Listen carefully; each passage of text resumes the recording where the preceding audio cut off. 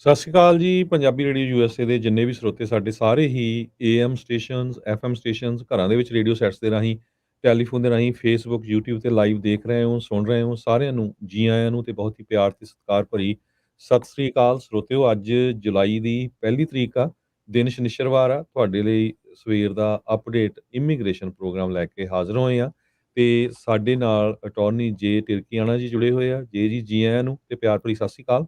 ਸਤਿ ਸ਼੍ਰੀ ਅਕਾਲ ਜੀ ਸਾਰਿਆਂ ਨੂੰ। ਜੀ। ਸੋ ਸਰੋਤਿਓ, ਜਿਵੇਂ ਤੁਹਾਨੂੰ ਪਤਾ ਹੀ ਆ ਵੀ ਅੱਜ ਦਾ ਸਾਡਾ ਜਿਹੜਾ ਮੇਨ ਪ੍ਰੋਗਰਾਮ ਹੁੰਦਾ ਹੈ ਇਮੀਗ੍ਰੇਸ਼ਨ ਦੇ ਮੁੱਦਿਆਂ ਨੂੰ ਲੈ ਕੇ ਹੁੰਦਾ ਆ। ਸਾਡੀ ਸਭ ਤੋਂ ਵੱਡੀ ਜਿਹੜੀ ਮੇਨ ਮੁੱਦਾ ਹੀ ਜਦੋਂ ਆਪਾਂ ਇੱਥੇ ਆਨੇ ਹੈਗੇ ਆ, ਚਾਹੇ ਉਂਗਲੀ ਫੜ ਕੇ ਆਨੇ ਆ, ਗ੍ਰੀਨ ਕਾਰਡ ਤੇ ਆਨੇ ਆ, ਪੋਲੀਟੀਕਲ ਅਸਾਈਲਮ ਤੇ, ਹਰ ਇੱਕ ਨੂੰ ਇਮੀਗ੍ਰੇਸ਼ਨ ਦੀ ਜ਼ਰੂਰਤ ਪੈਂਦੀ ਆ। ਸੋ ਉਹਦੇ ਨਾਲ ਕੰਪਲਿਕੇਟਡ ਮੈਟਰਸ ਬਹੁਤ ਹੁੰਦੇ ਆ। ਪ੍ਰਾਇਓਰਟੀ ਸਾਡੀ ਨੰਬਰ 1 ਉਹੀ ਹੋਣੀ ਚਾਹੀਦੀ, ਤੁਹਾਡਾ ਪੇਪਰ ਵਰਕ ਬਿਲਕੁਲ ਸਹੀ ਹੋਣਾ ਚਾਹੀਦਾ ਸਭ ਤੋਂ ਪਹਿਲਾਂ। ਸੋ ਉਹਦੇ ਸੰਬੰਧ ਦੇ ਵਿੱਚ ਆਪਾਂ ਜੇ ਟਰਕੀਆਣਾ ਉਹਨਾਂ ਦੀਆਂ ਸਰਵਿਸਿਜ਼ ਲੈਂਦੇ ਆ ਤੇ ਤੁਹਾਡੇ ਨਾਲ ਜਿਹੜੇ ਕੁਐਸਚਨ ਹੁੰਦੇ ਆ ਉਹਨਾਂ ਦੇ ਕੀ ਕੁਝ ਵਾਪਰ ਰਿਹਾ ਪਿਛਲੇ ਹਫ਼ਤੇ ਦੇ ਵਿੱਚ ਇਮੀਗ੍ਰੇਸ਼ਨ ਨੂੰ ਲੈ ਕੇ, ਉਹ ਡਿਸਕਸ ਕਰਦੇ ਹੈਗੇ ਆ। ਤੇ ਅੱਜ ਦੇ ਜਿਹੜੇ ਪ੍ਰੋਗਰਾਮ ਆ ਉਹਨਾਂ ਨੂੰ ਸਪਾਂਸਰ ਕਰ ਰਿਹਾ ਖਾਲਸਾ ਇੰਸ਼ੋਰੈਂਸ ਏਜੰਸੀ ਸੈਨੋਜ਼ੇ ਤੋਂ ਟਿਰਕੀਆਣਾ ਇਮੀਗ੍ਰੇਸ਼ਨ ਲਾ ਫਰਮ ਜੇ ਟਿਰਕੀਆਣਾ ਜੀ, ਜਸਪਾਲ ਸਿੰਘ ਜੀ, ਇਹਨਾਂ ਸਾਰਿਆਂ ਦਾ ਧੰਨਵਾਦ। ਤੇ ਸਰੋਤਿਆਂ ਨੂੰ ਇਹ ਦੱਸਦੀ ਜਾਈਏ, ਪਹਿਲਾਂ ਆਪਾਂ ਕੁਛ ਕੁ ਜੋ ਕੁਐਸਚਨ ਆ ਉਹ ਡਿਸਕਸ ਕਰਾਂਗੇ। ਉਸ ਤੋਂ ਬਾਅਦ ਫਿਰ ਤੁਹਾਡੀਆਂ ਜਿਹੜੀਆਂ ਕਾਲਸ ਲਵਾਂਗੇ। ਕੋਸ਼ਿਸ਼ ਇਹ ਕਰੋ ਜੇ ਤੁਸੀਂ YouTube ਦੇ ਉੱਤੇ ਆਪਣੇ ਕਮੈਂਟ ਪਾ ਦਿਓ, ਕਿਉਂਕਿ ਮੈਂ ਦੇਖਿਆ ਸਭ ਤੋਂ ਵੱਡੀ ਜਿਹੜੀ ਸਾਡੀ ਪ੍ਰੋਬਲਮ ਆ, ਜਿਹੜੇ ਸਾਡੇ ਲਿਸਨਰਸ ਆਲ ਓਵਰ ਦੀ ਵਰਲਡ ਆ, ਯੂਰਪ ਤੋਂ, ਕੈਨੇਡਾ ਤੋਂ, ਇੰਡੀਆ ਤੋਂ ਬਹੁਤ ਕਾਲਸ ਆਉਂਦੀਆਂ ਆ। ਉਹਨਾਂ ਦੀਆਂ ਫਿਰ ਕਾਲਸ ਮਿਲਦੀਆਂ ਨਹੀਂ ਤੇ ਅਨਫੋਰਚੂਨੇਟਲੀ ਅਸੀਂ WhatsApp ਦੇ ਉੱਤੇ ਕਾਲਸ ਨਹੀਂ ਲੈ ਸਕਦੇ। ਜੇ ਤੁਹਾਡਾ ਕੁਐਸਚਨ ਹੈਗਾ ਉਹ ਤੁਸੀਂ ਟਾਈਪ ਕਰ ਦਿਓ, ਚਾਹੇ ਪੰਜਾਬੀ ਚਾਹੇ ਇੰਗਲਿਸ਼ 'ਚ, ਤੇ ਆਪਾਂ ਕੋਸ਼ਿਸ਼ ਕਰਾਂਗੇ ਅੱਜ ਪ੍ਰਾਇਓਰਟੀ ਬੇਸ ਦੇ ਉੱਤੇ ਜਿਹੜਾ YouTube ਆ ਉੱਥੋਂ ਕਾਲ ਜਿਹੜੀਆਂ ਤੁਹਾਡੇ ਕੁਐਸਚਨ ਲਈਏ ਤੇ ਆਨਸਰ ਕਰੀਏ। ਤੇ ਪੰਜਾਬੀ ਰੇਡੀਓ ਯੂਐਸਏ ਨੂੰ ਤੁਸੀਂ ਜੁਆਇਨ ਕਰ ਲਓ। ਐਪ ਫ੍ਰੀ ਐਪ ਹੈਗੀ ਆ, ਲੋਗੋ ਲੱਗਿਆ ਉੱਤੇ ਪੰਜਾਬੀ ਰੇਡੀਓ ਯੂਐਸਏ ਦਾ।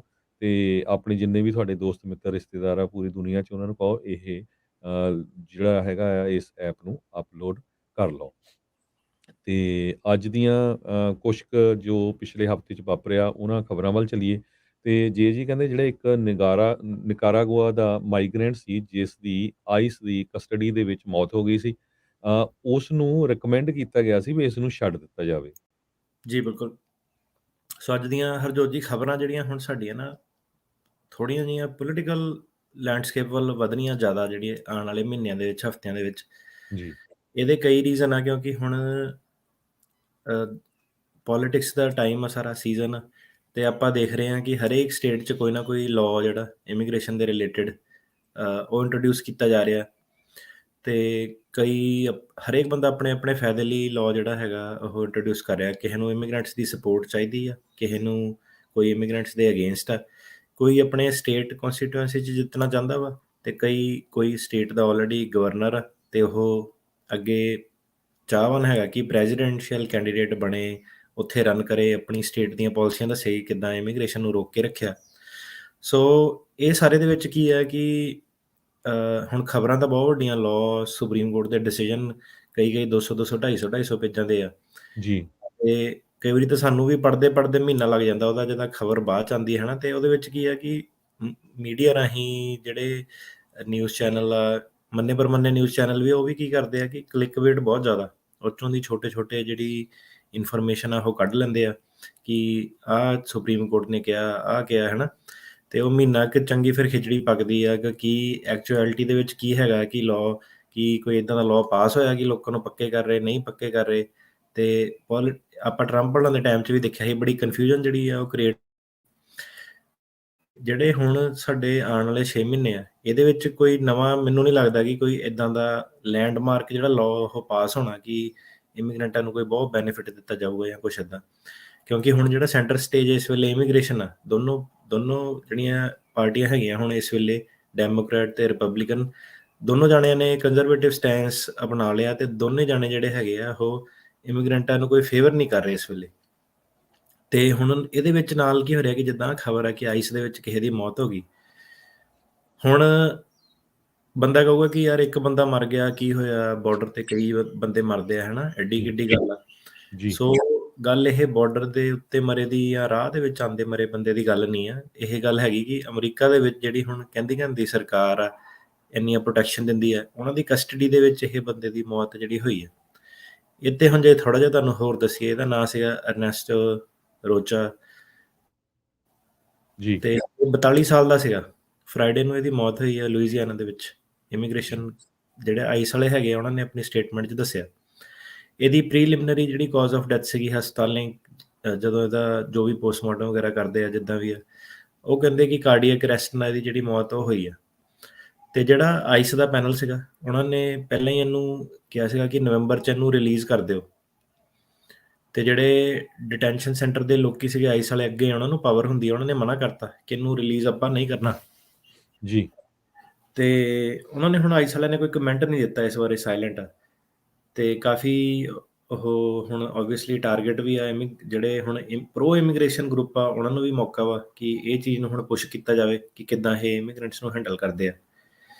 ਤੇ ਜਿਹੜਾ ਹੁਣ ਇਹ ਬੰਦਾ ਵਾ, ਇਹਨੂੰ ਜੇ ਪਿਛਲੇ ਸਾਲ ਹੀ ਉਹਨਾਂ ਨੇ ਕਹਿ ਦਿੱਤਾ ਸੀਗਾ ਕਿ ਤੈਨੂੰ ਛੱਡ ਦੇਣਾ, ਤੇ ਤੁਸੀਂ ਸੋਚੋ ਕਿ ਇੱਕ ਬੰਦੇ ਨੂੰ ਰੱਖਿਆ ਜੇਲ੍ਹ 'ਚ ਬੰਦ ਕਰਕੇ, ਉਹਨੂੰ ਕਹਿੰਦੇ ਤੈਨੂੰ ਅੱਜ ਨਹੀਂ ਕੱਲ੍ਹ ਨਹੀਂ, ਅੱਜ ਨਹੀਂ ਕੱਲ੍ਹ ਨਹੀਂ। ਤੇ ਇਹਦਾ ਜਿਹੜਾ ਐਕਚੁਅਲੀ ਭਰਾ ਸੀਗਾ ਯੂਐਸ ਸਿਟੀਜ਼ਨ ਸੀਗਾ।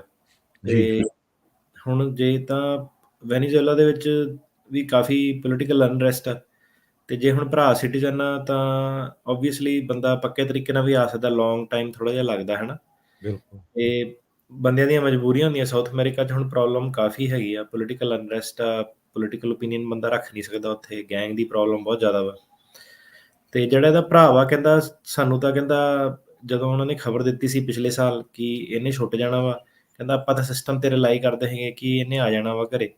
ਤੇ ਕਹਿੰਦਾ ਸਾਨੂੰ ਤਾਂ ਸਰਕਾਰ ਨੇ ਪੂਰਾ ਜਿਹੜਾ ਕਲੀਅਰ ਮੈਸੇਜ ਦਿੱਤਾ ਸੀਗਾ ਕਿ ਘਰੇ ਇਹਨੇ ਆ ਜਾਣਾ। ਤੇ ਕਹਿੰਦਾ ਹੁਣ ਇਹਦੀ ਮੌਤ ਹੋ ਗਈ, ਪਰ ਕਹਿੰਦਾ ਆਪਾਂ ਹੁਣ ਪਿੱਛੇ ਹਟਣਾ ਨਹੀਂ, ਆਪਾਂ ਕਹਿੰਦਾ ਪੂਰਾ ਪਤਾ ਛਾਣਬੀਨ ਕਰਨੀ ਕਿ ਕੀ ਹੋਇਆ, ਕਿੱਦਾਂ ਹੋਇਆ, ਕਿਉਂ ਇਹਦੀ ਮੌਤ ਹੋਈ ਹੈ। ਤੇ ਆਈਸ ਜਿਹੜੀ ਹੈਗੀ ਉਹ ਇਨਫੋਰਮੇਸ਼ਨ ਰਿਲੀਜ਼ ਨਹੀਂ ਕਰ ਰਹੀ ਸਹੀ ਤਰੀਕੇ ਨਾਲ। ਜੀ, ਤੇ ਇਹ ਕਹਿੰਦਾ ਕਿ ਇਹ ਆਪਣੀ ਆਜ਼ਾਦੀ ਦੀ ਮੰਗ ਕਹਿੰਦਾ ਪਿਛਲੇ ਸਾਲ ਤੋਂ ਹੀ ਕਰ ਰਿਹਾ ਸੀਗਾ। ਇਹਦੀ ਹੀਅਰਿੰਗ ਸੀਗੀ ਹੁਣ ਜੁਲਾਈ 9 ਨੂੰ।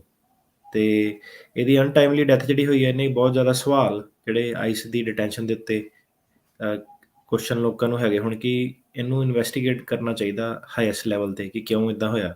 ਜੀ, ਤੇ ਕਈ ਲੋਕੀ ਤਾਂ ਹੁਣ ਜਿਹੜੇ ਸ਼ੁਰੂ ਤੋਂ ਹੀ ਆਪਾਂ ਦੇਖ ਰਹੇ ਸੀਗੇ, ਉਹ ਕਹਿੰਦੇ ਕਿ ਆਈਸ ਨੂੰ ਅਬੋਲਿਸ਼ ਹੀ ਕਰ ਦਿਓ, ਕਿ ਇਮੀਗ੍ਰੇਸ਼ਨ ਜੀ, ਨੂੰ ਪੁਲਿਸ ਨੂੰ ਵੀ ਡੀਫੰਡ ਕਰ ਦਿਓ, ਆਈਸ ਨੂੰ ਵੀ ਅਬੋਲਿਸ਼ ਕਰ ਦਿਓ। ਜਦੋਂ ਇਦਾਂ ਦੀਆਂ ਹੁਣ ਚੀਜ਼ਾਂ ਹੁੰਦੀਆਂ, ਤੁਹਾਡੀ ਕਸਟਡੀ 'ਚ ਕੋਈ ਮਰ ਜਾਂਦਾ ਜਾਂ ਕਿਸੇ ਨਾਲ ਧੱਕਾ ਹੁੰਦਾ, ਜਾਰਜ ਫਲੋਇਡ ਦੇ ਕੇਸ 'ਚ ਵੀ ਜਿੱਦਾਂ ਆਪਾਂ ਦੇਖਿਆ ਸੀਗਾ ਕਿ ਪੁਲਿਸ ਕੋ ਪਾਵਰਾਂ ਖੋਲੋ, ਇਹਨਾਂ ਨੂੰ ਡੀਫੰਡ ਕਰ ਦਿਓ। ਤੇ ਜਿਹੜਾ south East immigration freedom initiative ਹੈਗਾ, ਸਦਰਨ ਪਾਵਰਟੀ ਲਾਅ ਸੈਂਟਰ ਦਾ, ਇਹਨਾਂ ਨੇ ਬੇਸਿਕਲੀ ਕਿਹਾ ਕਿ ਸਟੇਟਮੈਂਟ ਦਿੱਤੀ ਕਾਫੀ ਵੱਡੀ ਕਿ ਇਹ ਜਿਹੜੀਆਂ ਡਿਟੈਂਸ਼ਨ ਸੈਂਟਰ ਹੈਗੇ ਆ, ਇਹਨਾਂ ਦਾ ਕੋਈ ਫਾਇਦਾ ਨਹੀਂ ਹੈਗਾ ਲੋਕਾਂ ਨੂੰ ਡੱਕ ਕੇ ਰੱਖਣ ਦਾ। ਤੁਸੀਂ ਇੱਕ ਵਾਰੀ ਆਲਰੇਡੀ ਲੋਕਾਂ ਨੂੰ ਪ੍ਰੋਸੈਸ ਕਰ ਲਿਆ, ਜਦੋਂ ਬਾਰਡਰ ਤੋਂ ਆਉਂਦੇ ਆ ਤੁਸੀਂ ਆਲਰੇਡੀ ਦੇਖ ਲਿਆ ਕਿ ਉਹਨਾਂ ਨੇ ਕੀ ਨਾਮ, ਉਹਨਾਂ ਦਾ ਕੀ, ਉਹਨਾਂ ਦੀ ਇਨਫੋਰਮੇਸ਼ਨ ਆ। ਫਿਰ ਤੁਸੀਂ ਉਹਨਾਂ ਨੂੰ ਇੱਕ ਵਾਰੀ ਜਦੋਂ ਤੁਸੀਂ ਕਹਿ ਦਿੱਤਾ ਕਿ ਰਿਲੀਜ਼ ਕਰਨਾ, ਰਿਲੀਜ਼ ਕਰ ਦਿਓ, ਤੁਸੀਂ ਉਹਨਾਂ ਨੂੰ ਰੋਕ ਕੇ ਰੱਖਦੇ ਆ, ਇਹਦਾ ਕੋਈ ਐਕਸਟਰਾ ਬੈਨੀਫਿਟ ਨਹੀਂ ਉਹਨਾਂ ਨੂੰ ਹੁੰਦਾ, ਸਿਸਟਮ ਨੂੰ ਕੋਈ ਬੈਨੀਫਿਟ ਨਹੀਂ ਹੁੰਦਾ। ਤੁਹਾਨੂੰ ਪਤਾ ਉਹ ਬੰਦਾ ਕੌਣ ਆ, ਉਹਦਾ ਰਿਸ਼ਤੇਦਾਰ ਕੌਣ ਆ। ਜਿੱਦਾਂ ਇਸ ਕੇਸ ਦੇ ਵਿੱਚ ਜਦੋਂ ਤੁਹਾਨੂੰ ਪਤਾ ਹੀ ਹੈ ਕਿ ਉਹਦਾ ਭਰਾ ਜਿਹੜਾ ਆਲਰੇਡੀ ਯੂਐਸ ਸਿਟੀਜ਼ਨ, ਹੁਣ ਬੰਦਾ ਕਿਹੜਾ ਕੋਈ ਟੈਰੋਰਿਸਟ ਆ ਜਾਊਗਾ ਜਾਂ ਕਿਤੇ ਭਗੌੜਾ ਹੋ ਜਾਊਗਾ। ਸੋ ਇਹ ਕਹਿ ਰਿਹਾ ਕਿ ਇਦਾਂ ਦਾ ਵੀ ਜਿਹੜਾ ਇਮੀਗ੍ਰੈਂਟ ਆ, ਜਿਹ 'ਚ ਤੁਹਾਨੂੰ ਸਾਰੀ ਇਨਫੋਰਮੇਸ਼ਨ ਆ, ਜੇ ਸਿਸਟਮ ਨੇ ਵੀ ਕਹਿ ਦਿੱਤਾ ਕਿ ਭਾਈ ਇਹਨੂੰ ਛੱਡ ਦਿਓ, ਤੁਸੀਂ ਰეკਮੈਂਡੇਸ਼ਨ ਆ ਗਈ ਆ, ਤੇ ਤਾਂ ਵੀ ਜਿਹੜੇ ਥੱਲੜੇ ਲੈਵਲ ਦੇ ਆਈਸ ਦੇ ਲੋਕੀ ਆ, ਅਫਸਰ ਆ, ਉਹ ਆਪਣੀ ਮਨਮਰਜ਼ੀ ਕਰਦੇ ਆ। ਤੇ ਜਦ ਕਿ ਇੰਨਾ ਜ਼ਿਆਦਾ ਰਸ਼ ਆਲਰੇਡੀ ਜੇਲ੍ਹਾਂ ਦੇ ਵਿੱਚ ਹੈਗਾ, ਤੇ ਉਹ ਕਹਿੰਦੇ ਕਿ ਸਾਨੂੰ ਸਮਝ ਨਹੀਂ ਆ ਰਿਹਾ ਕਿ ਇਹ ਬੰਦੇ ਨੂੰ ਤੁਸੀਂ ਕਿਉਂ ਨਹੀਂ ਛੱਡਿਆ। ਤੇ ਜਿਹੜੇ ਇਹਦੇ ਵਕੀਲ ਆ, ਉਹ ਕਹਿੰਦੇ ਜਿਹਦੀ ਡੈਥ ਹੋਈ ਆ, ਉਹ ਕਹਿੰਦੇ ਕਿ ਕਦੇ ਵੀ ਕਹਿੰਦੇ ਮੈਂਸ਼ਨ ਨਹੀਂ ਕੀਤਾ ਕਿ ਇਹਨੂੰ ਕੋਈ ਹਾਰਟ ਦੇ ਰਿਲੇਟਡ ਕੋਈ ਮੈਡੀਕਲ ਪ੍ਰੋਬਲਮ ਆ, ਨਾ ਹੀ ਕਹਿੰਦਾ ਕੋਈ ਇਹਦਾ ਚੈੱਕਅਪ ਹੋਇਆ, ਤੇ ਕੋਈ ਵੀ ਕਹਿੰਦਾ ਮੈਡੀਕਲ ਰਿਲੇਟਡ ਡਾਕੂਮੈਂਟ ਇਦਾਂ ਦਾ ਹੈ ਨਹੀਂ। ਕਿਉਂਕਿ ਹੁਣ ਜੇ ਆਈਸ ਨੇ ਫੜਿਆ, ਤੁਸੀਂ ਡਿਟੈਂਸ਼ਨ 'ਚ ਆ, ਤੁਹਾਡੀ ਜ਼ਿੰਮੇਵਾਰੀ ਆ ਕਿ ਤੁਸੀਂ ਉਹਨਾਂ ਨੂੰ ਟ੍ਰੀਟਮੈਂਟ ਦੇਣੀ ਹੈ। ਇਹਦੇ ਨਾਲ ਨਾਲ ਹੁਣ ਮੈਡੀਕਲ ਪ੍ਰੋਫੈਸ਼ਨ ਤੇ ਵੀ ਸਵਾਲ ਜਿਹੜੇ ਉਹ ਉੱਠ ਰਹੇ ਆ। ਤੇ ਆਪਾਂ ਹੁਣ ਦੇਖਿਆ ਸੀਗਾ ਕਿ ਡਾਕਟਰ ਆਬਵੀਅਸਲੀ ਰੱਬ ਦਾ ਰੂਪ ਹੈ ਨਾ, ਕਿ ਸਿੱਧੇ ਬੰਦੇ ਨੂੰ ਬਚਾਉਂਦੇ ਆ, ਕਿੰਨੀ ਰਿਸਪੈਕਟ, ਕਈ ਮਤਲਬ ਕਿੱਦਾਂ। ਤੇ ਇੱਕ ਇਹਦਾ ਆਪਣਾ ਕੇਸ ਸਾਹਮਣੇ ਆਏ ਸੀਗੇ ਕਿ ਪੈਸਿਆਂ ਖਾਤਰ ਉਹਨਾਂ ਨੇ ਜਿਹੜੇ ਫੀਮੇਲ ਸੀਗੀਆਂ, ਉਹਨਾਂ ਦੀ ਕੋਈ ਵੀ ਉਹ ਪ੍ਰੋਬਲਮ ਰਿਪੋਰਟ ਕਰਦੇ ਸੀਗੇ, ਉਹਨਾਂ ਦੀ ਫਲੋਪੀਅਨ ਟਿਊਬ ਬੱਚੇਦਾਨੀ ਜਿਹੜੀ ਹੁੰਦੀ ਆ ਉਹ ਰਿਮੂਵ ਕਰ ਦਿੰਦੇ ਸੀਗੇ ਬਿਨਾਂ ਦੱਸੇ ਉਹਨਾਂ ਨੂੰ। ਜਦ ਕਿ ਉਹਨਾਂ ਦਾ ਕੇਸ ਵੀ ਅਸਾਈਲਮ ਦਾ ਇਹ ਸੀਗਾ ਕਿ ਉਹਨਾਂ ਦੇ ਆਪਣੀ ਕੰਟਰੀ 'ਚ ਬੜਾ ਧੱਕਾ ਹੁੰਦਾ, ਭੇਦਭਾਵ ਹੁੰਦਾ ਬੀਇੰਗ ਅ ਵੂਮਨ। ਸੋ ਜਿਹੜੇ ਮੈਡੀਕਲ ਪ੍ਰੋਫੈਸ਼ਨ ਜਿਹੜਾ ਸਰਕਾਰੀ ਤੌਰ ਤੇ ਆ, ਜਾਂ ਜਿਹੜੇ ਕੰਟਰੈਕਟਡ ਆਊਟ ਹੈਗੇ ਆ, ਪੱਕੇ ਕੰਟਰੈਕਟ ਜਿਹਨਾਂ ਨੂੰ ਦਿੱਤੇ ਆ ਜੇਲ੍ਹਾਂ ਜੁਲ੍ਹਾਂ ਵਾਲੇ, ਹੁਣ ਇਹ ਉੱਤੇ ਵੀ ਸਵਾਲ ਹੈ ਕਿ ਜਿਹੜੀ ਇੰਨੀ ਛੋਟੀ ਚੀਜ਼ ਹੈ ਕਿ ਜੇ ਬੰਦੇ ਦਾ ਇਹ ਹਾਰਟ ਦੀ ਪ੍ਰੋਬਲਮਸ ਆ, ਕੋਈ ਅਬਨੋਰਮੈਲਿਟੀ ਆ, ਤੁਸੀਂ ਉਹਨੂੰ ਚੈੱਕਅਪ ਨਹੀਂ ਕਰ ਰਹੇ, ਜਿਹੜਾ ਤੁਹਾਨੂੰ ਸਟੈਂਡਰਡ ਆਫ ਕੇਅਰ ਐਕਸਰਸਾਈਜ਼ ਕਰਨਾ ਚਾਹੀਦਾ ਉਹ ਤੁਸੀਂ ਐਕਸਰਸਾਈਜ਼ ਕਰ ਨਹੀਂ ਰਹੇ। ਸੋ ਮਤਲਬ ਇਹਦਾ ਸਵਾਲ ਹੁਣ ਆਈਸ ਦੇ ਉੱਤੇ ਆ ਗਿਆ, ਡਿਟੈਂਸ਼ਨ ਦੇ ਉੱਤੇ ਆ ਗਿਆ, ਮੈਡੀਕਲ ਕਿੱਤੇ ਦੇ ਉੱਤੇ ਆ ਗਿਆ, ਉੱਤੋਂ ਜਿਹੜੇ ਪੋਲੀਟਿਕਸ ਹੈਗੀਆਂ ਸਾਰੀਆਂ ਉਹਨਾਂ ਤੇ ਆ ਗਿਆ ਕਿ ਤੁਸੀਂ ਇਹਨਾਂ ਨੂੰ ਜਾਨਵਰਾਂ ਵਾਂਗੂ ਜਿਹੜਾ ਇਮੀਗ੍ਰੈਂਟਸ ਨੂੰ ਟਰੀਟ ਕਰਦੇ ਆ। ਜੇ ਉਹਨਾਂ ਨੂੰ ਕਹਿ ਵੀ ਦਿੱਤਾ ਕਿ ਛੱਡਣਾ, ਜੇ ਸਿਸਟਮ ਕਹਿ ਵੀ ਰਿਹਾ ਛੱਡ ਰਿਹਾ, ਫਿਰ ਵੀ ਤੁਸੀਂ ਉਹਨੂੰ ਧੱਕੇ ਨਾਲ ਥੋੜ੍ਹਾ ਜਿਹਾ ਵੱਧ ਰੱਖ ਰਹੇ ਆ। ਤੇ ਇਹਨਾਂ ਨੇ ਇਹ ਜਿਹੜਾ ਬੰਦਾ ਸੀਗਾ ਇਹ ਅਪ੍ਰੈਲ 2022 ਚ ਆਇਆ ਸੀਗਾ, ਹੈ ਨਾ। ਸੋ ਇਹ ਜਿਹੜਾ ਹੁਣ ਕੇਸ ਆ ਇਹਨੂੰ ਤੁਸੀਂ ਆਪਣੇ ਜਿਹੜੇ ਸਾਡੇ ਹੁਣ ਕਲਾਇੰਟ ਆ ਉਹਨਾਂ ਨਾਲ, ਜਾਂ ਤੁਸੀਂ ਜਿਹੜੇ ਆਪ ਟੱਪ ਕੇ ਆਏ ਆ, ਜਾਂ ਤੁਹਾਡਾ ਕੋਈ ਰਿਸ਼ਤੇਦਾਰ ਆਇਆ, ਤੁਸੀਂ ਉਹਨਾਂ ਨਾਲ ਕੰਪੇਅਰ ਕਰ ਸਕਦੇ ਆ ਕਿ 42 ਸਾਲ ਦਾ ਸੀਗਾ, ਉਹ ਇੰਨਾ ਵੀ ਨਹੀਂ ਬਹੁਤ ਜ਼ਿਆਦਾ ਇਹਨੂੰ ਕਿਤੇ ਪ੍ਰੋਬਲਮ ਆ, ਚੰਗਾ ਭਲਾ ਉੱਥੋਂ ਦੀ ਤੁਰ ਫਿਰ ਕੇ ਜੰਗਲ ਟੱਪ ਕੇ ਜਿਹੜਾ ਬੰਦਾ ਇਹ ਆਇਆ, ਕੋਈ ਏਦਾਂ ਵੀ ਨਹੀਂ ਸੀਗਾ ਵੀਕ ਸੀਗਾ, ਕੋਈ ਪਹਿਲਾਂ ਪ੍ਰੀ ਐਗਜ਼ਿਸਟਿੰਗ ਪ੍ਰੋਬਲਮ ਸੀਗੀ। ਤੇ ਫਿਰ ਇਹਨੂੰ ਇਹਨਾਂ ਨੇ ਆਈਸ ਕਸਟਡੀ 'ਚ ਟ੍ਰਾਂਸਫਰ ਕਰਤਾ ਤੇ ਉੱਥੇ ਇਹ ਵੇਟ ਕਰਦਾ ਰਿਹਾ ਕਿ ਇਹਦਾ ਕੇਸ ਕਿੱਦਾਂ ਆਉਣਾ, ਕਦੋਂ ਮਾਸਟਰ ਹੀਰਿੰਗ ਆਉਣੀ, ਕਦੋਂ ਬੌਂਡ ਪੈਣਾ, ਕਦੋਂ ਛੁੱਟਣਾ। ਤੇ ਇਹਨੂੰ ਹੁਣ 1 ਸਾਲ ਤੋਂ ਜ਼ਿਆਦਾ ਦੇਖ ਲਓ ਤੁਸੀਂ, ਅਪ੍ਰੈਲ 2022 ਦਾ ਫੜਿਆ ਵਾ, 1 ਸਾਲ ਤੋਂ ਜ਼ਿਆਦਾ ਇਹਨੂੰ ਫੜ ਕੇ ਰੱਖਿਆ। ਤੇ ਵਿੱਚ ਕਈ ਵਾਰੀ ਇਹਨੂੰ ਸੋਲਿਟਰੀ ਕਨਫਾਈਨਮੈਂਟ, ਮਤਲਬ ਹੁਣ ਇਮੀਗ੍ਰੈਂਟ ਆ, ਲੈਂਗੁਏਜ ਦੀ ਪ੍ਰੋਬਲਮ ਆ, ਤੁਸੀਂ ਕਿਸੇ ਨਾਲ ਗੱਲ ਨਹੀਂ ਕਈ ਵਾਰੀ ਕਰ ਸਕਦੇ। ਜੀ ਤੇ 1 ਸਾਲ ਤੋਂ ਜ਼ਿਆਦਾ ਤੁਸੀਂ ਇਮੈਜਿਨ ਕਰੋ ਕਿ ਬੰਦਾ ਜੇਲ੍ਹ ਦੇ ਵਿੱਚ ਰੱਖਿਆ ਹੋਇਆ ਵਾ, ਜਿਹਦੇ ਆਰਡਰ ਵੀ ਆ ਗਏ ਆ ਕਿ ਇਹਨੂੰ ਛੱਡ ਦੇਣਾ, ਹੈ ਨਾ, ਜੀ ਤੇ ਨਹੀਂ ਛੱਡਿਆ ਜਾ ਰਿਹਾ। ਸੋ ਇਹਦੀ ਟ੍ਰੈਜਿਕ ਡੈਥ ਜਿਹੜੀ ਸੀਗੀ, ਇਹ ਰਿਮਾਈਂਡਰ ਆ ਸਾਰਿਆਂ ਨੂੰ ਕਿ ਡਿਟੈਂਸ਼ਨ ਸਿਸਟਮ ਐਕਚੁਅਲ ਦੇ ਵਿੱਚ ਹੈਗਾ ਕੀ ਆ।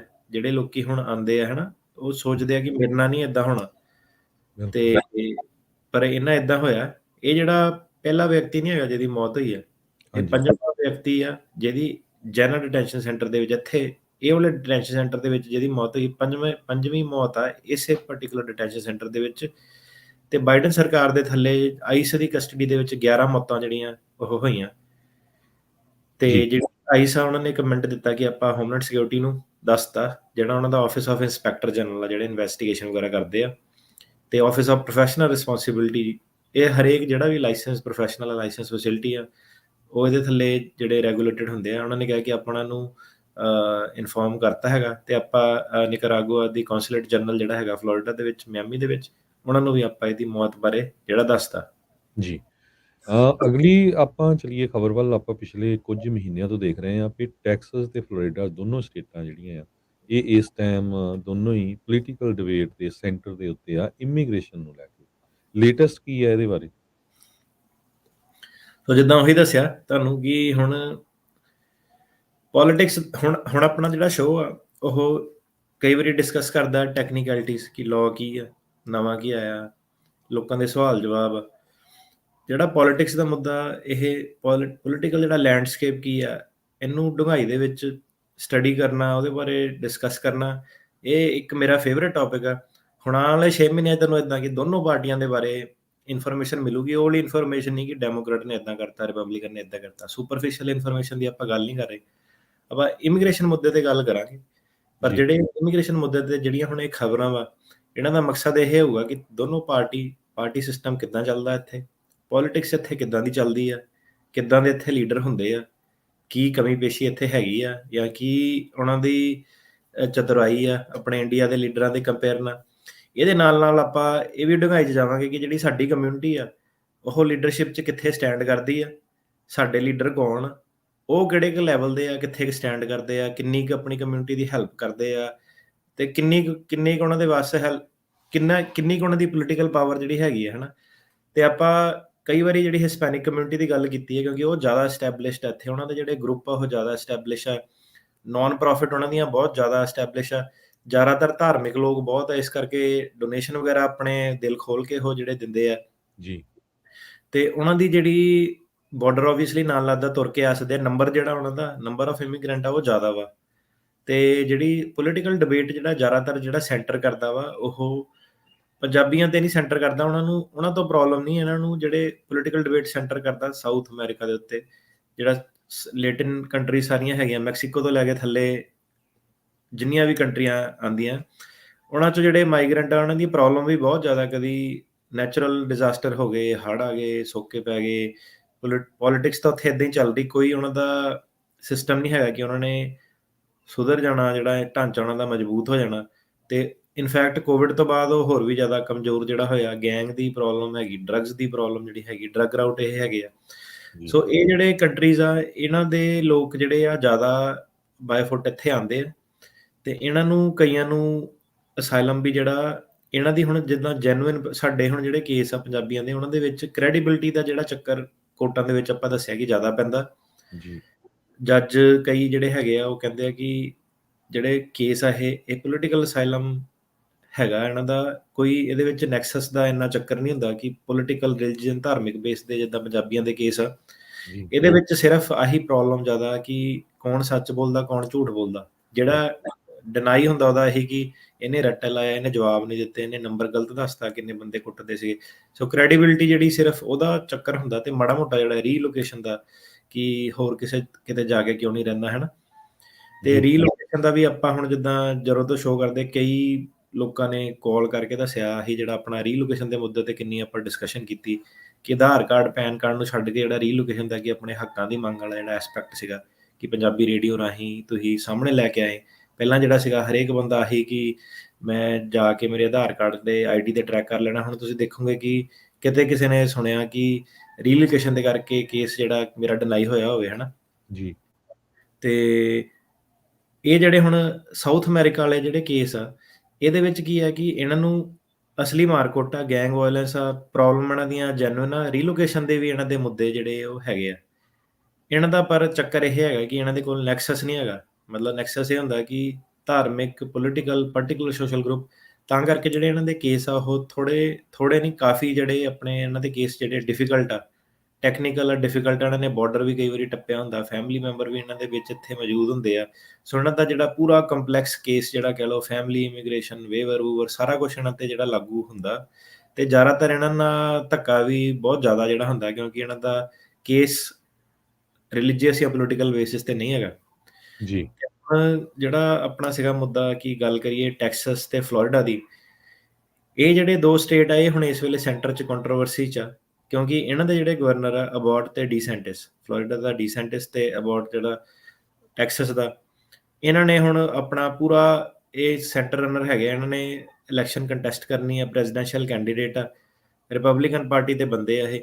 ਤੇ ਇਹਨਾਂ ਨੇ ਆਪਣਾ ਜਿਹੜਾ ਹੈਗਾ ਸਟੈਂਸ ਲੈ ਲਿਆ ਕਿ ਜਿਹੜੀ ਇਮੀਗ੍ਰੇਸ਼ਨ ਆ, ਆਪਾਂ ਐਂਟੀ ਇਮੀਗ੍ਰੇਸ਼ਨ ਜਿਹੜਾ ਸਟੈਂਸ ਹੋ ਲੈਣਾ, ਉਹ ਸਾਨੂੰ ਇਹਨਾਂ ਦੇ ਓਬਵੀਅਸਲੀ ਇਹਨਾਂ ਦੀਆਂ ਵੀ ਟੀਮਾਂ ਟੂਮਾਂ ਹੁੰਦੀਆਂ, ਇਹਨਾਂ ਨੇ ਸੋਚ ਵਿਚਾਰ ਕੇ ਇਹ ਫੈਸਲਾ ਲੈਂਦੇ। ਕੋਈ ਇਦਾਂ ਤਾਂ ਹੈ ਨਹੀਂ ਕਿ ਰਾਤੋਂ ਰਾਤ ਬੰਦਾ ਪੋਲੀਟੀਸ਼ੀਅਨ ਬਣਿਆ। ਤੇ ਜੀ, ਇਹ ਕਹਾਣੀ ਜਿਹੜੀ ਅੱਜ ਤੁਹਾਨੂੰ ਦੱਸਣੀ ਆ, ਇਹਦਾ ਜਿਹੜਾ ਇਹ ਕਹਾਣੀ ਕਾਫੀ ਐਕਚੁਅਲੀ ਇੰਟਰਸਟਿੰਗ ਆ। ਤੁਸੀਂ ਸੁਣੋਗੇ ਤੁਹਾਨੂੰ ਕਾਫੀ ਕਲੈਰਿਟੀ ਹੋਣੀ ਕਿ ਫਲੋਰੀਡਾ ਦੇ ਵਿੱਚ ਕੀ ਚੱਲਦਾ।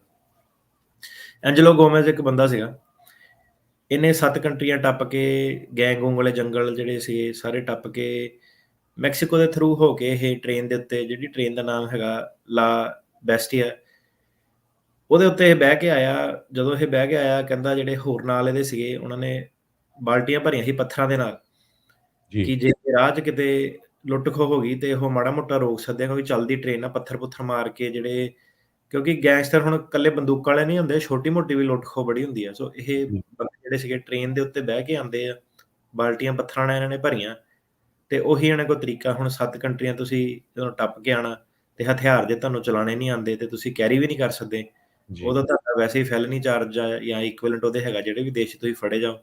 ਸੋ ਇਹ ਪੱਥਰਾਂ ਨਾਲ ਜਿਹੜਾ ਆਪਣਾ ਬਚਾਅ ਕਰਦੇ ਆ, ਜਿਹੜਾ ਟ੍ਰੇਨਾਂ ਦੇ ਉੱਤੇ ਆਉਂਦੇ ਆ। ਇਹਨੇ ਆ ਕੇ ਆਪਣੇ ਆਪ ਨੂੰ ਟੈਕਸਸ ਦੇ ਵਿੱਚ ਬਾਰਡਰ ਤੇ ਸਰੈਂਡਰ ਕੀਤਾ ਤੇ ਦੱਸਿਆ ਕਿ ਮੈਂ ਵੈਨੇਜ਼ੁਏਲਾ ਜਾ ਨਹੀਂ ਸਕਦਾ, ਮੈਨੂੰ ਉੱਥੇ ਖਤਰਾ ਵਾ।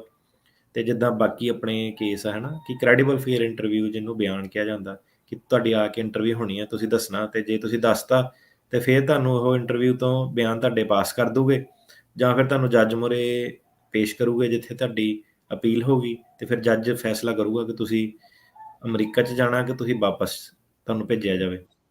ਇਹ ਬੰਦੇ ਦੀ 30 ਸਾਲ ਉਮਰ ਸੀਗੀ, ਤੇ ਆਪਣੇ ਪਰਿਵਾਰ 'ਚ ਇਹ ਇਕੱਲਾ ਹੀ ਮੇਲ ਮੈਂਬਰ ਜਿਹੜਾ ਰਹਿ ਗਿਆ ਸੀਗਾ, ਕਿਉਂਕਿ ਇਹਦੇ ਜਿਹੜੇ ਘਰ ਦੇ ਵੀ ਸੀਗੇ। ਹੁਣ ਜੇ ਤੁਸੀਂ ਕਹਾਣੀ ਸੁਣੋ ਤਾਂ ਇਹਦੇ ਘਰ ਦੇ ਵੀ ਪੇਰੂ ਕੰਟਰੀ ਲੱਗਦਾ ਉੱਥੇ ਨਾਲ, ਜੀ, ਭੱਜ ਗਏ ਸੀਗੇ। ਜੀ, ਸੋ ਆਪਣਾ ਦੇਸ਼ ਛੱਡ ਕੇ ਉਹ ਪੇਰੂ, ਕੋਈ ਏਦਾਂ ਖਾਸ ਕੋਈ ਅਮੀਰ ਕੰਟਰੀ ਨਹੀਂ ਹੈਗਾ, ਉੱਥੇ ਵੀ ਸੇਮ ਪ੍ਰੋਬਲਮ ਆ, ਪਰ ਉਹ ਆਪਣੀ ਜਾਨ ਬਚਾ ਕੇ ਵੈਨੇਜ਼ੁਏਲਾ ਤੋਂ ਪੇਰੂ ਚਲ ਗਏ ਸੀਗੇ। ਸੋ ਇਹ ਤੁਹਾਡੇ ਹੈਗੇ ਅਸਲੀ ਮਾਈਗ੍ਰੈਂਟ, ਜਿਹਨਾਂ ਨੂੰ ਆਪਣੇ ਕੰਟਰੀ 'ਚ ਸਟੇਬਿਲਿਟੀ ਨਹੀਂ ਹੈਗੀ, ਜਿਹਨਾਂ ਨੂੰ ਕਿਤੇ ਨਾ ਕਿਤੇ ਜਾਣਾ ਪੈਂਦਾ। ਸੋ ਇਕੱਲਾ ਮੇਲ ਮੈਂਬਰ ਜਿਹੜਾ ਉੱਥੇ ਰਹਿ ਗਿਆ ਸੀਗਾ। ਤੇ ਹੁਣ ਇਹਨੇ 9 ਮਹੀਨੇ ਲੱਗੇ ਇਹਨੂੰ ਆਉਣ 'ਚ ਇੱਥੇ, ਜੋ ਵੀ ਸਿਸਟਮ ਸੀਗਾ ਕੋਵਿਡ ਵਾਲਾ ਰਿਸਟ੍ਰਿਕਸ਼ਨ ਸੀਗੀਆਂ, ਤੇ ਇਹਦੀ ਸਿਸਟਰ ਜਿਹੜੀ ਸੀਗੀ ਉਹ ਅਮਰੀਕਾ ਦੇ ਵਿੱਚ ਰਹਿੰਦੀ ਆ। ਜੀ, ਤੇ ਇਹ ਕਹਿੰਦਾ ਕਿ ਜਦੋਂ ਇਹ ਆਪਣੇ ਦੇਸ਼ ਸੀਗਾ, ਇਹ ਹਰੇਕ ਤਰ੍ਹਾਂ ਦਾ ਇਹਨੇ ਕੰਮ ਜਿਹੜਾ ਕੀਤਾ, ਡੋਨਟ ਵੀ ਵੇਚੇ, ਚੱਪਲਾਂ ਜਿਹੜੀਆਂ ਉਹ ਵੇਚੀਆਂ, ਹੋਰ ਕਈ ਇਹਨੇ ਜਿਹੜੇ ਛੋਟੇ-ਮੋਟੇ ਕਾਰੋਬਾਰ ਜਿਹੜੇ ਅਪਣਾ ਕੇ ਦੇਖੇ। ਤੇ ਕਹਿੰਦਾ ਪ੍ਰੋਬਲਮ ਸਿਕਿਉਰਿਟੀ ਦੇ ਉੱਤੇ ਇਹ ਵੀ ਆ ਗਈ ਕਿ ਕਹਿੰਦਾ ਜਦੋਂ ਪੈਸਾ ਸੀਗਾ ਹੀ ਨਹੀਂ, ਬਚਿਆ ਨਹੀਂ ਕੁਛ, ਤੇ ਭੁੱਖਮਰੀ ਵੱਧ ਗਈ ਇੰਨੀ ਕਿ ਖਾਣ ਦੇ ਵੀ ਜਦੋਂ ਨੌਬਤ ਆ ਗਈ, ਤਾਂ ਕਹਿੰਦਾ ਫਿਰ ਫੈਸਲਾ ਲਿਆ ਕਿ ਆਪਣਾ ਦੇਸ਼ ਛੱਡ ਕੇ ਜਾਣਾ ਹੀ ਪੈਣਾ। ਜੀ, ਤੇ ਕਹਿੰਦਾ ਇਹਨੇ ਆਪਣੀ ਸਟੇਟਮੈਂਟ ਦਿੱਤੀ। ਉੱਥੇ ਨਾ ਵੈਨੇਜ਼ੁਏਲਾ ਦੇ ਵਿੱਚ ਜਿਹੜੇ ਪੈਰਾਮਿਲਟਰੀ ਗਰੁੱਪ ਹੁੰਦੇ ਆ, ਉਹਨੂੰ ਜੀ, ਕਲੈਕਟਿਵ ਕਿਹਾ ਜਾਂਦਾ। ਜੀ, ਇਹ ਕਹਿੰਦਾ ਕਿ ਜੇ ਤੁਹਾਨੂੰ ਕਲੈਕਟਿਵ ਨਾ ਮਾਰਨ ਤਾਂ ਕਹਿੰਦਾ ਭੁੱਖ ਤੁਹਾਨੂੰ ਮਾਰ ਦਿੰਦੀ ਆ। ਕਹਿੰਦਾ ਹੁਣ ਤੁਸੀਂ ਫੈਸਲਾ ਕਰਨਾ ਕਿ ਤੁਸੀਂ ਉੱਥੇ ਰਹਿਣਾ ਕਿ ਕਲੈਕਟਿਵ ਦੇ ਹੱਥੇ ਚੜ੍ਹਨਾ ਤੁਸੀਂ, ਕਿ ਤੁਹਾਨੂੰ ਭੁੱਖ ਮਾਰੂਗੀ। ਸੋ ਇਹਨੇ ਫੈਸਲਾ ਲਿਆ ਕਿ ਆਵੇ, ਤੇ ਜੂਨ 17 ਨੂੰ ਇਹਨੇ ਆਪਣੀ ਜਿਹੜੀ ਇਹਦੀ ਭੈਣ ਆ, ਇਹ ਮਿਆਮੀ ਦੇ ਵਿੱਚ ਕੋਈ ਅਪਾਰਟਮੈਂਟ 'ਚ ਰਹਿੰਦੀ ਸੀਗੀ 2 ਬੈਡਰੂਮ, ਤੇ ਉੱਥੇ 9 ਜਣੇ ਹੋਰ ਰਹਿੰਦੇ ਸੀਗੇ। ਸੋ ਜੀ, 9 ਤੇ 11 ਜਣੇ 2 ਬੈਡਰੂਮ ਅਪਾਰਟਮੈਂਟ ਦੇ ਵਿੱਚ। ਤੇ ਹੁਣ ਜਿਹੜੀ ਇਹ ਖਬਰ ਆ, ਇਹ ਚਰਚਾ ਇਹਦੀ ਤਾਂ ਕਰਕੇ ਆ ਕਿਉਂਕਿ ਜਿਹੜਾ ਨਵਾਂ ਕਾਨੂੰਨ ਆ ਸੈਟਰਡੇ ਨੂੰ ਅੱਜ ਉਹਨੇ ਲਾਗੂ ਹੋਣਾ ਫਲੋਰੀਡਾ ਦੇ ਵਿੱਚ। ਜੀ, ਇਹ ਸਾਰਾ ਕੁਝ ਜਿਹੜਾ ਹੈਗਾ ਇਮੀਗ੍ਰੈਂਟਸ ਲਈ ਚੇਂਜ ਕਰ ਦੇਣਾ। ਇਹ ਬਿੱਲ ਦਾ ਨਾਮ ਹੈਗਾ ਸੈਨੇਟ ਬਿੱਲ 1718 1718। ਜੀ, ਮਈ ਦੇ ਵਿੱਚ ਜਿਹੜਾ ਫਲੋਰੀਡਾ ਦਾ ਗਵਰਨਰ ਰੌਨ ਡੀਸੈਂਟਿਸ ਉਹਨੇ ਸਾਈਨ ਕੀਤਾ ਸੀਗਾ। ਤੇ ਆਬਵੀਅਸਲੀ ਜਿੱਦਾਂ ਦੱਸਿਆ ਕਿ ਰਿਪਬਲਿਕਨ ਆ, ਤੇ ਮਾਈਗ੍ਰੇਸ਼ਨ ਦੇ ਉੱਤੇ, ਇਮੀਗ੍ਰੇਸ਼ਨ ਦੇ ਉੱਤੇ ਇਹਨੇ ਕਾਫੀ ਕੰਜ਼ਰਵੇਟਿਵ ਸਟੈਂਸ ਜਿਹੜਾ ਆਪਣਾ ਅਪਣਾਇਆ ਵਾ। ਤੇ ਨੋਮੀਨੇਸ਼ਨ ਆਬਵੀਅਸਲੀ ਇਹਨੂੰ ਹੈਗੀ ਆ ਰਿਪਬਲਿਕਨ ਪਾਰਟੀ ਦੀ, ਤੇ ਸਾਰੀਆਂ ਹੁਣ ਅੱਖਾਂ ਇੱਥੇ ਆ। ਜਿੱਦਾਂ ਜਿੰਨੇ ਲਾਅ ਪਾਸ ਕਰੂਗਾ, ਟਰੰਪ ਨੇ ਜਿੱਦਾਂ ਕਿਹਾ ਸੀਗਾ ਕਿ ਕੋਈ ਵੀ ਪਬਲਿਸਿਟੀ ਕਹਿੰਦਾ ਭਾਵੇਂ ਮਾੜੀ ਹੋਵੇ ਭਾਵੇਂ ਚੰਗੀ ਹੋਵੇ, ਜੀ, ਕਹਿੰਦਾ ਐਕਚੁਅਲ ਵਿੱਚ ਮਾੜੀ ਨਹੀਂ ਹੁੰਦੀ। ਕਹਿੰਦਾ ਤੁਸੀਂ ਨਿਊਜ਼ ਦੇ ਵਿੱਚ ਰਹਿਣਾ, ਭਾਵੇਂ ਚੰਗੇ ਤਰੀਕੇ ਨਾਲ ਰਹੋ ਭਾਵੇਂ ਮਾੜੇ ਤਰੀਕੇ ਨਾਲ ਰਹੋ, ਜਦ ਤੱਕ ਲੋਕੀ ਤੁਹਾਡੇ ਬਾਰੇ ਗੱਲ ਕਰਦੇ ਆ ਤੇ ਤੁਸੀਂ ਜਿਹੜੀ ਰੇਸ ਦੇ ਵਿੱਚ ਬਣੇ ਰਹੋਗੇ। ਜਿੱਦਣ ਲੋਕੀ ਤੁਹਾਨੂੰ ਭੁੱਲ ਗਏ ਕਿ ਇਹ ਵੀ ਕੋਈ ਕੈਂਡੀਡੇਟ ਹੈਗਾ ਵਾ, ਤੇ ਉਦਣ ਤੁਸੀਂ ਰੇਸ ਤੋਂ ਜਿਹੜਾ ਬਾਹਰ ਚਲ ਜਾਓਗੇ। ਸੋ ਇਹ ਟਰੰਪ ਦੀ ਅਪਰੋਚ ਸੀਗੀ, ਜਿਹੜਾ ਇੱਕ ਰਿਐਲਿਟੀ ਟੈਲੀਵਿਜ਼ਨ ਦਾ ਸਟਾਰ ਸੀਗਾ। ਉਹਦਾ ਜੇ ਤੁਸੀਂ ਕੈਂਪੇਨ ਦੇਖੋ ਤਾਂ ਕੋਈ ਪੋਲੀਟੀਕਲ ਓਪੀਨੀਅਨ ਨਹੀਂ, ਜ਼ੀਰੋ ਉਹਦਾ ਪੋਲੀਟੀਕਲ ਐਕਸਪੀਰੀਅੰਸ ਸੀਗਾ। ਤੇ ਆ ਕੇ ਉਹਨੇ ਹਰੇਕ ਬੰਦੇ ਦਾ ਨਾਂ ਪਾਤਾ, ਕ੍ਰੋਕਡ ਹਿਲਰੀ, ਸਲੀਪੀ ਜੋ ਬਾਈਡਨ, ਤੇ ਇਲੈਕਸ਼ਨ ਦੇ ਵਿੱਚ ਕਿੰਨਾ ਸਕਸੈਸਫੁਲ ਹੋਇਆ ਸੀਗਾ। ਸੋ ਇਹਨੇ ਹੁਣ ਜਿਹੜੇ ਇਹ ਰਿਪਬਲਿਕਨ ਦੇ ਕੈਂਡੀਡੇਟਾਂ ਨੇ ਵੀ ਫਿਗਰ ਆਊਟ ਕਰ ਲਿਆ ਕਿ ਜਿਹੜਾ ਜਿੰਨੀ ਜ਼ਿਆਦਾ ਆਪਾਂ ਹੇਟ ਫਲਾਈਏ, ਉਹ ਵੀ ਇੱਕ ਤਰੀਕਾ ਜਿਹੜਾ ਹੋ ਸਕਦਾ ਵਾ ਕਿ ਸਾਨੂੰ ਵੱਧ ਅਟੈਂਸ਼ਨ ਦਵੇ। ਤੇ ਇਹਨੇ ਇਹ ਜਿਹੜਾ ਲਾਅ ਆ 1718 ਸੈਨੇਟ ਬਿੱਲ, ਇਹ ਕੀ ਕਹਿੰਦਾ ਹੈਗਾ ਕਿ ਜਿਹੜੇ ਡਰਾਈਵਰ ਲਾਇਸੈਂਸ ਸਾਰਿਆਂ ਦੇ ਕੈਂਸਲ ਕਰ ਦੋ, ਜਿਹਨਾਂ ਲੋਕਾਂ ਕੋਲ ਲੀਗਲ ਸਟੇਟਸ ਨਹੀਂ ਹੈਗਾ। ਜਿੱਦਾਂ ਕੈਲੀਫੋਰਨੀਆ 'ਚ AB60 ਆ, ਉਹ ਲੀਗਲ, ਉਹ ਕੱਚੇ ਬੰਦੇ ਨੂੰ ਵੀ ਲਾਇਸੈਂਸ ਦਿੰਦਾ। ਤੇ ਇਹਨਾਂ ਨੇ ਪੁੱਠਾ ਕੀਤਾ ਕਿ ਜਿਹਨਾਂ ਨੂੰ ਲਾਇਸੈਂਸ ਦਿੱਤੇ ਵੀ, ਉਹਨਾਂ ਨੂੰ ਵੀ ਤੁਸੀਂ ਫੋਰਸ ਕਰੋ ਕਿ ਆਪਣਾ ਲੀਗਲ ਸਟੇਟਸ ਪ੍ਰੂਵ ਕਰੋ। ਤੇ ਜੇ ਤੁਸੀਂ ਲੀਗਲ ਸਟੇਟਸ ਪ੍ਰੂਵ ਨਹੀਂ ਕਰ ਪਾਉਂਦੇ ਤਾਂ ਤੁਹਾਡਾ ਲਾਇਸੈਂਸ ਜਿਹੜਾ ਫਲੋਰੀਡਾ ਦੇ ਵਿੱਚ ਕੈਂਸਲ ਹੋ ਜਾਣਾ। ਤੇ ਇਹ ਕਹਿੰਦਾ, ਇਹ ਜਿਹੜਾ ਬਿੱਲ ਹੈ ਇਹ ਵੀ ਕਹਿੰਦਾ ਕਿ ਜਿਹੜੇ ਹਸਪਤਾਲ ਆ, ਉਹ ਮੈਡੀਕੇਡ ਵਾਲੇ ਜਿਹੜੇ ਵੀ ਲੋਕੀ ਤੁਹਾਡੇ ਕੋਲ ਆਉਂਦੇ ਆ, ਉਹਨਾਂ ਨੂੰ ਤੁਸੀਂ ਲੀਗਲ ਸਟੇਟਸ ਪੁੱਛਣਾ ਕਿ ਪੱਕੇ ਹੈਗੇ ਕਿ ਨਹੀਂ ਹੈਗੇ। ਤੇ ਜੇ ਨਹੀਂ ਪੱਕੇ ਹੈਗੇ, ਉਹਨੂੰ ਇਮੀਗ੍ਰੇਸ਼ਨ ਨੂੰ ਰਿਪੋਰਟ ਕਰੋ ਤੇ ਉਹਨਾਂ ਨੂੰ ਮੈਡੀਕਲ ਬੈਨੀਫਿਟ ਜਿਹੜੇ ਨਾ ਦਿੱਤੇ ਜਾਣ। ਤੇ ਸਭ ਤੋਂ ਵੱਡੀ ਚੀਜ਼ ਜਿਹੜੀ ਇਹਦੇ ਵਿੱਚ ਆ ਫਲੋਰੀਡਾ ਦੇ ਵਿੱਚ, ਸੋ ਇਹ ਚੀਜ਼ ਨੂੰ ਥੋੜਾ ਜਿਹਾ ਧਿਆਨ ਨਾਲ ਸੁਣਿਓ ਜੀ। ਇਹਨਾਂ ਨੇ ਫੈਲਨੀ ਬਣਾਤੀ ਆ ਜੇ ਤੁਸੀਂ ਕਿਸੇ ਕੱਚੇ ਬੰਦੇ ਨੂੰ ਫਲੋਰੀਡਾ ਦੇ ਵਿੱਚ ਟਰਾਂਸਪੋਰਟ ਕਰਦੇ ਆ। ਸੋ ਇਹਦਾ ਮਤਲਬ ਇਹ ਹੈ ਕਿ ਜਿੱਦਾਂ ਕਈ ਵਾਰੀ ਹੁੰਦਾ ਨਾ ਕਿ ਮੈਂ ਸੇਫ ਲੰਘਿਆ, ਮੈਨੂੰ ਰਾਈਡ ਚਾਹੀਦੀ ਹੈ, ਜੀ, ਉਹਨੂੰ ਇਹਨਾਂ ਨੇ ਫੈਲਨੀ ਬਣਾਤਾ। ਮਤਲਬ ਕਿ 15 ਸਾਲ ਦੀ ਉਹਨੂੰ ਸਜ਼ਾ ਦੇਣੀ ਆ ਬੰਦੇ ਨੂੰ, ਜਿਹੜਾ ਬੰਦਾ ਕੱਚੇ ਬੰਦੇ ਨੂੰ ਟਰਾਂਸਪੋਰਟ ਕਰੂਗਾ। ਸੋ ਇਹ ਲਾਅ ਕਾਫੀ ਐਕਸਟ੍ਰੀਮ ਆ।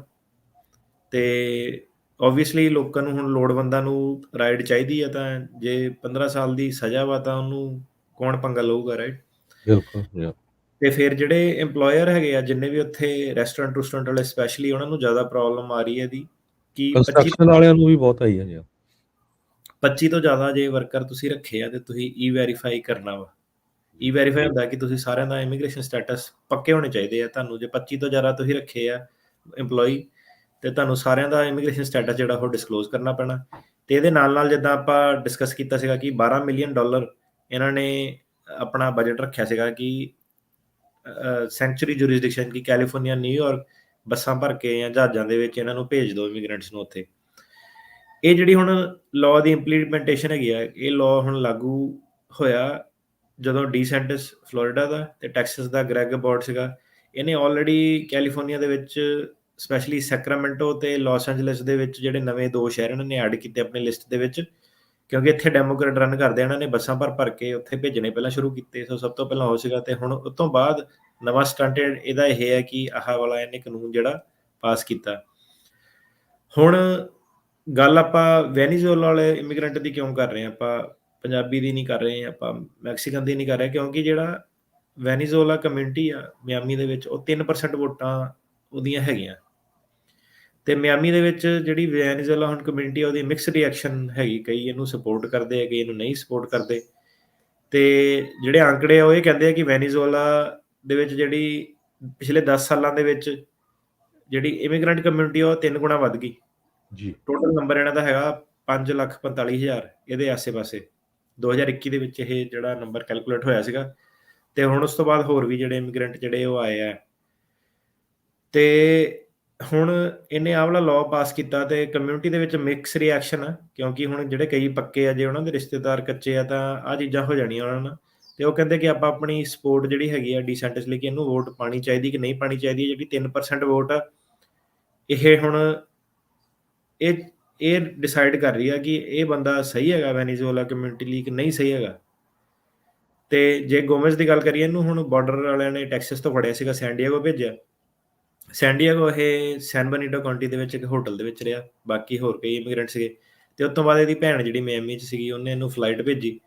ਤੇ ਇਹ ਕਹਿੰਦਾ ਕਿ ਮੈਂ ਆਪਣੀ ਭੈਣ ਨੂੰ ਕਿਹਾ ਆ ਕੇ ਇੱਥੇ ਕਿ ਜਦੋਂ ਹੁਣ ਇਹ ਸਾਰਾ ਹੋ ਗਿਆ, ਕਿਉਂਕਿ ਇਹ ਤਾਂ ਹੁਣ ਆਇਆ ਹੀ ਆ ਬੰਦਾ, ਤੇ ਅੱਜ ਆਹ ਸੈਟਰਡੇ ਨੂੰ ਇਹਨਾਂ ਨੇ ਲਾਅ ਕਰਤਾ। ਤੇ ਇਹ ਕਹਿੰਦਾ ਮੈਂ ਆਪਣੀ ਭੈਣ ਨੂੰ ਕਿਹਾ ਕਿ ਮੈਨੂੰ ਕੈਲੀਫੋਰਨੀਆ ਹੀ ਰਹਿਣਾ ਚਾਹੀਦਾ ਹੈਗਾ, ਇੱਥੇ ਨਹੀਂ ਆਉਣਾ ਚਾਹੀਦਾ ਸੀਗਾ। ਜੀ ਤੇ ਕਹਿੰਦਾ ਇੱਕ ਇਹਦਾ ਦੋਸਤ ਸੀਗਾ ਗੋਮez, ਉਹਨੂੰ ਨਿਊਯਾਰਕ ਵੱਲ ਰਾਈਡ ਉਹਨਾਂ ਨੇ ਆਫਰ ਕੀਤੀ, ਫ੍ਰੀ ਟਿਕਟਾਂ ਜਿੱਦਾਂ ਹੁੰਦੀਆਂ ਨਿਊਯਾਰਕ ਕੈਲੀਫੋਰਨੀਆ ਵੱਲ। ਤੇ ਕਹਿੰਦਾ ਭਾਵੇਂ ਇਹ ਕਹਿੰਦਾ ਇੱਕ ਪੋਲੀਟੀਕਲ ਸਟੰਟ ਹੀ ਹੈਗਾ ਕਿ ਇਹ ਬੱਸਾਂ ਭਰ ਕੇ ਭੇਜ ਰਹੇ ਆ, ਪਰ ਕਹਿੰਦਾ ਜੇ ਮੈਨੂੰ ਕਹਿੰਦਾ ਆਪਸ਼ਨ ਦਿੰਦੇ, ਕਹਿੰਦਾ ਮੈਂ ਵੀ ਜਿਹੜੀ ਆਪਸ਼ਨ ਉਹ ਲੈ ਲੈਣੀ ਸੀ, ਕਿਉਂਕਿ ਬੰਦੇ ਦੇ ਪੈਸੇ ਬਚਦੇ ਹਨ। ਤੇ ਹੁਣ ਇਹਨੇ ਆਪਣਾ ਅਸਾਈਲਮ ਦਾ ਵੀ ਫੀਸ ਫੂਸ ਕਹਿੰਦਾ ਮੈਨੂੰ ਇਕੱਠੀ ਕਰਨ 'ਚ ਪ੍ਰੋਬਲਮ ਆਉਂਦੀ ਆ, ਭੈਣ ਨੂੰ ਵੀ ਇਹਨੇ ਪੈਸੇ ਦੇਣੇ ਆ ਟਿਕਟ ਟੁਕਟ ਦੇ ਸਾਰੇ, ਤੇ ਰਹਿਣ ਸਹਿਣ ਦਾ ਵੀ ਉਹਦਾ ਜਿਹੜਾ ਹੈਗਾ ਅਪਾਰਟਮੈਂਟ ਦੇ ਵਿੱਚ 11 ਜਣੇ ਰਹਿੰਦੇ 2 ਬੈਡਰੂਮ ਦੇ ਵਿੱਚ। ਤੇ ਜਿਹੜਾ ਇਹ ਵੈਨੀਜ਼ੁਏਲਾ ਕਮਿਊਨਿਟੀ ਆ, ਉੱਥੇ ਇੱਕ ਨੇਬਰਹੁੱਡ ਆ, ਉਹਦਾ ਨਾਮ ਹੈਗਾ ਡੋਰਲ। ਤੇ ਇਹਨਾਂ ਨੇ ਜਿਹੜਾ ਨੇਬਰਹੁੱਡ ਆ ਉਹਦਾ ਨਾਮ ਪਾਇਆ ਹੋਇਆ ਡੋਰਲ ਜ਼ੁਏਲਾ, ਵੈਨੀਜ਼ੁਏਲਾ ਤੋਂ, ਹਨਾ। ਤੇ ਜੀ ਇੱਥੇ ਵੀ ਵੈਨੀਜ਼ੁਏਲਾ ਦੀ ਪੋਪੂਲੇਸ਼ਨ ਬਹੁਤ ਜ਼ਿਆਦਾ ਵਾ, ਨੋਨ ਪ੍ਰੋਫਿਟਸ ਬਹੁਤ ਜ਼ਿਆਦਾ ਹੈਗੇ ਆ। ਤੇ ਇਹ ਜਿਹੜੀ ਡੋਰਾਜ਼ੁਏਲਾ ਹੈਗੀ ਆ, ਇੱਥੇ ਇੱਕ ਮੇਕਸ਼ਿਫਟ ਥ੍ਰਿਫਟ ਸਟੋਰ, ਮਤਲਬ ਕਿ ਜਿਹੜਾ ਟੈਂਪਰੇਰੀ ਕਹਿ ਲਓ, ਕਿ ਪੱਕੇ ਤੌਰ ਤੇ ਨਹੀਂ, ਜਿੱਦਾਂ ਕੰਟੇਨਰ ਲਾ ਕੇ ਤੁਸੀਂ ਟੈਂਪਰੇਰੀ ਜਿੱਦਾਂ ਸ਼ੈਲਟਰ ਪ੍ਰੋਵਾਈਡ ਕਰਦੇ ਆ, ਉੱਥੇ ਇੱਕ ਨੋਨ ਪ੍ਰੋਫਿਟ ਚੱਲਦੀ ਆ, ਉਹਦਾ ਨਾਂ ਹੈਗਾ ਰੇਸੀਜ਼ ਵੈਨੀਜ਼ੁਏਲਨਸ। ਇਹ ਜਿਹੜੀ ਨੋਨ ਪ੍ਰੋਫਿਟ ਹੈ, ਇਹਦੀ ਵੀ ਬੜੀ ਇੱਕ ਕਹਾਣੀ ਆ। ਇਹ ਇੱਕ ਸ਼ੈਕ ਤੋਂ ਸ਼ੁਰੂ ਹੋਈ ਸੀ ਕਿਸੇ, ਤੇ ਹੁਣ ਇੰਨੀ ਜ਼ਿਆਦਾ ਸਪੋਰਟ ਇਹਨਾਂ ਨੂੰ ਹੈਗੀ ਆ ਕਿ ਲੋਕੀ ਇਹਨਾਂ ਨੂੰ ਆਪਣੇ ਡੋਨੇਸ਼ਨਾਂ ਦਿੰਦੇ ਆ, ਸਟ੍ਰੋਲਰ, ਬੈੱਡ ਬੁੱਡ, ਗੱਦੇ, ਕਿ ਇਮੀਗ੍ਰੈਂਟਸ ਜਿਹੜੇ ਆਉਂਦੇ ਆ ਵੈਨੀਜ਼ੁਏਲਨਸ ਆਉਂਦੇ ਆ। ਸੋ ਬਹੁਤ ਜ਼ਿਆਦਾ ਇਹ ਨੋਨ ਪ੍ਰੋਫਿਟ ਜਿਹੜੀ ਵੱਧ ਗਈ। ਤੇ ਇਹ ਜਿਹੜਾ ਹੁਣ ਬੰਦਾ ਪਹਿਲਾਂ ਪਹੁੰਚਿਆ, ਇਹ ਵਾਲੀ ਨੋਨ ਪ੍ਰੋਫਿਟ 'ਚ ਪਹੁੰਚਿਆ, ਤੇ ਕਹਿੰਦਾ ਮੈਂ ਉੱਥੇ ਜਾ ਕੇ ਕਈ ਜਿਹੜੀਆਂ ਚੀਜ਼ਾਂ ਸੀਗੀਆਂ, ਟੈਨਿਸ ਸ਼ੂਜ਼ ਦਿੱਤੇ ਮੈਨੂੰ ਉਹਨਾਂ ਨੇ, ਬੇਸਬਾਲ ਕੈਪ ਦਿੱਤੀ, ਲੰਚ ਬਾਕਸ ਦਿੱਤਾ, ਤੇ ਇਹ ਦੇ ਕੇ ਤੇ ਸਿਸਟਰ ਦੇ ਘਰੇ ਭੇਜਿਆ। ਪਰ ਕਹਿੰਦਾ ਹੁਣ ਕੋਈ ਛੋਟੀ ਨਹੀਂ ਕਿ ਫਲੋਰੀਡਾ 'ਚ ਮੈਂ ਇੰਨੀ ਦੇਰ ਰਹਿਣਾ ਵੀ ਆ ਕਿ ਮੈਂ ਇਹਨਾਂ ਨੂੰ ਵਰਤ ਸਕਾਂ, ਕਿਉਂਕਿ ਜਦੋਂ ਜੇ ਤਾਂ ਕਾਨੂੰਨ ਹੀ ਇੱਦਾਂ ਦਾ ਬਣਾਤਾ ਉਹਨਾਂ ਨੇ ਕਿ ਬਿਨਾਂ ਆਈਡੀ ਦੇ ਤੁਸੀਂ ਕੰਮ ਨਹੀਂ ਕਰ ਸਕਦੇ, ਕੁਛ ਨਹੀਂ ਕਰ ਸਕਦੇ, ਤਾਂ ਕਹਿੰਦਾ ਫਲੋਰੀਡਾ ਤੇ ਜੇ ਕੋਈ ਤੁਹਾਨੂੰ ਰਾਈਟ ਦਿੰਦਾ ਵਾ ਤੇ ਉਹਨੂੰ ਤੁਸੀਂ ਫੈਲਨੀ ਪਾਤਾ, ਤੇ ਕਹਿੰਦਾ ਫਿਰ ਫਲੋਰੀਡਾ 'ਚ ਸਰਵਾਈਵ ਬੰਦਾ ਕਿੱਦਾਂ ਕਰੂਗਾ। ਇਹਦੀ ਜਿਹੜੀ ਭੈਣ ਆ ਐਂਜੀ, ਉਹ ਕੰਮ ਕਰਦੀ ਸੀ ਫੁੱਲ ਤੋੜਨ ਦਾ ਉੱਥੇ ਫਲੋਰੀਡਾ ਦੇ ਵਿੱਚ। ਜੀ ਤੇ ਉਹ ਕਹਿੰਦੇ ਕਿ ਉਹਦੇ ਸੁਪਰਵਾਈਜ਼ਰ ਨੇ ਵੀ ਉਹਨੂੰ ਕਹਿ ਦਿੱਤਾ ਕਿ ਜੇ ਤੇਰਾ ਵਰਕ ਪਰਮਿਟ ਨਹੀਂ ਹੈਗਾ, ਤੂੰ ਜਦ ਤੱਕ ਤੇਰਾ ਵਰਕ ਪਰਮਿਟ ਨਹੀਂ ਆਉਂਦਾ, ਤੂੰ ਕੰਮ ਤੇ ਵਾਪਸ ਨਹੀਂ ਆ ਸਕਦੀ। ਤੇ ਇਹਨੇ ਮਾਰਚ ਦੇ ਵਿੱਚ ਆਪਣੀ ਐਪਲੀਕੇਸ਼ਨ ਅਸਾਈਲਮ ਦੀ ਫਾਈਲ ਕੀਤੀ ਸੀ, ਅਜੇ ਤੱਕ ਇਹਦਾ ਵਰਕ ਪਰਮਿਟ ਨਹੀਂ ਆਇਆ। ਤੇ ਹੁਣ ਵਰਕ ਪਰਮਿਟ 'ਚ ਵੀ ਜਿਹੜੇ ਥੋੜੇ ਡਿਲੇ ਆਉਣੇ ਸ਼ੁਰੂ ਹੋ ਗਏ ਆ। ਜੀ ਤੇ ਹੁਣ ਜੇ ਤੁਸੀਂ ਕਿਸੇ ਦੀ ਜ਼ਿੰਦਗੀ ਦੇ ਨਾਲ ਖੇਡਦੇ ਆ, ਉਹ ਕਹਿੰਦੀ ਕਿ ਜੇ ਤੁਸੀਂ ਕਿਸੇ ਦੀ ਜ਼ਿੰਦਗੀ ਨਾਲ ਖੇਡਦੇ ਆ, ਹਿਊਮਨ ਬੀਇੰਗ ਦੀ ਨਾਲ, ਜਿੱਦਾਂ ਇਹ ਹੁਣ ਫਲੋਰੀਡਾ 'ਚ ਖੇਡ ਰਹੇ ਆ, ਕਹਿੰਦਾ ਇਹ ਜ਼ਿਆਦਾਤਰ ਪੋਲੀਟੀਸ਼ੀਅਨ ਦਾ ਕਰੈਕਟਰ ਕਿੱਦਾਂ ਦਾ ਹੈਗਾ ਉਹਦੇ ਵੱਲ ਇਸ਼ਾਰਾ ਕਰਦੀ ਆ, ਨਾ ਕਿ ਜਿਹੜਾ ਬੰਦਾ ਕੱਚੇ ਤੌਰ ਤੇ ਆਇਆ। ਪਰ ਉਹਨੂੰ ਟੀਵੀ ਤੇ ਪ੍ਰੈਜ਼ੈਂਟ ਇੱਦਾਂ ਕੀਤਾ ਜਾਂਦਾ ਕਿ ਜਿਹੜਾ ਕੱਚਾ ਬੰਦਾ ਆਇਆ ਉਹ ਮਾੜਾ ਵਾ। ਪਰ ਇਹ ਕਹਿੰਦੀ ਉਹ ਮਾੜਾ ਨਹੀਂ ਹੈਗਾ, ਜੇ ਤੁਸੀਂ ਕਹਿੰਦੇ ਇੱਦਾਂ ਖੇਡਦੇ ਆ ਲੋਕਾਂ ਦੀ ਜ਼ਿੰਦਗੀ ਨਾਲ, ਜਿਹੜਾ ਬੰਦਾ ਕੱਚਾ ਆਇਆ, ਜਿਹੜਾ ਹੁਣੇ ਅਮਰੀਕਾ 'ਚ ਪਹੁੰਚਿਆ, ਉਹਦੇ ਬੇਸ ਤੇ ਤੁਸੀਂ ਇਲੈਕਸ਼ਨ ਜਿੱਤਣੀ ਚਾਹੁੰਦੇ ਆ, ਤੇ ਇਹ ਪੋਲੀਟੀਸ਼ੀਅਨ ਦੇ ਕਰੈਕਟਰ ਬਾਰੇ ਜ਼ਿਆਦਾ ਬੋਲਦੀ ਆ ਵਰਸਿਸ ਕਿ ਜਿਹੜਾ ਬੰਦੇ ਨੇ ਲਾਅ ਤੋੜਿਆ, ਬਾਰਡਰ ਟੱਪ ਕੇ ਆਇਆ। ਜੀ, ਤੇ ਇਹ ਹੁਣ ਦੇਖ ਲਓ ਕਿ ਸਧਾਰਨ ਜਿਹੀ ਲੇਡੀ ਆ, ਪਰ ਇਹਦੀ ਸਮਝਦਾਰੀ ਦੀ ਗੱਲ ਆ ਕਿ ਕਹਿੰਦੀ ਜਿਹੜੀ ਪ੍ਰੋਬਲਮ ਮਾਈਗ੍ਰੇਸ਼ਨ ਦੀ ਹੈਗੀ ਆ, ਸਾਨੂੰ ਪਤਾ ਕਿ ਡਿਸਆਰਗਨਾਈਜ਼ਡ ਆ, ਲੋਕੀ ਸਿਸਟਮ ਢਾਂਚਾ ਟੁੱਟਿਆ ਹੋਇਆ, ਪਰ ਕਹਿੰਦੇ ਸਾਨੂੰ ਸੋਲਿਊਸ਼ਨ ਲੱਭਣੇ ਚਾਹੀਦੇ ਆ ਇਹਦੇ ਲਈ, ਨਾ ਕਿ ਹੋਰ ਇਮੀਗ੍ਰੈਂਟਸ ਲਈ ਪ੍ਰੋਬਲਮ ਆ ਜਿਹੜੀਆਂ ਉਹ ਕ੍ਰੀਏਟ ਕਰਨੀਆਂ ਚਾਹੀਦੀਆਂ। ਤੇ ਜੀ, ਹੁਣ ਗੱਲ ਕਰੀਏ ਜਿਹੜੀ ਨਾਨ ਪ੍ਰੋਫਿਟ ਸੀਗੀ ਰੇਸਿਸ ਵੈਨੇਜ਼ੁਏਲਨਸ, ਇਹਦੀ ਜਿਹੜੀ ਪ੍ਰਧਾਨ ਆ ਉਹ ਇੱਕ ਲੇਡੀ ਆ, ਪੈਟਰੀਸ਼ੀਆ ਐਂਡਰਾਰੇ। ਜੀ, ਇਹ ਹੁਣ ਜਿਹੜੀ ਨਾਨ ਪ੍ਰੋਫਿਟ ਆ, ਇਹਨੇ ਕਿੰਨੀ ਜ਼ਿਆਦਾ ਲੋਕਾਂ ਦੀ ਹੈਲਪ ਜਿਹੜੀ ਉਹ ਕੀਤੀ ਹੈ। ਪਰ ਇਹ ਜਿਹੜੀ ਲੇਡੀ ਆ, ਇਹ ਆਪ ਡੀਸੈਂਟਿਸ ਦੀ ਫੈਨ ਆ, ਜਿਹੜਾ ਬੰਦਾ ਇਹਨਾਂ ਨਾਲ ਧੱਕਾ ਕਰ ਰਿਹਾ। ਜੀ, ਸੋ ਇੱਕ ਪਾਸੇ ਉਹ ਸੰਸਥਾ ਵੀ ਚੱਲ ਰਹੀ ਹੈ, ਹੈਲਪ ਵੀ ਉਹੀ ਕਰ ਰਹੀ ਹੈ, ਪਰ ਉਹ ਕਹਿੰਦੀ ਕਿ ਉਹ ਕੈਥੋਲਿਕ ਆ, ਜੀ, ਉਹ ਇਹ ਬੰਦੇ ਦੇ ਪੋਲਿਟਿਕਸ ਨੂੰ ਸਪੋਰਟ ਕਰਦੀ ਹੈ, ਕਿਉਂਕਿ ਉਹਦਾ ਜਿਹੜਾ ਪ੍ਰੋ ਲਾਈਫ ਮਤਲਬ ਕਿ ਅਬੋਰਸ਼ਨ ਦੇ ਰਿਲੇਟਡ ਜਿਹੜਾ ਉਹਦਾ ਸਟੈਂਸ ਹੈਗਾ ਉਹ ਬੈਟਰ ਹੈਗਾ। ਤੇ ਜਿਹੜੇ ਹੁਣ ਸਾਊਥ ਅਮਰੀਕਨ ਆ, ਉਹ ਕੈਥੋਲਿਕਸ ਜਿਹੜੇ ਸਪੈਸ਼ਲੀ ਹੈਗੇ ਆ, ਉਹ ਇਹ ਤੇ ਐਗਰੀ ਨਹੀਂ ਕਰਦੇ ਅਬੋਰਸ਼ਨ। ਅਬੋਰਸ਼ਨ ਦੇ ਉਲਟ ਜੀ ਆ, ਬਹੁਤੇ ਧਾਰਮਿਕ ਆ, ਕੈਥੋਲਿਕ ਆ। ਉਹ ਕਹਿੰਦੀ ਉਹਦੇ ਕਰਕੇ ਮੈਨੂੰ ਹੁਣ ਤੁਸੀਂ ਦੇਖੋ ਕਿ ਭਾਵੇਂ ਕਿਸੇ ਦੀ ਸਾਰੀ ਜ਼ਿੰਦਗੀ ਉਸੇ ਚੀਜ਼ 'ਚ ਸਮਰਪਿਤ ਕੀਤੀ ਕਿ ਨਾਨ ਪ੍ਰੋਫਿਟ ਚਲਾਣੀ, ਆਪ ਵੀ ਇਮੀਗ੍ਰੈਂਟ ਆ, ਪਰ ਜਿਹੜਾ ਹੁਣ ਜਿੱਥੇ ਧਰਮ ਆ ਗਿਆ ਤੁਹਾਡਾ ਕਈ ਵਾਰੀ, ਜਾਂ ਤੁਹਾਡੇ ਜਿਹੜੇ ਵਿਊਜ਼ ਆ ਗਏ ਅਬੋਰਸ਼ਨ ਦੇ ਕੀ ਹੈਗੇ, ਕਿੱਦਾਂ ਹੈਗੇ, ਉਹ ਆਪਣੇ ਜਿਹੜੇ ਵਿਊਜ਼ ਆ ਉਹ ਬੜੇ ਸਟਰੋਂਗ ਹੈ ਇਸ ਕੰਟਰੀ 'ਚ। ਆਪਾਂ ਦੇਖਿਆ ਕਿ ਤੁਸੀਂ ਦੂਜੇ ਬੰਦੇ ਨੂੰ ਮਤਲਬ ਜ਼ਿੰਦਗੀ ਮੌਤ ਦੀ ਲੜਾਈ ਹੈ ਇਹਨਾਂ ਦੀ, ਸੜਕਾਂ ਜੀ, ਤੇ ਤੁਸੀਂ ਦੇਖੋਗੇ ਕਿ ਪ੍ਰੋ ਚੋਇਸ ਹੈ ਨਾ। ਜੀ, ਤੇ ਇਹ ਕਹਿੰਦੀ ਕਿ ਮੈਂ ਜਿਹੜਾ ਡੀਸੈਂਟਿਸ ਹੈਗਾ ਉਹਨੂੰ ਬਲੇਮ ਨਹੀਂ ਕਰਦੀ ਕਿ ਉਹ ਦੂਜੀਆਂ ਸਟੇਟਾਂ ਦੇ ਵਿੱਚ ਇਮੀਗ੍ਰੈਂਟਸ ਨੂੰ ਜਿਹੜਾ ਬੱਸਾਂ ਭਰ ਕੇ ਉਹ ਭੇਜ ਰਿਹਾ। ਤੇ ਇਹ ਕਹਿੰਦੀ ਕਿ ਕਿਉਂਕਿ ਤੁਸੀਂ ਆਲਰੇਡੀ ਅਸਾਈਲਮ ਫਾਈਲ ਕੀਤਾ, ਜਿਹੜਾ ਬੰਦੇ ਨੇ ਆਲਰੇਡੀ ਉਹਨੂੰ ਖਤਰਾ ਹੈਗਾ, ਤੇ ਉਹ ਆਲਰੇਡੀ ਸਿਸਟਮ 'ਚ ਹੈਗਾ, ਉਹਨੂੰ ਤੁਸੀਂ ਵਾਪਸ ਤਾਂ ਭੇਜ ਨਹੀਂ ਸਕਦੇ। ਸੋ ਜੇ ਤੁਹਾਨੂੰ ਕੋਈ ਪੁੱਛਦਾ ਕਿ ਆਪਣੀ ਇਮੀਗ੍ਰੇਸ਼ਨ ਸਟੇਟਸ ਦਾ ਪ੍ਰੂਫ ਦੱਸੋ, ਡਰਾਈਵਰ ਲਾਇਸੈਂਸ ਦਿਖਾਓ, ਤੇ ਉਹ ਸਾਰਾ ਸਹੀ ਆ, ਜਾਇਜ਼ ਆ, ਸਿਸਟਮ ਇੱਦਾਂ ਹੀ ਚੱਲਣਾ, ਕਿਉਂਕਿ ਹੁਣ ਲੋਕੀ ਬਹੁਤ ਜ਼ਿਆਦਾ ਆ ਗਏ ਆ। ਸੋ ਇਹ ਕਹਿੰਦੀ ਹੈ ਕਿ ਮੈਂ ਉਹਨਾਂ ਨਾਲ ਐਗਰੀ ਕਰਦੀ ਹਾਂ। ਜੀ, ਪਰ ਕਹਿੰਦੀ ਜੇ ਮੈਨੂੰ ਮੌਕਾ ਮਿਲੇ, ਪਰ ਮੈਂ ਉਹਨੂੰ ਇਹ ਵੀ ਜ਼ਰੂਰ ਦੱਸੂਗੀ ਕਿ ਵੈਨੀਜ਼ੁਏਲਾ ਦੇ ਵਿੱਚ ਕੀ ਹੋ ਰਿਹਾ, ਤਾਂ ਕਿ ਤੈਨੂੰ ਪਤਾ ਲੱਗੇ। ਤੇ ਸ਼ਾਇਦ ਕਹਿੰਦੀ ਇਹਦਾ ਮਨ ਜਿਹੜਾ ਉਹ ਚੇਂਜ ਹੋ ਜਾਵੇ, ਪਰ ਇਹ ਸੋਚਦੀ ਆ ਕਿ ਇਹ ਜਿਹੜਾ ਠੀਕ ਕਰ ਰਿਹਾ। ਤੇ ਫਲੋਰੀਡਾ ਕਹਿੰਦੀ ਕਿਉਂਕਿ ਉਹਨਾਂ ਨੇ ਦੇਖਿਆ ਕਿ ਟੈਕਸਸ ਦੇ ਵਿੱਚ ਕੀ ਹੋਇਆ, ਨਿਊਯਾਰਕ ਦੇ ਵਿੱਚ ਕੀ ਹੋਇਆ, ਕਿ ਕਿੱਦਾਂ ਲੋਕੀ ਜਿਹੜੇ ਆ ਗਏ, ਬਾਰਡਰ ਕਮਿਊਨਿਟੀ, ਉਹਨਾਂ ਨੂੰ ਬਹੁਤ ਪ੍ਰੋਬਲਮ ਜਿਹੜੀ ਉਹ ਆ ਰਹੀ ਆ ਉੱਥੇ। ਤੇ ਕਹਿੰਦੀ ਉਹ ਇਹ ਨਹੀਂ ਚਾਹੁੰਦਾ ਕਿ ਫਲੋਰੀਡਾ ਵੀ ਜਿਹੜਾ ਹੈਗਾ ਉੱਦਾਂ ਦੀ ਸਟੇਟ ਜਿਹੜੀ ਉਹ ਬਣ ਜਾਵੇ। ਜੀ, ਇਹ ਕਹਿੰਦੀ ਹੈ ਕਿ ਇਹ ਬਾਈਡਨ ਸਰਕਾਰ ਦੀ ਰਿਸਪੌਂਸਿਬਿਲਿਟੀ ਹੋਣੀ ਚਾਹੀਦੀ ਹੈ ਕਿ ਉਹ ਜਿਹੜਾ ਹੈਗਾ ਬਾਰਡਰ ਆਪਣੇ ਪ੍ਰੋਟੈਕਟ ਕਰੇ। ਤੇ ਜਦੋਂ ਬਾਈਡਨ ਨੇ ਬਾਰਡਰ ਹੀ ਖੁੱਲ੍ਹਾ ਕਰਤਾ ਪੂਰਾ, ਤੇ ਬੰਦਾ ਕਿਤੇ ਵੀ ਚੱਲ ਜਾਵੇ, ਤੇ ਜਦੋਂ ਸਟੇਟਾਂ ਦੇ ਵਿੱਚ ਲੋਕੀ ਭਰਨੇ ਸ਼ੁਰੂ ਹੋ ਗਏ, ਤੇ ਇਹ ਕਹਿੰਦੀ ਹੈ ਕਿ ਸਟੇਟਾਂ ਨੂੰ ਹੱਕ ਹੈਗਾ ਕਿ ਉਹ ਆਪਣੇ ਜਿਹੜੇ ਬਾਰਡਰ ਆ ਉਹ ਪ੍ਰੋਟੈਕਟ ਕਰਨ, ਕਿਉਂਕਿ ਬਾਈਡਨ ਆਪਣੀ ਜਿਹੜੀ ਜ਼ਿੰਮੇਵਾਰੀ ਨਹੀਂ ਨਿਭਾ ਰਿਹਾ। ਇਹ ਤਾਂ ਤੁਹਾਨੂੰ ਥੋੜਾ ਇਹ ਵੀ ਪਤਾ ਲੱਗੂਗਾ ਕਿ ਆਬਵੀਅਸਲੀ ਇਹ ਰਿਪਬਲਿਕਨ ਵੱਲ ਜ਼ਿਆਦਾ ਇਹਦੀ ਲੀਨਿੰਗ ਆ। ਫਲੋਰੀਡਾ ਜਿਹੜੀ ਹੈਗੀ ਬੈਟਲ ਗਰਾਊਂਡ ਸਟੇਟ ਆ, ਜੀ, ਕਾਫੀ ਸਾਰੀਆਂ ਸੀਟਾਂ, ਤੇ ਹਮੇਸ਼ਾ ਕਦੀ ਡੈਮੋਕ੍ਰੈਟਸ ਤੇ ਕਦੀ ਰਿਪਬਲਿਕਨ। ਤੇ ਹੁਣ ਉੱਥੇ ਇਦਾਂ ਲੱਗ ਰਿਹਾ ਕਿ ਰਿਪਬਲਿਕਨ ਦਾ ਸਿੱਕਾ ਜਿਹੜਾ ਉਹ ਇਮੀਗ੍ਰੇਸ਼ਨ ਪਰਸਪੈਕਟਿਵ ਨਾਲ ਜ਼ਿਆਦਾ ਵਾ। ਤੇ ਆਪਾਂ ਤਾਂ ਹੁਣ ਇਮੀਗ੍ਰੇਸ਼ਨ ਦੀ ਗੱਲ ਕਰ ਰਹੇ ਹਾਂ। ਹੁਣ ਜੀ, ਸਾਰੇ ਲੋਕਾਂ ਦੀ ਜਿਹੜੀ ਵੋਟ ਆ ਉਹ ਇਮੀਗ੍ਰੇਸ਼ਨ ਨੂੰ ਲੈ ਕੇ ਨਹੀਂ ਹੁੰਦੀ, ਆਪਣੇ ਗਵਰਨਰ ਨੂੰ ਕਿੱਦਾਂ ਵਾ। ਜੀ, ਪਰ ਜੇ ਇਮੀਗ੍ਰੇਸ਼ਨ ਪਰਸਪੈਕਟਿਵ ਤੋਂ ਦੇਖੀਏ ਤਾਂ ਜਿਹੜੀ ਪ੍ਰੋਬਲਮ ਆ ਉੱਥੇ ਰਿਪਬਲਿਕਨ ਨੂੰ ਥੋੜੀ ਜੀ ਐਡਵਾਂਟੇਜ ਜਿਹੜੀ ਜ਼ਿਆਦਾ ਵਾ, ਕਿਉਂਕਿ ਐਂਟੀ ਇਮੀਗ੍ਰੇਸ਼ਨ ਸੈਂਟੀਮੈਂਟ ਇਸ ਵੇਲੇ ਜਿਹੜਾ ਜ਼ਿਆਦਾ ਹੈਗਾ। ਬਿਲਕੁਲ, ਤੇ ਇਹੀ ਨਾਨ ਪ੍ਰੋਫਿਟ ਦੀ ਜਿਹੜੀ ਲੀਡਰ ਸੀਗੀ ਐਂਡਰਾਡੇ, ਇਹ ਕਹਿੰਦੀ ਮੈਂ ਬਾਰਡਰ ਨੂੰ ਵਿਜ਼ਿਟ ਕੀਤਾ, ਤੇ ਉੱਥੇ ਜਾ ਕੇ ਮੈਂ ਦੇਖਿਆ ਕਿ ਕਿੱਦਾਂ ਕਈ ਜਿਹੜੇ ਬਾਰਡਰ ਟਾਊਨ ਹੈਗੇ ਆ, ਉੱਥੇ ਬਹੁਤ ਜ਼ਿਆਦਾ ਕਿਓਸ ਮਚਿਆ ਹੋਇਆ। ਤੇ ਕਹਿੰਦੀ ਹੋਰ ਕੋਈ ਆਪਸ਼ਨ ਨਹੀਂ ਹੈਗੀ ਜੇ ਆਪਾਂ ਰਿਐਲਿਟੀ ਦੇ ਲੈਂਸ ਤੋਂ ਦੇਖੀਏ।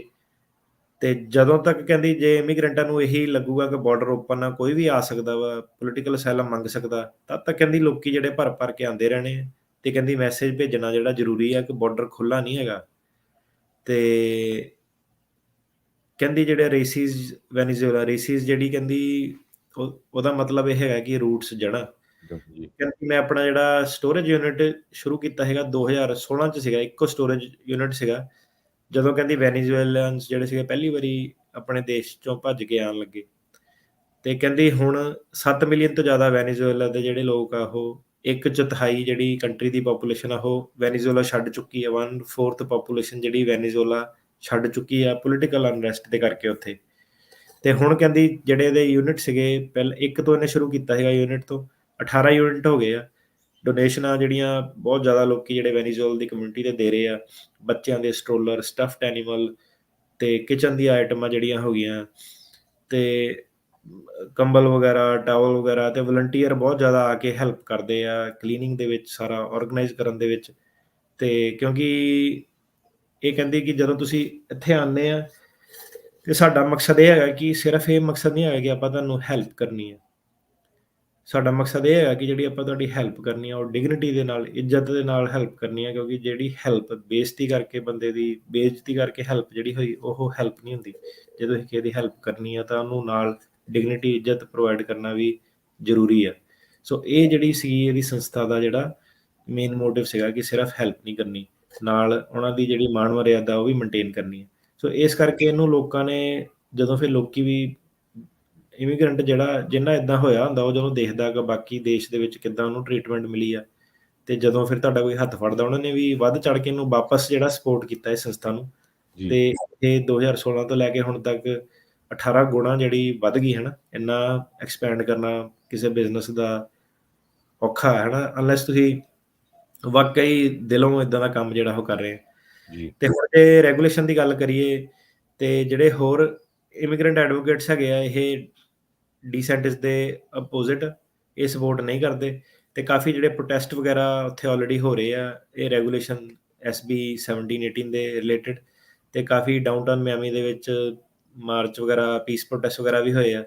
ਤੇ ਇਹਦੇ ਵਿੱਚ ਹੁਣ ਧਾਰਮਿਕ ਲੋਕ ਵੀ ਜਿਹੜੇ ਇਨਵੋਲਵ ਹੋ ਗਏ ਆ, ਚਰਚ ਵਾਲੇ, ਤੇ ਉਹਨਾਂ ਨੇ ਬੈਨਰ ਫੜੇ ਆ ਕਿ ਰੱਬ ਨੂੰ ਕਹਿੰਦੇ ਇਹਦਾ ਦਿਲ ਛੂਹਣਾ ਚਾਹੀਦਾ, ਇਹ ਬੰਦਾ ਬੜਾ ਪੱਥਰ ਦਿਲ ਹੋ ਗਿਆ ਵਾ। ਤੇ ਜਿਹੜਾ ਫਲੋਰੀਡਾ ਦਾ ਡਾਇਰੈਕਟਰ ਹੈਗਾ ਅਮਰੀਕਨ ਬਿਜ਼ਨਸ ਇਮੀਗ੍ਰੇਸ਼ਨ ਕੋਲੀਸ਼ਨ ਦਾ, ਸੈਮੂਅਲ ਸੈਂਟੀਆਗੋ, ਇਹ ਕਹਿੰਦਾ ਕਿ ਇਹ ਜਿਹੜਾ ਸਾਡੇ ਬਿਜ਼ਨਸ ਲਈ ਸਹੀ ਨਹੀਂ ਹੈਗਾ। ਫਲੋਰੀਡਨਸ ਜਿਹੜੇ ਹੈਗੇ ਉਹਦੇ ਲਈ ਇਹ ਇੱਕ ਕ੍ਰਾਈਸਿਸ ਸਿਚੁਏਸ਼ਨ ਆ। ਤੇ ਕਹਿੰਦਾ ਜਦੋਂ ਇਹ ਕਹਿੰਦਾ ਕਿ ਆਲਰੇਡੀ ਲੇਬਰ ਦੀ ਸ਼ਾਰਟੇਜ ਜ਼ਿਆਦਾ ਇੰਨੀ ਸੀਗੀ, ਤੇ ਹੁਣ ਇਹਦੇ ਨਾਲ ਕਹਿੰਦਾ ਕੀ ਹੋਊਗਾ ਕਿ ਇੰਨੀ ਛੇਤੀ ਤੁਸੀਂ ਲਾਅ ਜਿਹੜਾ ਇਦਾਂ ਦਾ ਪਾਸ ਕਰ ਦਿੰਦੇ ਆ, ਤੇ ਜਿਹੜੇ ਪੁਲਿਸ ਵਾਲੇ ਆ, ਮਹਿਕਮੇ ਆ ਜਿਹੜੇ, ਉਹਨਾਂ ਨੂੰ ਕਹਿੰਦਾ ਟ੍ਰੇਨਿੰਗ ਨਹੀਂ ਹੈਗੀ। ਤੇ ਕਹਿੰਦਾ ਰੇਸ਼ੀਅਲ ਪ੍ਰੋਫਾਈਲਿੰਗ ਜਿਹੜੀ ਆ ਹੋਰ ਵੱਧ ਜਾਣੀ ਆ, ਕਿਉਂਕਿ ਹੁਣ ਜੇ ਤੁਸੀਂ ਲਾਇਸੈਂਸ ਪੁੱਛ ਸਕਦੇ ਆ ਕਿਸੇ ਨੂੰ ਇਹ ਲਾਅ ਦੇ ਥੱਲੇ, ਤਾਂ ਕਹਿੰਦਾ ਜਿਹੜੇ ਪੁਲਿਸ ਵਾਲੇ ਆ ਉਹ ਤਾਂ ਖੁੰਦਕ ਕੱਢ ਸਕਦੇ ਆ, ਭਾਵੇਂ ਵੈਨੀਜ਼ੁਏਲਾ ਦਾ ਬੰਦਾ, ਭਾਵੇਂ ਮੈਕਸੀਕੋ ਦਾ ਬੰਦਾ, ਭਾਵੇਂ ਉਹ ਹੋਰ ਕਿਸੇ ਕੰਟਰੀ ਦਾ। ਰੇਸ਼ੀਅਲ ਪ੍ਰੋਫਾਈਲਿੰਗ ਜਿਹੜੀ ਹੈਗੀ ਹੈ, ਪੂਰਾ ਤੁਸੀਂ ਮੌਕਾ ਦੇ ਰਹੇ ਹੋ ਉਹਨਾਂ ਨੂੰ ਕਿ ਕਿਤੇ ਵੀ ਰੋਕ ਕੇ ਉਹ ਡਰਾ ਧਮਕਾ ਸਕਦੇ ਆ ਫੀਮੇਲਸ ਨੂੰ, ਮੇਲਸ ਨੂੰ। ਤੇ ਕਹਿੰਦਾ ਐਂਡ ਆਫ ਦਾ ਡੇ ਆਪਾਂ ਇਹ ਨੈਰੇਟਿਵ ਸਾਡਾ ਹੋਣਾ ਚਾਹੀਦਾ ਹੈ ਕਿ ਫਲੋਰੀਡਾ ਇੱਕ ਵੈਲਕਮਿੰਗ ਪਲੇਸ ਹੈਗੀ, ਪਰ ਕਹਿੰਦਾ ਜੋ ਇਹ ਪਾਲਿਸੀਆਂ ਸਰਕਾਰ ਚਲਾ ਰਹੀ ਆ ਫਲੋਰੀਡਾ ਦੀ, ਇਹ ਇੱਕ ਮੈਸੇਜ ਦੇ ਰਹੀ ਹੈ ਕਿ ਫਲੋਰੀਡਾ ਇੱਕ ਵੈਲਕਮਿੰਗ ਪਲੇਸ ਨਹੀਂ ਹੈਗੀ, ਤੁਸੀਂ ਕੈਲੀਫੋਰਨੀਆ ਚਲ ਜਾਓ, ਕੈਲੀਫੋਰਨੀਆ ਵੈਲਕਮਿੰਗ ਪਲੇਸ ਜ਼ਿਆਦਾ ਹੈਗੀ ਹੈ। ਤੇ ਕਹਿੰਦਾ ਤੁਸੀਂ ਇੱਕ ਦਿਨ, ਹੁਣ ਜਿਹੜੇ ਸਾਊਥ ਅਮਰੀਕਨ ਕੰਟਰੀਆਂ, ਇਵਨ ਆਪਾਂ ਕਿਊਬਾ ਦੇ ਬਾਰੇ ਵੀ ਰੇਡੀਓ 'ਚ ਡਿਸਕਸ ਕੀਤਾ ਸੀਗਾ, ਕਿ ਜਿਹੜੇ ਲੋਕੀ ਆ ਉਹ ਡਿਕਟੇਟਰਸ਼ਿਪ ਵਗੈਰਾ ਉੱਥੋਂ ਭੱਜ ਕੇ ਆਉਂਦੇ ਆ, ਉਹਨਾਂ ਨੂੰ ਸੋਸ਼ਲਿਜ਼ਮ ਪਸੰਦ ਨਹੀਂ ਹੈਗਾ। ਉਹ ਕਹਿੰਦੇ ਕਿ ਉਹਨਾਂ ਜੀ, ਨੂੰ ਜਿਹੜਾ ਕੈਪੀਟਲਿਜ਼ਮ, ਉਹਨਾਂ ਨੂੰ ਜ਼ਿਆਦਾ ਜਿਹੜਾ ਪੋਲੀਟੀਕਲ ਸਟਰਕਚਰ ਜਿਹੜਾ ਚੰਗਾ ਲੱਗਦਾ। ਤੇ ਹੁਣ ਉਹ ਇਹ ਕਹਿੰਦੇ ਆ ਕਿ ਤੁਸੀਂ ਕਦੀ ਤਾਰੀਫ ਕਰਦੇ ਆ, ਹੈ ਨਾ, ਕਿਊਬਨਸ ਦੀ, ਜਿੱਦਾਂ ਉਹਨਾਂ ਨੇ ਟਰੰਪ ਨੂੰ ਵੋਟ ਜ਼ਿਆਦਾ ਪਾਈ ਸੀ, ਕਿਉਂਕਿ ਉਹ ਸੋਸ਼ਲਿਜ਼ਮ ਦੇ ਖਿਲਾਫ ਆ। ਉਹ ਕਹਿੰਦੇ ਫ੍ਰੀ ਪੈਸੇ ਨਹੀਂ ਡਿਸਟਰੀਬਿਊਟ ਕਰਨੇ ਜਿੱਦਾਂ ਡੈਮੋਕ੍ਰੇਟ ਕਰਦੇ ਆ, ਜੀ, ਟੈਂਪਾ ਵਗੈਰਾ। ਤੇ ਕਹਿੰਦਾ ਕਦੀ ਤੁਸੀਂ, ਕਹਿੰਦਾ ਝੱਟ ਵੈਨੀਜ਼ੁਏਲਾ ਦੇ ਨਾਲ ਖੜ ਜਾਂਦੇ ਕਿ ਇਹ ਸੋਸ਼ਲਿਜ਼ਮ ਦੇ ਅਗੇਂਸਟ ਆ, ਤੇ ਨਾਲ ਹੀ ਕਹਿੰਦਾ ਤੁਸੀਂ ਅਗਲੇ ਦਿਨ ਲਾਅ ਬਣਾ ਦਿੰਦੇ ਆ ਕਿ ਇਹਨਾਂ ਨੂੰ ਤੰਗ ਪਰੇਸ਼ਾਨ ਕੀਤਾ ਜਾਵੇ। ਤੇ 3% ਕਹਿੰਦਾ ਇਹ ਜਿਹੜੀ ਵੋਟ ਹੈਗੀ ਆ ਫਲੋਰੀਡਾ ਦੀ 2020 ਦੇ ਵਿੱਚ ਜਿਹੜੀ ਕੈਲਕੂਲੇਸ਼ਨ ਹੋਈ ਸੀਗੀ। ਤੇ ਕਹਿੰਦਾ ਜਿੱਦਾਂ ਬਾਕੀ ਲੈਟੀਨੋ ਕਮਿਊਨਿਟੀਜ਼ ਹੈਗੀਆਂ, ਹੋਰ ਮੈਕਸੀਕਨ ਵਗੈਰਾ, ਹੋਰ ਐਲਸਾਵਡੋਰੀਅਨ, ਇਹ ਕੰਟਰੀਜ਼ ਦੇ ਜਿਹੜੇ ਲੋਕ ਆ, ਇਸ ਵੈਨੀਜ਼ੁਏਲਾ ਦੇ ਲੋਕ ਵੀ ਜਿਹੜੇ ਹੈਗੇ ਆ, ਇਕਨੋਮੀ ਨੂੰ ਸੈਂਟਰ 'ਚ ਰੱਖਦੇ ਆ, ਤੇ ਇਹ ਸੋਸ਼ਲੀ ਕੰਜ਼ਰਵੇਟਿਵ ਹੁੰਦੇ ਆ। ਤੇ ਜੀ, ਫਲੋਰੀਡਾ ਦੀ ਜਿਹੜੀ ਕਾਸਟ ਆਫ ਲਿਵਿੰਗ ਆ ਉਹ ਬਹੁਤ ਜ਼ਿਆਦਾ ਵੱਧ ਰਹੀ ਆ। ਰਿਪਬਲਿਕਨ ਪਾਰਟੀ ਦਾ ਜਿਹੜਾ ਸਟੈਂਸ ਹੈਗਾ ਸਪੈਂਡਿੰਗ ਦੇ ਉੱਤੇ, ਕਿ ਗਵਰਨਮੈਂਟ ਸਪੈਂਡਿੰਗ ਘੱਟ ਹੋਣੀ ਚਾਹੀਦੀ ਆ, LGBTQ ਰਾਈਟਸ ਦੇ ਉੱਤੇ, ਅਬੋਰਸ਼ਨ ਦੇ ਉੱਤੇ ਜਿਹੜਾ ਸਟੈਂਸ ਹੈ, ਤੇ ਜ਼ਿਆਦਾਤਰ ਜਿਹੜੇ ਵੈਨੀਜ਼ੁਏਲਨਸ ਹੈਗੇ ਆ ਉਹ ਰਿਪਬਲਿਕਨਸ ਦਾ ਸਾਥ ਜਿਹੜਾ ਦਿੰਦੇ ਆ। ਕਿਊਬਨਸ ਵੀ ਜਿਹੜੇ ਜ਼ਿਆਦਾ ਹੈਗੇ ਆ ਉਹ ਰਿਪਬਲਿਕਨ ਦਾ ਸਾਥ ਦਿੰਦੇ ਆ। Cuban vote, ਵੈਨੀਜ਼ੁਏਲਨ vote, Hispanic vote ਜੇ ਤੁਸੀਂ ਦੇਖਿਆ ਜਾਵੇ, ਹੁਣ ਮੈਨੂੰ ਐਗਜ਼ੈਕਟ ਅੰਕੜਾ ਤਾਂ ਨਹੀਂ ਪਤਾ, ਪਰ ਇਹ 10-15% ਤੋਂ 20% ਤੋਂ ਉੱਤੇ ਵੋਟ ਜਿਹੜੀ ਇਹ ਘੱਟੋ ਘੱਟ ਇਹ ਜਿਹੜੀ ਬਣਦੀ ਹੋਣੀ ਆ। ਜੀ, ਤੇ ਹੁਣ ਇਹ ਕਹਿੰਦਾ ਕਿ ਇਹਦੇ ਕਰਕੇ ਨਾ ਕਾਫੀ ਜ਼ਿਆਦਾ ਡਿਵੀਜ਼ਨ ਹੋ ਗਈ ਵੈਨੀਜ਼ੁਏਲਾ ਕਮਿਊਨਿਟੀ ਦੇ ਵਿੱਚ, ਤੇ ਕਿਊਬਨ ਦੇ ਵਿੱਚ ਵੀ। ਕਈ ਕਹਿੰਦੇ ਇਹ ਟਰੰਪ ਮਾੜਾ ਵਾ, ਕਈ ਕਹਿੰਦੇ ਟਰੰਪ ਜਿਹੜਾ ਚੰਗਾ ਵਾ। ਤੇ ਹੁਣ ਕਹਿੰਦਾ ਇਹ ਜਿਹੜਾ ਡਿਵਾਈਡ ਆ ਇਹ ਵੱਧ ਰਿਹਾ। ਜਿਹੜੇ ਲੋਕੀ ਪੁਰਾਣੇ ਆਏ ਆ, ਜਿਹੜੇ ਪੁਰਾਣੇ ਸੈੱਟ ਆ ਇੱਥੇ, ਉਹ ਰਿਪਬਲਿਕਨ ਜਦੋਂ ਇੱਕ ਵਾਰੀ ਬੰਦਾ, ਉਹ ਆਪਣੇ ਪੰਜਾਬੀ ਕਮਿਊਨਿਟੀ 'ਚ ਵੀ ਮਸ਼ਹੂਰ ਕਹਾਵਤ ਆ ਕਿ ਕਹਿੰਦੇ ਬੰਦਾ ਪਹਿਲਾਂ ਡੈਮੋਕ੍ਰੇਟ ਬਣਦਾ ਕਿ ਜਦੋਂ ਉਹਨੂੰ ਇਮੀਗ੍ਰੈਂਟ ਹੱਕ ਚਾਹੀਦੇ ਆ, ਜਦੋਂ ਇੱਕ ਵਾਰੀ ਬਿਜ਼ਨਸਮੈਨ ਬਣ ਜਾਂਦਾ ਉਦੋਂ ਉਹਦੀ ਵੋਟ ਜਿਹੜੀ ਆ ਉਹ ਰਿਪਬਲਿਕਨ ਹੋ ਜਾਂਦੀ ਹੈ ਹਨਾ। ਜੀ, ਤੇ ਹੁਣ ਇਹਦੇ ਕਰਕੇ ਕੀ ਹੈ ਕਿ ਜਿਹੜੀ ਕਮਿਊਨਿਟੀ ਆ ਉਹਦੇ ਵਿੱਚ ਵੀ ਡਿਵਾਈਡ ਆ, ਤੇ ਕਈ ਕਹਿੰਦੇ ਆ ਡੈਮੋਕ੍ਰੈਟਸ ਨੂੰ ਵੋਟ ਪਾਣੀ ਹੈ, ਕਈ ਕਹਿੰਦੇ ਟਰੰਪ ਨੂੰ ਵੋਟ ਪਾਣੀ ਹੈ। ਤੇ ਜਦੋਂ ਟਰੰਪ ਆਇਆ ਸੀਗਾ ਤਾਂ ਉਦੋਂ ਉਹਨਾਂ ਨੇ ਇਹਨੂੰ ਕਿਹਾ ਸੀਗਾ, ਉਹਦਾ ਸੀਗਾ ਮੇਕ ਅਮਰੀਕਾ ਗ੍ਰੇਟ ਅਗੇਨ ਵਾਲਾ ਜਿਹੜਾ ਕੈਂਪੇਨ ਜੀ, ਸੀਗਾ, ਮੈਗਾ ਕੈਂਪੇਨ ਜਿਹਨੂੰ ਕਹਿੰਦੇ ਆ। ਜੀ, ਇਹਨਾਂ ਦਾ ਨਾਂ ਇਹਨਾਂ ਨੇ ਪਾਇਆ ਸੀ ਮੈਗਾ ਜ਼ੁਐਲੈਂਸ, ਕਿ ਇਹ ਜਿਹੜਾ ਟਰੰਪ ਦਾ ਮੈਗਾ ਕੈਂਪੇਨ ਆ ਉਹਨੂੰ ਜਿਹੜਾ ਇਹ ਸਪੋਰਟ ਕਰਦੇ ਆ। ਤੇ ਜਿਹੜੇ ਕਈ ਵੈਨੇਜ਼ੁਏਲਨ ਹੁਣ ਸਾਡੇ ਸ਼ੋਅ ਦੇ ਵਿੱਚ ਵੀ, ਰੇਡੀਓ ਦੇ ਵਿੱਚ ਵੀ ਤੁਸੀਂ ਦੇਖਿਆ ਹੋਣਾ ਕਈ ਵਾਰੀ ਕਾਲ ਕਰਕੇ ਕਿ ਤੁਸੀਂ ਅਸਾਲਮ ਵਾਲਿਆਂ ਦੀ ਗੱਲਾਂ ਕਿਉਂ ਜ਼ਿਆਦਾ ਕਰਦੇ ਆ, ਇਹ ਕੱਚੇ ਆਉਂਦੇ ਆ। ਸੋ ਜਿਹੜੇ ਵੈਨੇਜ਼ੁਏਲਨ ਕਮਿਊਨਿਟੀ ਆ ਵੀ ਇਦਾਂ ਹੀ ਆ ਕਿ ਜਿਹੜੇ ਕਈ ਜਹਾਜ਼ ਰਾਹੀਂ ਆਉਂਦੇ ਆ ਉਹਨੂੰ ਉਹ ਚੰਗਾ ਸਮਝਦੇ ਆ, ਤੇ ਜਿਹੜੇ ਕਈ ਬਾਰਡਰ ਰਾਹੀਂ ਟੱਪ ਕੇ ਆਉਂਦੇ ਆ ਉਹਨੂੰ ਉਹ ਮਾੜਾ ਸਮਝਦੇ ਆ। ਜੀ, ਤੇ ਇਹ ਉਹ ਹੁਣ ਕਈ ਲੋਕੀ ਆ ਉਹ ਇਹੀ ਕਹਿੰਦੇ ਕਿ ਕੱਚਿਆਂ ਨੂੰ ਸਹੀ ਨਹੀਂ ਸਮਝਦੇ ਹਨਾ। ਤਾਂ ਕਈ ਵਾਰੀ ਆਪਾਂ ਦੇਖਿਆ ਕਿ ਉਹ ਜਿਹੜੀ ਹੇਟ ਆ ਕਮੈਂਟਾਂ ਦੇ ਵਿੱਚ, ਰੇਡੀਓ ਇਵਨ ਜਿਹੜੇ ਕਾਲ ਕਰਕੇ ਕਿ ਉਹਨਾਂ ਨੂੰ ਪਤਾ ਕਿ ਸ਼ੋਅ ਚੱਲਦਾ ਸਾਰੇ ਸੁਣਦੇ ਆ, ਤਾਂ ਵੀ ਲੋਕਾਂ ਨੂੰ ਕਈਆਂ ਨੂੰ ਸੈਟਰਡੇ ਸਵੇਰੇ ਉੱਠ ਕੇ ਕਿ ਨੀਡ ਪਈ ਆ ਕਿ ਬਈ ਕੱਚਿਆਂ ਬਾਰੇ ਕਮੈਂਟ ਕਰਨੇ ਆ ਨਾ। ਜੀ, ਸੋ ਇਹ ਜਿਹੜਾ ਮਿਕਸਡ ਬੈਗ ਆ, ਕੋਈ ਆਪਣਾ ਅਗੇਂਸਟ ਤੁਹਾਡੇ ਵਿਊ ਨਹੀਂ, ਠੀਕ ਆ, ਆਪਣਾ ਆਪਣਾ ਵਿਊ ਆ। ਤੇ ਇਹਨਾਂ ਦਾ ਵੀ ਹੁਣ ਜਿਹੜੀ ਫੱਟ ਜਿਹੜਾ ਇਹਨਾਂ ਦੀ ਕਮਿਊਨਿਟੀ ਦੇ ਵਿੱਚ ਉਹਦੇ ਕਰਕੇ ਕਾਫੀ ਵੱਧ ਗਿਆ। ਤੇ ਹੁਣ ਦੇਖਦੇ ਆ ਕਿ ਜਿਹੜੀ ਪਾਪੂਲੇਸ਼ਨ ਹੈ ਇਹ ਕਿੱਧਰਲੇ ਪਾਸੇ ਨੂੰ ਵੋਟ ਜਿਹੜੀ ਪਾਉਂਦੀ ਆ। ਤੇ ਜਿਹੜੇ ਪੁਰਾਣੇ ਵਾਲੇ ਲੋਕ ਆ ਉਹ ਟਰੰਪ ਨੂੰ ਵੋਟ ਪਾਉਗੇ, ਤੇ ਜਿਹੜੇ ਨਵੇਂ ਵਾਲੇ ਆ ਰਹੇ ਆ ਜਿਹਨਾਂ ਦਾ ਧੱਕਾ ਹੋ ਰਿਹਾ ਉਹ, ਉਹਨਾਂ ਦੇ ਕੋਲ ਵੋਟ ਹੈ ਨਹੀਂ ਗੀ ਇਸ ਵੇਲੇ, ਰਾਈਟ। ਸੋ ਜੀ, ਜਿਹੜੀ ਰਿਪਬਲਿਕਨ ਪਾਰਟੀ ਆ ਉਹਨਾਂ ਨੇ ਇਹ ਜਿਹੜੀ ਸਾਰੀ ਕੈਲਕੂਲੇਸ਼ਨ ਆਲਰੇਡੀ ਕੀਤੀ ਹੋਈ ਆ ਆਪਣੇ ਹਿਸਾਬ ਨਾਲ, ਕਿ ਉਹਨਾਂ ਨੂੰ ਪਤਾ ਕਿ ਇਹਦੇ ਕਰਕੇ ਸਾਨੂੰ ਜਿਹੜੇ ਐਵਰੇਜ ਅਮਰੀਕਨ ਦੀ ਵੋਟ ਆ, ਜੇ ਆਪਾਂ ਇਮੀਗ੍ਰੇਸ਼ਨ ਦਾ ਫੀਅਰ ਕ੍ਰੀਏਟ ਕਰਾਂਗੇ ਤਾਂ ਜਿਹੜੀ ਲੋਕਲ ਪਾਪੂਲੇਸ਼ਨ ਜਿਹੜੀ ਹੈਗੀ ਹੈ, ਸੈਂਟਰਿਸਟ ਵੋਟ ਵੀ ਜਿਹੜੇ ਇਵਨ ਹੈਗੇ ਆ, ਫਾਰ ਰਾਈਟ ਵਾਲੇ ਤਾਂ ਸਾਨੂੰ ਵੋਟ ਪਾਊਗੀ, ਪਰ ਜਿਹੜਾ ਹੁਣ ਸੈਂਟਰ ਵੀ ਹੈਗਾ ਉਹ ਵੀ ਬਹੁਤ ਜ਼ਿਆਦਾ ਸ਼ਿਫਟ ਹੋ ਚੁੱਕਾ। ਸੋ ਜਿਹੜੀ ਹੁਣ ਅੱਜ ਦੀ ਜਿਹੜੀ ਪੋਲੀਟੀਕਲ ਕਲਾਈਮੇਟ ਇਹ ਹੈਗਾ ਕਿ ਸਲਾਈਟਲੀ ਸੈਂਟਰਿਸਟ ਤੇ ਰਿਪਬਲਿਕਨ ਲੀਨਿੰਗ ਸੈਂਟੀਮੈਂਟ ਜਿਹੜਾ ਐਵਰੇਜ ਅਮਰੀਕਨ ਪਾਪੂਲੇਸ਼ਨ ਦੇ ਵਿੱਚ ਇਸ ਵੇਲੇ ਜ਼ਿਆਦਾ ਵਾ, ਕਿਉਂਕਿ ਜਿਹੜੇ ਡੈਮੋਕ੍ਰੇਟਸ ਆ ਉਹ ਟੂ ਫਾਰ ਲੈਫਟ ਜਿਹੜੇ ਜਾ ਚੁੱਕੇ ਆ। ਤੇ ਇਹ ਜਿਹੜੀ ਸੀਗੀ ਅੱਜ ਦੀ ਨਿਊਜ਼ ਜੀ, ਪੋਲਿਟਿਕਸ ਰਿਲੇਟਡ ਇਹ ਆ। ਜੀ। ਸੋ ਬਿਲਕੁਲ ਆਪਾਂ ਰੈਗੂਲਰ ਜਿਹੜਾ ਅਪਡੇਟ ਅਮਰੀਕਾ ਉਹਦੇ 'ਚ ਵੀ ਡਿਸਕਸ ਕਰਦੇ ਰਹਿੰਦੇ ਆ ਵੀ ਜਿਹੜੇ ਬਹੁਤ ਸਾਰੇ ਲੋਕ ਲੀਗਲੀ ਆਉਣਾ ਚਾਹੁੰਦੇ ਆ, ਉਹ ਵੀ ਬਹੁਤ ਅਪਸੈਟ ਆ ਵੀ ਸਾਡੀਆਂ ਡੇਟਸ ਲੇਟ ਜਾ ਰਹੀਆਂ, ਕਿਉਂਕਿ ਪਿਛਲੇ 2 ਸਾਲਾਂ 'ਚ ਬਹੁਤ ਵੱਡੀ ਗਿਣਤੀ ਦੇ ਵਿੱਚ ਲੋਕ ਬਾਰਡਰ ਕ੍ਰਾਸ ਕਰਕੇ ਆਏ ਆ। ਤੇ ਇੱਕ ਜ਼ਰੂਰ ਹੋਰ ਨਿਊਜ਼ ਆ, ਆਈ ਡੋਂਟ ਨੋ ਤੁਹਾਨੂੰ ਪਤਾ ਹੈ ਕਿ ਨਹੀਂ ਉਹਦੇ ਬਾਰੇ, ਕਿਉਂਕਿ ਬਹੁਤ ਸਾਰੇ ਆਪਣੇ ਹਰਿਆਣੇ ਦੇ ਭੈਣ ਭਰਾ ਵੀ ਜਿਹੜੇ USA ਦੇ ਵਿੱਚ ਆਉਂਦੇ ਆ, ਪੋਲੀਟੀਕਲ ਅਸਾਈਲਮ ਰਹਿੰਦੇ ਆ। ਹਰਿਆਣੇ ਦੀ ਇੱਕ ਇੰਡੀਅਨ ਨੈਸ਼ਨਲ ਲੋਕ ਦਲ ਜਿਹੜੀ ਪਾਰਟੀ ਆ, ਉਹਨਾਂ ਨੇ US the department of justice ਤੇ US ਦੀ ਜੋ ਅੰਬੈਸੀ ਆ USA ਦੇ ਸੌਰੀ ਇੰਡੀਆ 'ਚ, ਉਹਨਾਂ ਨੂੰ ਲੈਟਰ ਲਿਖਿਆ ਵੀ ਬਹੁਤ ਸਾਰੇ ਜੋ ਇਮੀਗ੍ਰੈਂਟਸ USA 'ਚ ਆ ਰਹੇ ਆ ਪੋਲੀਟੀਕਲ ਅਸਾਈਲਮ ਲੈਣ, ਉਹ ਝੂਠੀਆਂ ਚਿੱਠੀਆਂ ਲੈ ਕੇ ਆ ਰਹੇ ਆ। ਸੋ ਇਸ ਗੱਲ ਦਾ ਕਿੰਨਾ ਕੁ ਜਿਹੜਾ ਅਸਰ ਪਊਗਾ, ਕਿਉਂਕਿ ਇਹ ਬਹੁਤ ਵੱਡੀ ਨਿਊਜ਼ ਹੈ, ਕਿਉਂਕਿ ਤੁਹਾਨੂੰ ਪਤਾ ਹੀ ਹੋਣਾ ਕੈਨੇਡਾ 'ਚ 700 ਦੇ ਕਰੀਬ ਸਟੂਡੈਂਟ ਆਏ ਸੀ, ਜਿਨ੍ਹਾਂ ਦੇ ਡਾਕੂਮੈਂਟਸ ਫੇਕ ਸੀ, ਉਹ ਬਹੁਤ ਵੱਡਾ ਇਸ਼ੂ ਬਣਿਆ ਹੈ ਕੈਨੇਡਾ ਦਾ। ਉਹ ਤੋਂ ਬਾਅਦ ਹੁਣ ਇਹ ਲੈਟਰ ਉਹਨਾਂ ਨੇ ਲਿਖਿਆ ਹੈਗਾ, ਇਹਦਾ ਕਿੰਨਾ ਕੁ ਅਸਰ ਪਊਗਾ ਜਿਹੜੇ ਲੋਕ ਇੱਥੇ ਆਲਰੇਡੀ ਪੋਲੀਟੀਕਲ ਅਸਾਈਲਮ ਅਪਲਾਈ ਕੀਤਾ ਆ ਜਾਂ ਕਰਨ ਜਾ ਰਹੇ ਆ? ਇਹਦਾ ਬਹੁਤ ਜ਼ਿਆਦਾ ਅਸਰ ਪਊਗਾ ਓਬਵੀਅਸਲੀ, ਕਿਉਂਕਿ ਜਿਹੜੀ ਸਰਕਾਰ ਆ ਉਹਨੂੰ ਵੀ ਆਰਟੀਕਲ ਚਾਹੀਦੇ ਆ ਕੰਟਰੀ ਕੰਡੀਸ਼ਨਸ, ਕੀ ਇਹ ਝੂਠ ਬੋਲਦੇ ਆ ਹਨਾ। ਇਹਦੀ ਹੁਣ ਤੁਹਾਨੂੰ ਐਗਜ਼ਾਮਪਲ ਦਈਏ ਕਿ ਆਪਣੇ ਰੀਅਲ ਕੇਸਾਂ ਦੀ ਗੱਲ ਕਰ ਰਹੇ ਹਾਂ ਕਿ ਜੇ ਤੁਸੀਂ ਬੰਦਿਆਂ ਨੂੰ ਪੁੱਛੋ ਕਿ ਤੁਸੀਂ ਪੋਲੀਟੀਕਲ ਅਸਾਈਲਮ ਲੈਣਾ, ਕੀ ਤੁਹਾਡਾ ਮੁੱਦਾ, ਕੀ ਅਲੱਗ ਦੇਸ਼ ਦੀ ਮੰਗ ਆ, ਅਲੱਗ ਦੇਸ਼ ਕਿੱਦਾਂ ਬਣੂਗਾ, ਲੋਕਾਂ ਕੋਲ ਆਨਸਰ ਨਹੀਂ ਕਿ ਅੱਛਾ, ਜੇ ਹੁਣ ਜੱਜ ਪੁੱਛ ਲਵੇ ਕਿ ਭਾਈ ਤੇਰੇ ਹਿਸਾਬ ਨਾਲ ਅਲੱਗ ਦੇਸ਼ ਕਿੱਦਾਂ ਬਣੂਗਾ, ਨਾਰੇ ਤਾਂ ਲਾਤੇ ਆ ਪਾਰਟੀ ਦੇ ਵਿੱਚ, ਉਹ ਵੀ ਕਰਤਾ, ਪੈਸੇ ਵੀ ਭੇਜਤੇ, ਫੇਸਬੁੱਕ ਤੇ ਪੋਸਟ ਵੀ ਸ਼ੇਅਰ ਕਰਤੀ, ਤੇ ਕਈ ਵਾਰੀ ਬੰਦਾ ਜਿਹੜਾ ਹੈਗਾ ਉਹ ਆਪਣਾ ਵਿਚਾਰਧਾਰਾ ਨਹੀਂ ਰੱਖ ਪਾਉਂਦਾ ਕਿ ਸਿਆਸੀ ਤੁਹਾਡਾ ਕੇਸ ਆ, ਪੋਲੀਟੀਕਲ ਓਪੀਨੀਅਨ ਦਾ ਕੇਸ ਆ। ਹੁਣ ਜੇ ਬੰਦਾ ਪੋਲੀਟੀਕਲ ਓਪੀਨੀਅਨ ਵਾਲਾ ਉਦਾਂ ਦੀ ਵਿਚਾਰਧਾਰਾ ਵਾਕਈ ਰੱਖਦਾ, ਹੁਣ ਜੇ ਤੁਸੀਂ ਪੁਰਾਣੇ ਸੁਣੋ, ਜੇ ਐਗਜ਼ਾਮਪਲ ਦਈਏ ਐਡੀ ਦੂਰ ਤਾਂ ਚਲੋ ਸਾਨੂੰ ਨਹੀਂ ਜਾਣਾ ਚਾਹੀਦਾ, ਹੁਣ ਕਿ ਭਗਤ ਸਿੰਘ ਵਰਗੇ ਬੰਦੇ ਵੀ ਜਿਹੜੇ ਰਹੇ ਸੀਗੇ ਕਿ ਉਹਨਾਂ ਦੀ ਇੱਕ ਵਿਚਾਰਧਾਰਾ ਸੀਗੀ ਕਿ ਇੰਨੀ ਛੋਟੀ ਉਮਰੇ ਬੰਦੇ ਨੇ ਸ਼ਹਾਦਤ ਪਾ ਲਈ, ਉਹ ਕਹਿੰਦਾ ਕਿ ਮੇਰੀ ਆਹ ਵਿਚਾਰਧਾਰਾ ਸਿਆਸੀ ਤੌਰ ਤੇ ਕਿ ਜੇ ਲੋਕਾਂ ਦੇ ਕੰਨ ਬੰਦ ਆ ਤਾਂ ਧਮਾਕਾ ਜਿਹੜਾ ਉੱਚਾ ਹੋਣਾ ਚਾਹੀਦਾ ਹੈ ਨਾ, ਸਮੋਕ ਬੰਬ ਉਹਨੇ ਰੱਖਿਆ ਹੀ, ਪਰ ਕਹਿੰਦਾ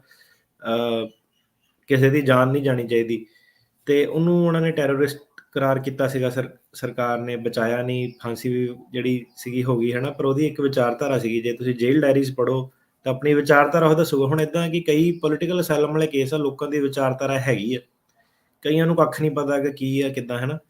ਤੇ ਜੱਜ ਜਦੋਂ ਪੁੱਛਦਾ, ਜੱਜ ਵੀ ਹੈਰਾਨ ਹੁੰਦਾ ਕਿ ਅੱਛਾ ਆਪਾਂ ਨਾਅਰੇ ਲਾਵਾਂਗੇ, ਉਹ ਕਹੂਗਾ ਨਾਅਰੇ ਲਾਉਣ ਨਾਲ ਕੀ ਹੋਣਾ ਵਾ, ਹੈ ਨਾ। ਹੁਣ ਕਈ ਬੰਦੇ ਦੱਸ ਦਊਗੇ ਕਿ ਭਾਈ ਨਾਅਰੇ ਲਾਉਣ ਨਾਲ ਆਪਾਂ ਪੀਸਫੁਲ ਤਰੀਕੇ ਨਾਲ, ਸਾਡੀ ਮੰਗ ਆ, ਆਪਾਂ ਲੋਕਾਂ ਨੂੰ ਅਵੇਅਰ ਕਰਾਂਗੇ। ਇਹ ਜਿਹੜੀਆਂ ਇਨਕਲਾਬ ਹੈਗੇ ਰਾਤੋਂ ਰਾਤ ਨਹੀਂ ਹੁੰਦੇ, ਬੜੀ ਲੰਬੀ ਜਿਹੜੀ ਮੁਹਿੰਮ ਜਿਹੜੀ ਹੁੰਦੀ ਆ। ਤੇ ਆਪਾਂ ਤਾਂ ਆਪਣੇ ਹੱਕਾਂ ਦੀ ਮੰਗ ਕਰ ਰਹੇ ਕਿ ਸਾਨੂੰ ਸਿਰਫ ਸਾਡਾ ਹੱਕ ਚਾਹੀਦਾ ਪ੍ਰੋਟੈਸਟ ਕਰਨ ਦਾ, ਕਿ ਮੈਂ ਇਕੱਲਾ ਨਹੀਂ ਕੁਛ ਵੀ ਚੀਜ਼ ਕਰ ਸਕਦਾ। ਮੇਰਾ ਜਿਹੜਾ ਅਸਾਈਲਮ ਕੇਸ ਆ ਉਹ ਮੇਰੇ ਹੱਕਾਂ ਦੇ ਰਿਲੇਟਡ ਹੈਗਾ। ਕਈ ਬੰਦੇ ਐਕਸਪਲੇਨ ਕਰ ਸਕਦੇ ਆ, ਕਈ ਬੰਦੇ ਨੂੰ ਨਹੀਂ ਸਮਝ ਲੱਗਦੀ ਉਹ ਕੀ ਚੀਜ਼ ਆ। ਮੇਰਾ ਪੋਲੀਟੀਕਲ ਓਪੀਨੀਅਨ ਦਾ ਕੇਸ ਆ, ਪਰ ਜਦੋਂ ਕੋਈ ਸਵਾਲ ਪੁੱਛੇ ਜਾਂਦੇ ਆ, ਉਹ ਬੰਦੇ ਨੂੰ ਇਹੀ ਨਹੀਂ ਪਤਾ ਕਿ ਪੋਲੀਟੀਕਲ ਓਪੀਨੀਅਨ ਕੀ ਚੀਜ਼ ਹੈਗੀ ਆ, ਸਮਝ ਨਹੀਂ ਹੈਗੀ ਉਸ ਚੀਜ਼ ਦੀ। ਜੀ। ਤੇ ਜੱਜ ਕਹਿੰਦਾ ਕਿ ਤੂੰ ਰੱਟਾ ਲਾ ਕੇ ਆਇਆ, ਤੂੰ ਜਦੋਂ ਤੇਰੇ ਤੋਂ ਮੈਂ ਕੁਛ ਪੁੱਛਦਾ ਤੂੰ ਇਹੀ ਕਿ ਬਸ ਮੈਨੂੰ ਮਾਰੂਗੇ, ਮੈਂ ਪਾਰਟੀ ਦਾ ਵਰਕਰ ਹਾਂ, ਮੇਰਾ ਏਦਾਂ, ਪਰ ਮੈਂ ਤੈਨੂੰ ਹੋਰ ਸਵਾਲ ਪੁੱਛ ਰਿਹਾ। ਉਹ ਜੱਜ ਵੀ ਕਈ ਵਾਰੀ 1-2 ਵਾਰੀ ਟਰਾਈ ਕਰਦਾ, ਗਿਵ ਅਪ ਕਰ ਦਿੰਦਾ, ਬੰਦਾ ਸੇਮ ਹੀ ਜਿਹੜੀ ਚੀਜ਼ ਆ ਉਹੀ ਬਾਰ-ਬਾਰ ਬੋਲੀ ਜਾਂਦਾ, ਹੈ। ਫਿਰ ਜੱਜ ਕਈ ਵਾਰੀ ਕੋਰਟਾਂ 'ਚ ਦੇਖਿਆ ਉਹਨੇ ਕਿ ਮੈਨੂੰ ਲੱਭਦੇ ਆ, ਡੋਨੇਸ਼ਨਾਂ ਦਿੰਦੇ ਆ। ਜਦੋਂ ਉਹਨੇ ਪੁੱਛਿਆ ਕਿੰਨੀਆਂ ਡੋਨੇਸ਼ਨਾਂ ਦਿੱਤੀਆਂ, ਉਹ ਡੋਨੇਸ਼ਨਾਂ ਕਿਸਾਨੀ ਅੰਦੋਲਨ ਤੋਂ ਲੈ ਕੇ ਜੋ ਵੀ ਹੈਗਾ ਨਾ, ਉਹ $100 ਤੋਂ ਘੱਟ ਡੋਨੇਸ਼ਨਾਂ ਜਿਹੜੀਆਂ ਹੁੰਦੀਆਂ। ਜੱਜ ਕਹਿੰਦਾ ਕਿ ਤੂੰ ਸਿਰਫ $100 ਦੀਆਂ ਡੋਨੇਸ਼ਨਾਂ ਦਿੱਤੀਆਂ, ਕਿ ਤੇ ਤੂੰ ਕਹਿੰਦਾ ਕਿ ਤੈਨੂੰ ਸਰਕਾਰਾਂ ਲੱਭਦੀਆਂ ਵਾ, ਪਰ ਤੇਰੀ ਜਿਹੜੀ ਡੋਨੇਸ਼ਨ ਆ ਉਹ $100 ਦੀ ਆ। ਫਿਰ ਉਹਨੇ ਕਿਹਾ ਮੈਂ ਸੋਸ਼ਲ ਮੀਡੀਆ ਤੇ ਪੋਸਟਾਂ ਪਾਈਆਂ। ਉਹਨੂੰ ਜਦੋਂ ਪੁੱਛਿਆ ਕਿੰਨੀਆਂ ਪੋਸਟਾਂ ਪਾਈਆਂ ਤੂੰ, ਹੁਣ 8 ਸਾਲ ਤੈਨੂੰ ਹੋ ਗਏ, ਉਹ ਕੈਲਕੂਲੇਟ ਕਰਕੇ ਨਾ, ਜਦੋਂ ਉਹ ਕਹਿੰਦਾ ਕਿ ਕਈ ਵਾਰੀ ਰੀਹੀਅਰਿੰਗ ਕਰ ਲੈਂਦੇ ਆ ਕਿ ਚੱਲ ਤੂੰ ਲਿਖਿਆ ਵਾ ਕਿ ਮੈਂ ਸੋਸ਼ਲ ਮੀਡੀਆ ਟਿਕਟੌਕ ਤੇ ਸ਼ੇਅਰ ਕਰਦਾ, ਕਿ ਦੇਖਿਆ ਜਾਵੇ ਕਿੰਨੀ ਕੁ ਤੂੰ ਸ਼ੇਅਰ ਕੀਤੀ ਹੈ। ਜੀ। ਉਹ ਹਰਜੋਤ ਜੀ 10-15 ਸ਼ੇਅਰ ਹੁੰਦੀਆਂ ਪਿਛਲੇ 10 ਸਾਲਾਂ ਦੇ ਵਿੱਚ। ਜੀ। ਫਿਰ ਉੱਤੇ ਸਵਾਲ ਉੱਠਦਾ ਕਿ ਅੱਛਾ ਤੂੰ 10-15 ਪੋਸਟਾਂ ਸ਼ੇਅਰ ਕੀਤੀਆਂ, 200 ਤੇਰੇ ਫਾਲੋਵਰ ਆ ਯਾਰ ਦੋਸਤ, ਤੇ 5-6 ਜਣਿਆਂ ਨੇ ਉਹਨੂੰ ਲਾਈਕ ਕੀਤਾ, ਹੈ ਨਾ। ਤੇ ਤੂੰ ਜੀ। ਕਹਿ ਰਿਹਾ ਕਿ ਸਰਕਾਰਾਂ ਤੇਰੇ ਤੇ ਨਜ਼ਰ ਰੱਖਦੀਆਂ, ਤੈਨੂੰ ਲੱਭਦੀਆਂ, ਕਿ ਕਿੱਡਾ ਕੁ ਵੱਡਾ ਕ੍ਰਾਂਤੀਕਾਰੀ ਤੂੰ ਹੈਗਾ, ਰਾਈਟ। ਸੋ ਉਹ ਸਾਰੀਆਂ ਚੀਜ਼ਾਂ ਜਿਹੜੀਆਂ ਕਿ ਪਾਰਟਿਸਿਪੇਸ਼ਨ ਦਾ ਲੈਵਲ, ਕਿ 3 ਕਾਲੇ ਕਾਨੂੰਨ ਬਣੇ ਆ, ਬਿੱਲ ਹੈਗੇ ਕੀ ਆ ਉਹ ਨਹੀਂ ਪਤਾ, ਪਾਰਟੀ ਕਦੋਂ ਹੋਂਦ ਦੇ ਵਿੱਚ ਆਈ ਉਹਦਾ ਨਹੀਂ ਪਤਾ। ਸੋ ਜਿਹੜੇ ਇਹ ਸਾਰੀਆਂ ਚੀਜ਼ਾਂ ਨਾ, ਕ੍ਰੈਡੀਬਿਲਿਟੀ ਜਿਹਨੂੰ ਕਿਹਾ ਕਿ ਇਹ ਕ੍ਰੈਡੀਬਿਲਿਟੀ ਦਾ ਜਿਹੜਾ ਮੁੱਦਾ ਉਹ ਹੈਗਾ। ਤੇ ਹੁਣ ਜਿਹੜੀ ਇਨੈਲੋ ਵਾਲਾ ਚੱਕਰ ਉਹ ਇਹ ਹੈ ਕਿ ਮੇਰੇ ਖਿਆਲ ਪ੍ਰੋਬਲਮ ਇਹ ਹੈ ਕਿ ਹੁਣ ਜਦੋਂ ਜੇ ਤਾਂ ਤੁਸੀਂ ਕਿਸੇ ਚੀਜ਼ ਨੂੰ ਮੰਨਦੇ ਆ, ਉਹਨੂੰ ਸਪੋਰਟ ਕਰੋ, ਉਹਨੂੰ ਡੋਨੇਸ਼ਨਾਂ ਦਿਓ, ਰਾਈਟ। ਤੇ INLD ਵਾਲਾ ਹੁਣ ਕੀ ਹੈ ਕਿ ਹਜ਼ਾਰਾਂ ਲੋਕਾਂ ਨੇ ਅਸਾਈਲਮ ਲੈ ਲੈਣਾ ਆਪਣੇ ਉਹੀ, ਤੇ ਐਂਡ ਆਫ ਦਾ ਡੇ ਹੈ ਕਿ ਪਾਰਟੀ ਨੂੰ ਜੇ ਤੁਸੀਂ ਸਪੋਰਟ ਹੀ ਨਹੀਂ ਕਰਨਾ ਵਾ, ਪਾਰਟੀ ਨੂੰ ਕੋਈ ਫਾਇਦਾ ਹੀ ਨਹੀਂ ਤੁਹਾਡਾ, ਤਾਂ ਪਾਰਟੀ ਨੇ ਇਹੀ ਕਹਿਣਾ ਐਂਡ ਆਫ ਦਾ ਡੇ ਕਿ ਇਹ ਝੂਠ ਬੋਲਦੇ ਆ, ਇਹ ਹੈ ਹੀ ਨਹੀਂ ਸਾਡੇ ਮੈਂਬਰ। ਜੀ। ਜੀ। ਸੋ ਆਬਵੀਅਸਲੀ ਜੇ ਤੁਸੀਂ, ਮੈਂ ਕਿਹਾ ਹੁਣ ਐਡੀ ਵੱਡੀ ਚੀਜ਼ ਜੇ ਕਿਸੇ ਦਾ ਤੁਹਾਡਾ ਕਲੇਮ ਆ ਕਿ ਮੈਂ ਕਿਸਾਨੀ ਅੰਦੋਲਨ ਦੇ ਵਿੱਚ ਪਾਰਟਿਸਿਪੇਟ ਕੀਤਾ ਸੀਗਾ, ਵਧੀਆ ਗੱਲ ਆ, ਬਥੇਰੇ ਲੋਕਾਂ ਨੇ, ਸਾਰਾ ਪੰਜਾਬ ਹੀ, ਲੱਖਾਂ 'ਚ ਲੋਕੀ ਗਏ ਸੀਗੇ, ਨਹੀਂ ਵੀ ਜਿਹਨਾਂ ਨੇ ਅਸਾਈਲਮ ਫਾਈਲ ਕਰਨਾ ਉਹ ਵੀ ਗਏ ਸੀਗੇ। ਜੀ। ਪਰ ਹੁਣ ਜੇ ਤੁਸੀਂ ਇੱਕ ਚੀਜ਼ ਨੂੰ ਤੁਸੀਂ ਬੈਨੀਫਿਟ ਲੈ ਰਹੇ ਆ ਕਿ ਮੈਂ ਗਿਆ ਸੀ, ਮੈਨੂੰ ਉਹਦੇ ਕਰਕੇ ਮੇਰੇ ਹੱਕਾਂ ਦੀ ਮੰਗ ਹੈਗੀ ਆ, ਫਿਰ ਤੁਸੀਂ ਆਪਣੀ ਸਪੋਰਟ ਤਾਂ ਦਿਖਾਓ ਨਾ ਉਹਨੂੰ ਕਿ ਕੀ ਹੈਗਾ ਮੁੱਦੇ ਦੇ ਉੱਤੇ, ਤੁਹਾਡੀ ਸਪੋਰਟ ਕਿੱਥੇ ਹੈਗੀ ਆ। ਸੋ INLD ਦਾ ਚੱਕਰ ਹੁਣ ਕੀ ਆ ਕਿ ਬੰਦਾ ਆ ਗਿਆ ਕਿ ਭਾਈ INLD ਦਾ ਅਸਾਈਲਮ, INLD ਵਾਲੇ ਕਹਿੰਦੇ ਭਾਈ ਸਾਨੂੰ ਤਾਂ ਕੋਈ ਲੱਭਿਆ ਕੱਖ ਨਹੀਂ ਇਹਦੇ ਵਿੱਚ, ਤਾਂ ਸਾਡੇ ਝੂਠਾ ਨਾਮ ਵਰਤ ਕੇ ਜੇ ਲੋਕੀ ਅਸਾਈਲਮ ਫਾਈਲ ਕਰਦੇ ਆ, ਤਾਂ ਉਹਨਾਂ ਨੇ ਜਿਹੜੀ ਲੈਟਰ ਆਪਣੀ ਤਾਂ ਲਿਖੀ ਹੈ। ਹੁਣ ਜੇ ਕੋਈ ਵਾਕਈ INLD ਦਾ ਮੈਂਬਰ ਹੈਗਾ, ਡੋਨੇਸ਼ਨਾਂ ਦਿੰਦਾ, ਪਾਰਟਿਸਿਪੇਸ਼ਨ ਕਰਦਾ, ਉਹਨੂੰ INLD ਨੂੰ ਦੱਸੋ ਕੀ ਪ੍ਰੋਬਲਮ ਹੋ ਗਈ ਉਹਦੇ ਉੱਤੋਂ ਦੀ। ਪਾਰਟੀ ਨੂੰ ਤਾਂ ਫੰਡ ਜਿਹੜੇ ਆਪਣੇ ਚਾਹੀਦੇ ਆ, ਪਾਰਟਿਸਿਪੇਸ਼ਨ ਚਾਹੀਦੀ ਹੈ, ਮੈਂਬਰਸ਼ਿਪ ਚਾਹੀਦੀ ਹੈ, ਹਨਾ। ਤੇ ਇਹ ਜਿਹੜੀ ਹੁਣ ਪ੍ਰੋਬਲਮ ਆ ਇਹ ਆਈ ਆ, ਹੁਣ ਇਹ ਤਾਂ ਹੁਣ ਉਸੇ ਕਮਿਊਨਿਟੀ ਦੇ ਉੱਤੇ ਆ ਕਿ ਜੇ ਤੁਸੀਂ, ਇਹ ਤੁਹਾਡੀ ਪ੍ਰੋਬਲਮ ਆ, ਤਾਂ ਪਾਰਟੀ ਤੁਹਾਨੂੰ ਕਹਿ ਰਹੀ ਆ ਕਿ ਸਾਰੇ ਬੰਦੇ ਸਾਨੂੰ ਸਪੋਰਟ ਨਹੀਂ ਕਰਦੇ, ਤੇ ਤੁਸੀਂ ਜਾ ਕੇ ਉਹਨਾਂ ਨੂੰ ਸਪੋਰਟ ਕਰੋ ਕਿ ਪਾਰਟੀ ਆਪਣਾ ਸਟੈਂਸ ਦੇਵੇ ਕਿ ਨਹੀਂ ਬਈ ਕਈ ਬੰਦੇ ਸਾਨੂੰ ਸਪੋਰਟ ਕਰਦੇ ਆ। ਸੋ ਗੱਲ ਤਾਂ ਉਹੀ ਆ, ਜੇ ਵੀ ਜਿੱਦਾਂ ਭਾਈ ਅਮਰਤਪਾਲ ਸਿੰਘ ਦੇ ਸੰਬੰਧ 'ਚ ਬਹੁਤ ਸਾਰੇ ਲੋਕਾਂ ਨੂੰ ਇੱਥੇ ਵੀ ਆ ਕੇ ਪੋਲੀਟੀਕਲ ਅਸਾਈਲਮ ਲਿਆ ਵੀ ਦੇਖੋ ਜੀ ਧੱਕਾ ਹੁੰਦਾ। ਹੁਣ ਪਿਛਲੇ ਦਿਨਾਂ 'ਚੋਂ ਆਪਾਂ ਦੇਖਿਆ ਵੀ ਉਹਨਾਂ ਨੂੰ ਜੇਲ੍ਹ ਦੇ ਵਿੱਚ ਤੰਬਾਕੂ ਦਿੱਤਾ ਗਿਆ। ਤੰਬਾਕੂ ਪਾਉਂਦੇ ਸੀ ਉਹਨਾਂ ਦੇ ਰੋਟੀ ਪਾਣੀ 'ਚ, ਉਹਨਾਂ ਨੇ ਸਟ੍ਰਾਈਕ ਕਰਤੀ। ਸੋ ਜੇ ਤੁਸੀਂ ਇੱਥੇ ਪੋਲੀਟੀਕਲ ਅਸਾਈਲਮ ਲੈਣ ਜਾ ਰਹੇ ਆ, ਤੁਸੀਂ ਕਿੰਨੀਆਂ ਕੁ ਚਿੱਠੀਆਂ ACLU ਨੂੰ ਜਾਂ ਜਿਹੜੀ UN ਉਹਨਾਂ ਨੂੰ ਲਿਖੋ ਵੀ ਸਿੱਖ ਧਰਮ 'ਚ ਸਭ ਤੋਂ ਵੱਡਾ ਪਾਪ ਆ ਤੰਬਾਕੂ ਨੂੰ ਯੂਜ਼ ਕਰਨਾ, ਵੀ ਦੇਖੋ ਕਿੱਦਾਂ ਧੱਕਾ ਕਰ ਰਿਹਾ। ਜਿਹੜੇ ਪੀਸਫੁਲ ਤਰੀਕੇ ਨਾਲ ਸਿੱਖ ਰਾਜ ਦੀ ਗੱਲ ਕਰਦਾ ਸੀ, ਲੋਕਾਂ ਨੂੰ ਅੰਮ੍ਰਿਤ ਛਕਣ ਦੀ ਗੱਲ ਕਰਦੇ ਸੀ, ਜੇ ਉਹਨਾਂ ਨਾਲ ਹੁੰਦਾ ਸਾਡੇ ਨਾਲ ਵੀ ਇਹ ਕੁਝ ਵਾਪਰਦਾ। ਸੋ ਪੋਲੀਟੀਕਲੀ ਤੁਸੀਂ ਕਿੰਨਾ ਕੁ, ਇਹ ਨਹੀਂ ਵੀ ਇੱਕ ਵਾਰੀ ਵੀ ਹਾਂ ਅਸੀਂ ਚਿਪਕਾ ਕੇ ਆ ਗਏ ਜੀ ਬਸ ਹੁਣ ਠੀਕ ਆ ਇੱਥੇ। ਤੇ ਬਹੁਤ ਹੀ ਦਰਦਨਾਕ ਸਟੋਰੀ ਆਪਾਂ ਸੁਣਾਈ ਆ। ਇਹ ਦੇਖੋ ਵੀ ਸਾਡੇ ਨਾਲ ਕਈ ਵਾਰ ਇਦਾਂ ਨਹੀਂ ਵਾਪਰਦਾ ਜਿੰਨਾ ਕਿੰਨੀ ਇਸ ਨੌਜਵਾਨ ਨਾਲ ਵਾਪਰਿਆ ਜਿਹਦੀ ਆਪਾਂ ਸਟੋਰੀ ਸੁਣਾਈ ਆ ਵੈਨਜ਼ੂਏਲਾ ਤੋਂ ਸੀ। ਤੇ ਆਪਾਂ ਹੁਣ ਬ੍ਰੇਕ ਲੈਂਦੇ ਆ ਤੇ ਬ੍ਰੇਕ ਤੋਂ ਬਾਅਦ ਤੁਹਾਡੇ ਜਿਹੜੇ ਕੁਐਸਚਨ ਆ ਤੁਸੀਂ YouTube ਦੇ ਉੱਤੇ ਵੀ ਕਮੈਂਟ ਕਰ ਸਕਦੇ ਆ। ਆਪਾਂ ਕੋਸ਼ਿਸ਼ ਕਰਾਂਗੇ ਵੱਧ ਤੋਂ ਵੱਧ ਤੁਹਾਡੇ ਉਹਨਾਂ ਦੇ ਆਨਸਰ ਦੇ ਸਕੀਏ। ਤੇ ਨਾਲ ਦੀ ਨਾਲ ਤੁਸੀਂ ਕਾਲ ਵੀ ਕਰ ਸਕਦੇ ਹੋ 408 272 5200 ਦੇ ਉੱਤੇ। ਤੇ ਜੇ ਤਿਰਕੀ ਆਣਾ ਉਹਨਾਂ ਦੇ ਆਫਿਸ ਦੇ ਵਿੱਚ ਕਾਲ ਕਰਨੀ ਹੈ ਮੰਡੇ ਟੂ ਫਰਾਈਡੇ, ਤੁਸੀਂ ਕੋਸ਼ਿਸ਼ ਕਰਿਆ ਕਰੋ ਕਾਲ ਨਾਲੋਂ ਈਮੇਲ, ਤੇ ਉਹ ਵੀ ਆਪਾਂ ਨੈਕਸਟ ਸੈਗਮੈਂਟ 'ਚ ਡਿਸਕਸ ਕਰਾਂਗੇ। ਟੈਲੀਫੋਨ ਨੰਬਰ ਉਹਨਾਂ ਦਾ ਹੈਗਾ 415 909 0503 415909 0503। ਸਾਡੀਆਂ ਜਿੰਨੀਆਂ ਵੀ ਯੂਟਿਊਬ ਫੇਸਬੁੱਕ ਚੈਨਲ ਦੇ ਉੱਤੇ ਵੀਡੀਓਜ਼ ਆ ਉਹਨਾਂ ਦੇ ਥੱਲੇ ਬਿਲਕੁਲ ਉਹਨਾਂ ਦਾ ਨੰਬਰ ਲਿਖਿਆ ਹੁੰਦਾ। ਸੋ ਆਪਾਂ ਲੈਂਦੇ ਹਾਂ ਇੱਕ ਛੋਟੀ ਜਿਹੀ ਬ੍ਰੇਕ।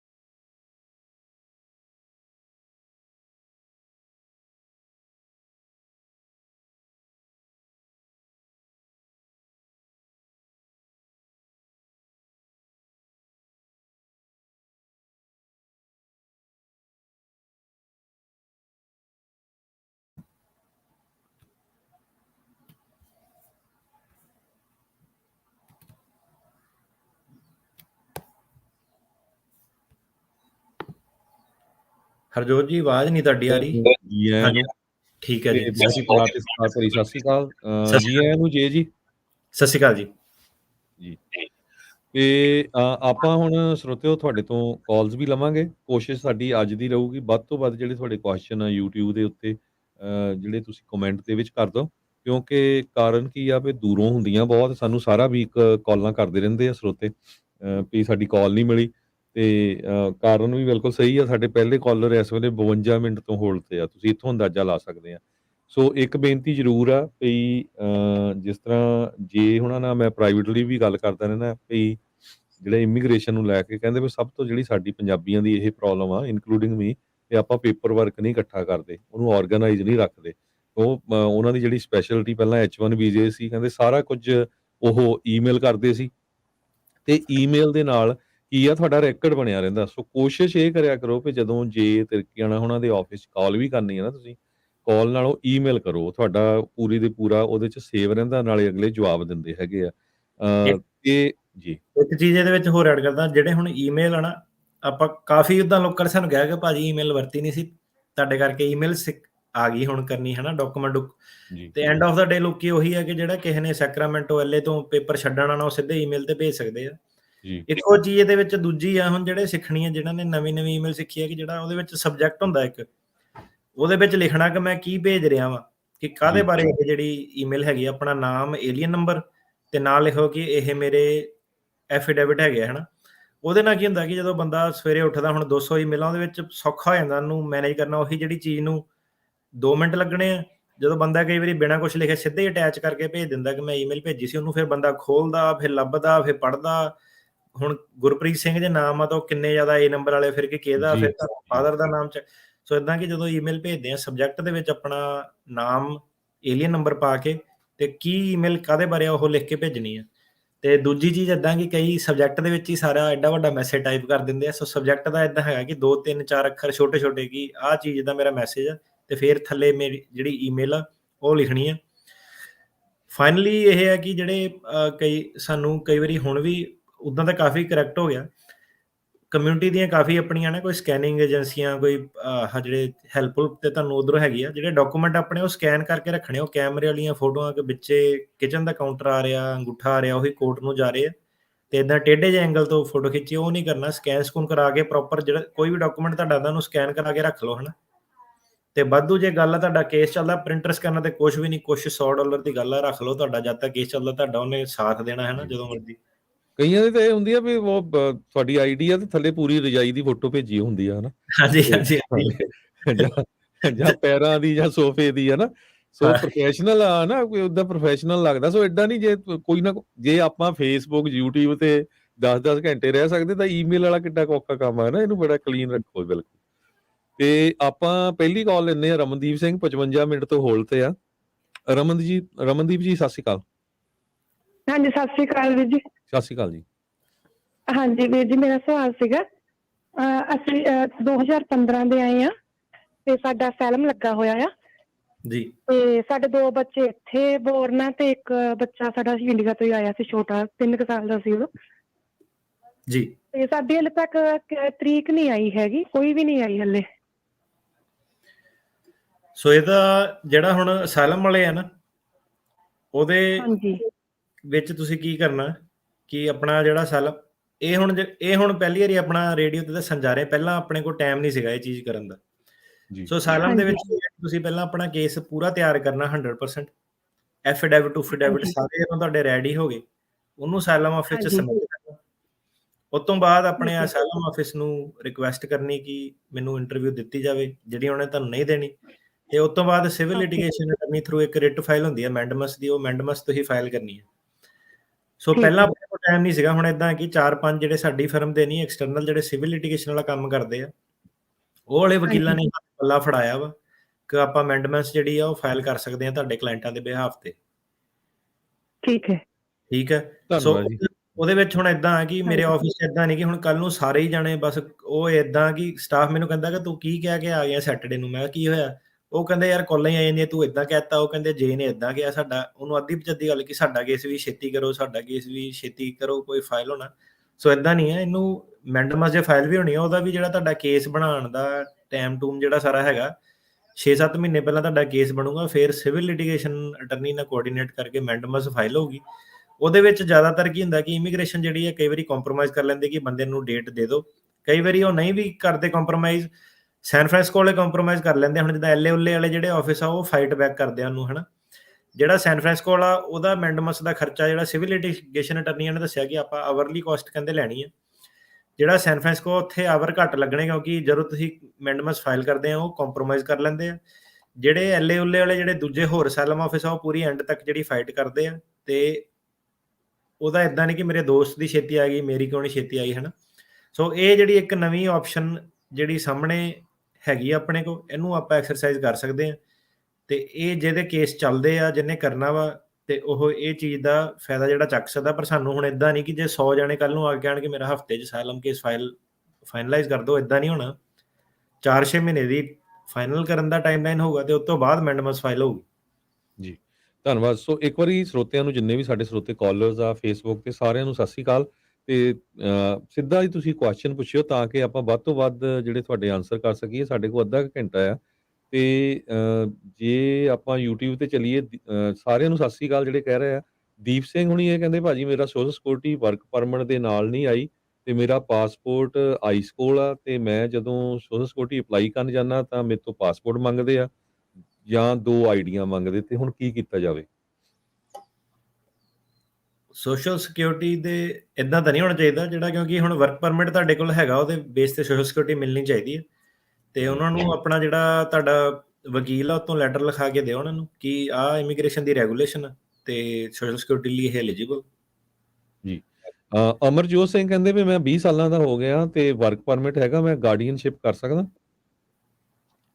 ਗਾਰਡੀਅਨਸ਼ਿਪ ਦਾ ਟਾਈਮ ਥੋੜਾ ਰਹਿ ਗਿਆ। ਜੇ ਗਾਰਡੀਅਨਸ਼ਿਪ ਦਾ ਆਰਡਰ ਆ ਜਾਂਦਾ ਤੇ ਉਸ ਤੋਂ ਬਾਅਦ ਇਮੀਗ੍ਰੇਸ਼ਨ ਦੇ ਕੋਲ 21 ਸਾਲ ਤੇ ਹੋਣ ਤੋਂ ਪਹਿਲਾਂ ਪਟੀਸ਼ਨ ਫਾਈਲ ਕਰਨੀ ਜ਼ਰੂਰੀ ਹੈ। ਜੀ, ਸੋ ਅਗਲੇ ਹੈਗੇ ਸ਼ਿੰਦਾ ਜੱਟ ਜੀ, ਕਹਿੰਦੇ ਵੀ ਮੈਂ ਕੈਲੀਫੋਰਨੀਆ ਬੈਸਟ ਰਹਿੰਦਾ ਜਾਂ ਨਿਊਯਾਰਕ? ਭਾਜੀ ਇਹ ਸਲਾਹ ਨਹੀਂ ਦੇ ਸਕਦੇ ਹੈਗੇ, ਤੁਹਾਨੂੰ ਬਹੁਤ ਵਾਰ ਆਪਾਂ ਸਰੋਤਿਆਂ ਨੂੰ ਦੱਸਿਆ, ਜਿੱਥੇ ਤੁਸੀਂ ਰਹਿਣਾ ਆ ਉੱਥੇ ਹੀ ਕੇਸ ਅਪਲਾਈ ਕਰੋ। ਹਾਂਜੀ। ਗੁਰਮੀਤ ਸਿੰਘ ਕਹਿੰਦੇ ਸਤਿ ਸ਼੍ਰੀ ਅਕਾਲ ਵੀਰ ਜੀ, ਮੈਂ ਇੱਥੇ ਅਸਾਈਲਮ ਤੇ ਆ, ਕੀ ਮੇਰੇ ਚਿਲਡਰਨ ਸਟੱਡੀ ਵੀਜ਼ੇ ਤੇ ਆ ਸਕਦੇ ਆ? ਨਹੀਂ, ਉਹਨਾਂ ਨੂੰ ਜ਼ਿਆਦਾਤਰ ਉਹਨਾਂ ਨੇ ਡਿਨਾਈ ਕਰ ਦੇਣਾ, ਭਾਵੇਂ ਤੁਸੀਂ ਅਸਾਈਲਮ ਤੇ ਨਹੀਂ, ਭਾਵੇਂ ਤੁਸੀਂ ਸਿਟੀਜ਼ਨ ਵੀ ਹੁੰਦੇ। ਤੇ ਜਦੋਂ ਤੁਸੀਂ ਜਦੋਂ ਤੁਹਾਡੇ ਜਵਾਕਾਂ ਨੇ ਉੱਥੇ ਐਪਲੀਕੇਸ਼ਨ ਭਰਨੀ ਟੂਰਿਸਟ ਵੀਜ਼ੇ, ਸਟੱਡੀ ਵੀਜ਼ੇ ਦੀ, ਉਹਨਾਂ ਨੂੰ ਇਹ ਸ਼ੋਅ ਕਰਨਾ ਪੈਂਦਾ ਕਿ ਉਹ ਆਪਣਾ ਪੜ੍ਹਾਈ ਮੁਕਾ ਕੇ ਆਪਣੇ ਦੇਸ਼ ਵਾਪਸ ਕਿਉਂ ਜਾਊਗੇ। ਸੋ ਜਿਹੜਾ ਸਟੂਡੈਂਟ ਵੀਜ਼ਾ, ਉਹਨੂੰ ਸਟੂਡੈਂਟ ਵੀਜ਼ਾ ਦਿੰਦੇ ਇਸੇ ਸਿਧਾਂਤ ਤੇ ਆ। ਹੁਣ ਜਿਹਦਾ ਘਰ ਦੇ ਇੱਥੇ ਅਸਾਈਲਮ ਹੋ ਤਾਂ ਉਹਨਾਂ ਨੂੰ ਪਤਾ ਹੀ ਹੈ ਕਿ ਸਟੂਡੈਂਟਾਂ ਨੇ ਵੀ ਜਾ ਕੇ ਉੱਥੇ ਅਸਾਈਲਮ ਫਾਈਲ ਕਰ ਦੇਣੀ ਹੈ। ਸੋ ਇਹ ਜਿਹੜਾ ਹੈਗਾ ਮੁਸ਼ਕਲ ਆ ਕੇਸ। ਅਗਲੇ YouTube ਤੇ ਹੈਗੇ ਕਿੰਦਰ ਸਿੰਘ, ਕਹਿੰਦੇ ਭਾਜੀ ਸਤਿ ਸ਼੍ਰੀ ਅਕਾਲ, ਬੌਂਡ ਦੇ ਪੈਸੇ ਕਿੱਦਾਂ ਵਾਪਸ ਆਉਂਦੇ ਦੱਸਿਓ? ਬੌਂਡ ਦੇ ਆਪਣੇ ਆਪ ਹੀ ਜਦੋਂ ਕੇਸ ਤੁਹਾਡਾ ਪਾਸ ਹੋ ਜਾਂਦਾ, ਪੋਸਟ ਆਰਡਰ ਇੰਸਟਰਕਸ਼ਨਸ ਹੁੰਦੀਆਂ, ਉਹਨੂੰ ਫੋਲੋ ਕਰੋ। ਇਹ ਵਕੀਲ ਤਾਂ ਨਹੀਂ ਤੁਹਾਨੂੰ ਦਵਾ ਸਕਦਾ, ਪਰ ਤੁਸੀਂ ਆਪਣੇ ਲੈਵਲ ਤੇ ਉਹਨਾਂ ਨਾਲ ਜਿਹੜਾ ਕੰਟੈਕਟ ਕਰ ਸਕਦੇ ਆ। 7-8 ਮਹੀਨੇ ਕਈ ਵਾਰੀ ਆਪਣਾ, ਹੁਣ ਕਲਾਇੰਟਾਂ ਤੋਂ ਸੁਣਿਆ ਕਿ ਆਮ ਗੱਲ ਆ ਕਿ ਇੰਨਾ ਕੁ ਟਾਈਮ ਜਿਹੜਾ ਉਹ ਲੱਗ ਜਾਂਦਾ ਵਾ ਉਹਨਾਂ ਨੂੰ ਭੇਜਦੇ। ਜੀ, ਮੌਂਟੀ ਸਿੰਘ ਹੁਣੀ ਕਹਿੰਦੇ ਆ we can you file 212 and 601A at the same time? ਜਿਹੜੀ ਰੈਗੂਲੇਸ਼ਨ ਹੈਗੀ ਆ ਜਿਹੜਾ ਇਹ ਡਿਪੈਂਡ ਕਰਦਾ ਬੰਦੇ ਨੂੰ। ਜਿਹੜਾ ਬੰਦਾ ਰਿਮੂਵਲ ਪ੍ਰੋਸੀਡਿੰਗ 'ਚ ਹੈਗਾ, ਉਹ ਜਦ ਤੱਕ ਉਹਦੀ ਰਿਮੂਵਲ ਪ੍ਰੋਸੀਡਿੰਗ ਟਰਮੀਨੇਟ ਨਹੀਂ ਹੁੰਦੀਆਂ, ਉਹ 601A ਨਹੀਂ ਫਾਈਲ ਕਰ ਸਕਦਾ। ਮੈਨੂੰ ਹੁਣ ਪਤਾ ਨਹੀਂ ਪੂਰੇ ਫੈਕਟ ਇਹਦੇ ਕੀ ਹੈਗੇ ਆ, ਪਰ ਕਿਤੇ ਹੁਣ ਉਹਨਾਂ ਨੂੰ 212 ਜਿਹੜਾ ਪਹਿਲਾਂ ਫਾਈਲ, ਜਿਹੜੇ ਬੰਦੇ ਦੀ ਡੀਪੋਰਟੇਸ਼ਨ ਲੱਗੀ ਆ, BIA ਦੇ ਅਪੀਲ ਵਗੈਰਾ ਹਾਰ ਗਿਆ, ਉਹਦਾ 212 ਅਪਰੂਵ ਪਹਿਲਾਂ ਹੋਊਗਾ, ਫਿਰ ਹੀ 601 ਅਪਰੂਵ ਹੋਣਾ। ਜਾਂ ਉਹਨਾਂ ਦਾ ਕੁਐਸਚਨ ਨਾਲ ਹੀ ਸੀਗਾ ਆਪਣੇ ਜੀ ਵੀ ਪ੍ਰੋਸੈਸਿੰਗ ਟਾਈਮ ਕਿੰਨਾ 212 ਦਾ ਫ੍ਰਿਜਨ ਆਫ ਫੀਲਡ ਆਫ। ਸੋ ਇਹਦਾ ਇਦਾਂ ਹੈ ਕਿ ਜਿਹੜਾ 212 ਆ, ਜੇ ਤੁਸੀਂ ਟੈਕਨੀਕਲੀ ਪੁੱਛਦੇ ਆ, ਉਹ 601 ਇਹਦੇ ਨਾਲ ਫਾਈਲ, ਪਹਿਲਾਂ 212 ਫਾਈਲ ਹੋ ਕੇ 601 ਨਾਲ ਫਾਈਲ ਹੋ ਸਕਦਾ। ਕਿਤੇ ਇਦਾਂ ਲਿਖਿਆ ਨਹੀਂ ਕਿ ਅਪਰੂਵ ਹੋਣਾ ਜ਼ਰੂਰੀ ਹੈ, ਪਰ ਇਹ ਹੁਣ ਪ੍ਰੋਸੈਸਿੰਗ ਟਾਈਮ ਆ। ਜੇ ਤੁਹਾਡਾ ਹੁਣ 601 ਨੂੰ ਪਹਿਲਾਂ ਉਹਨਾਂ ਨੇ ਫੜ ਲਿਆ ਤੇ ਤੁਹਾਡਾ 212 ਅਪਰੂਵ ਨਾ ਹੋਇਆ ਤਾਂ 601 ਤੁਹਾਡਾ ਉਹਨਾਂ ਨੇ ਡਿਨਾਈ ਕਰ ਦੇਣਾ, 601A। ਸੋ ਇਹਦੇ ਵਿੱਚ ਇਦਾਂ ਕਿ 212 ਤੁਸੀਂ ਜਿਹੜਾ ਉਹ ਪਹਿਲਾਂ ਫਾਈਲ ਕਰੋ, ਉਹਨੂੰ ਅਪਰੂਵ ਕਰਾਓ, ਉਹਦਾ ਹੀ ਜਿਹੜਾ ਬੇਸਿਸ ਆ ਉਹ ਤੁਹਾਡਾ 601A ਦਾ ਬੇਸਿਸ ਬਣਨਾ, ਉਹਦੇ ਹਿਸਾਬ ਨਾਲ ਅੱਗੇ ਚੱਲੋ, ਹੈ ਨਾ। ਜੀ, ਇੱਕ ਸੁਨੀਤ ਥਾਪੜ ਜੀ ਆ, ਕਹਿੰਦੇ ਆਫਿਸ ਕਾਲ ਕੀਤਾ ਸੀ, ਜਵਾਬ ਸਹੀ ਨਹੀਂ ਮਿਲਿਆ।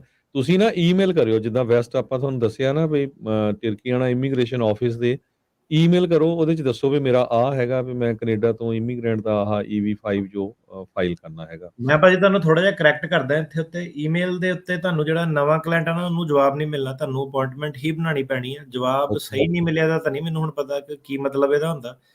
ਜਵਾਬ ਆਪਣਾ ਆਪਾਂ ਹੁਣ ਕੰਮ ਕਰਨ ਲਈ ਆਪਾਂ ਵੀ ਦਫ਼ਤਰ ਖੋਲਿਆ, ਪਰ ਇਦਾਂ ਕਿ ਜ਼ਿਆਦਾਤਰ ਸਾਨੂੰ ਨਾ 70-80% ਜਿਹੜੇ ਕਲਾਇੰਟ ਆ ਉਹ ਠੀਕ ਆ।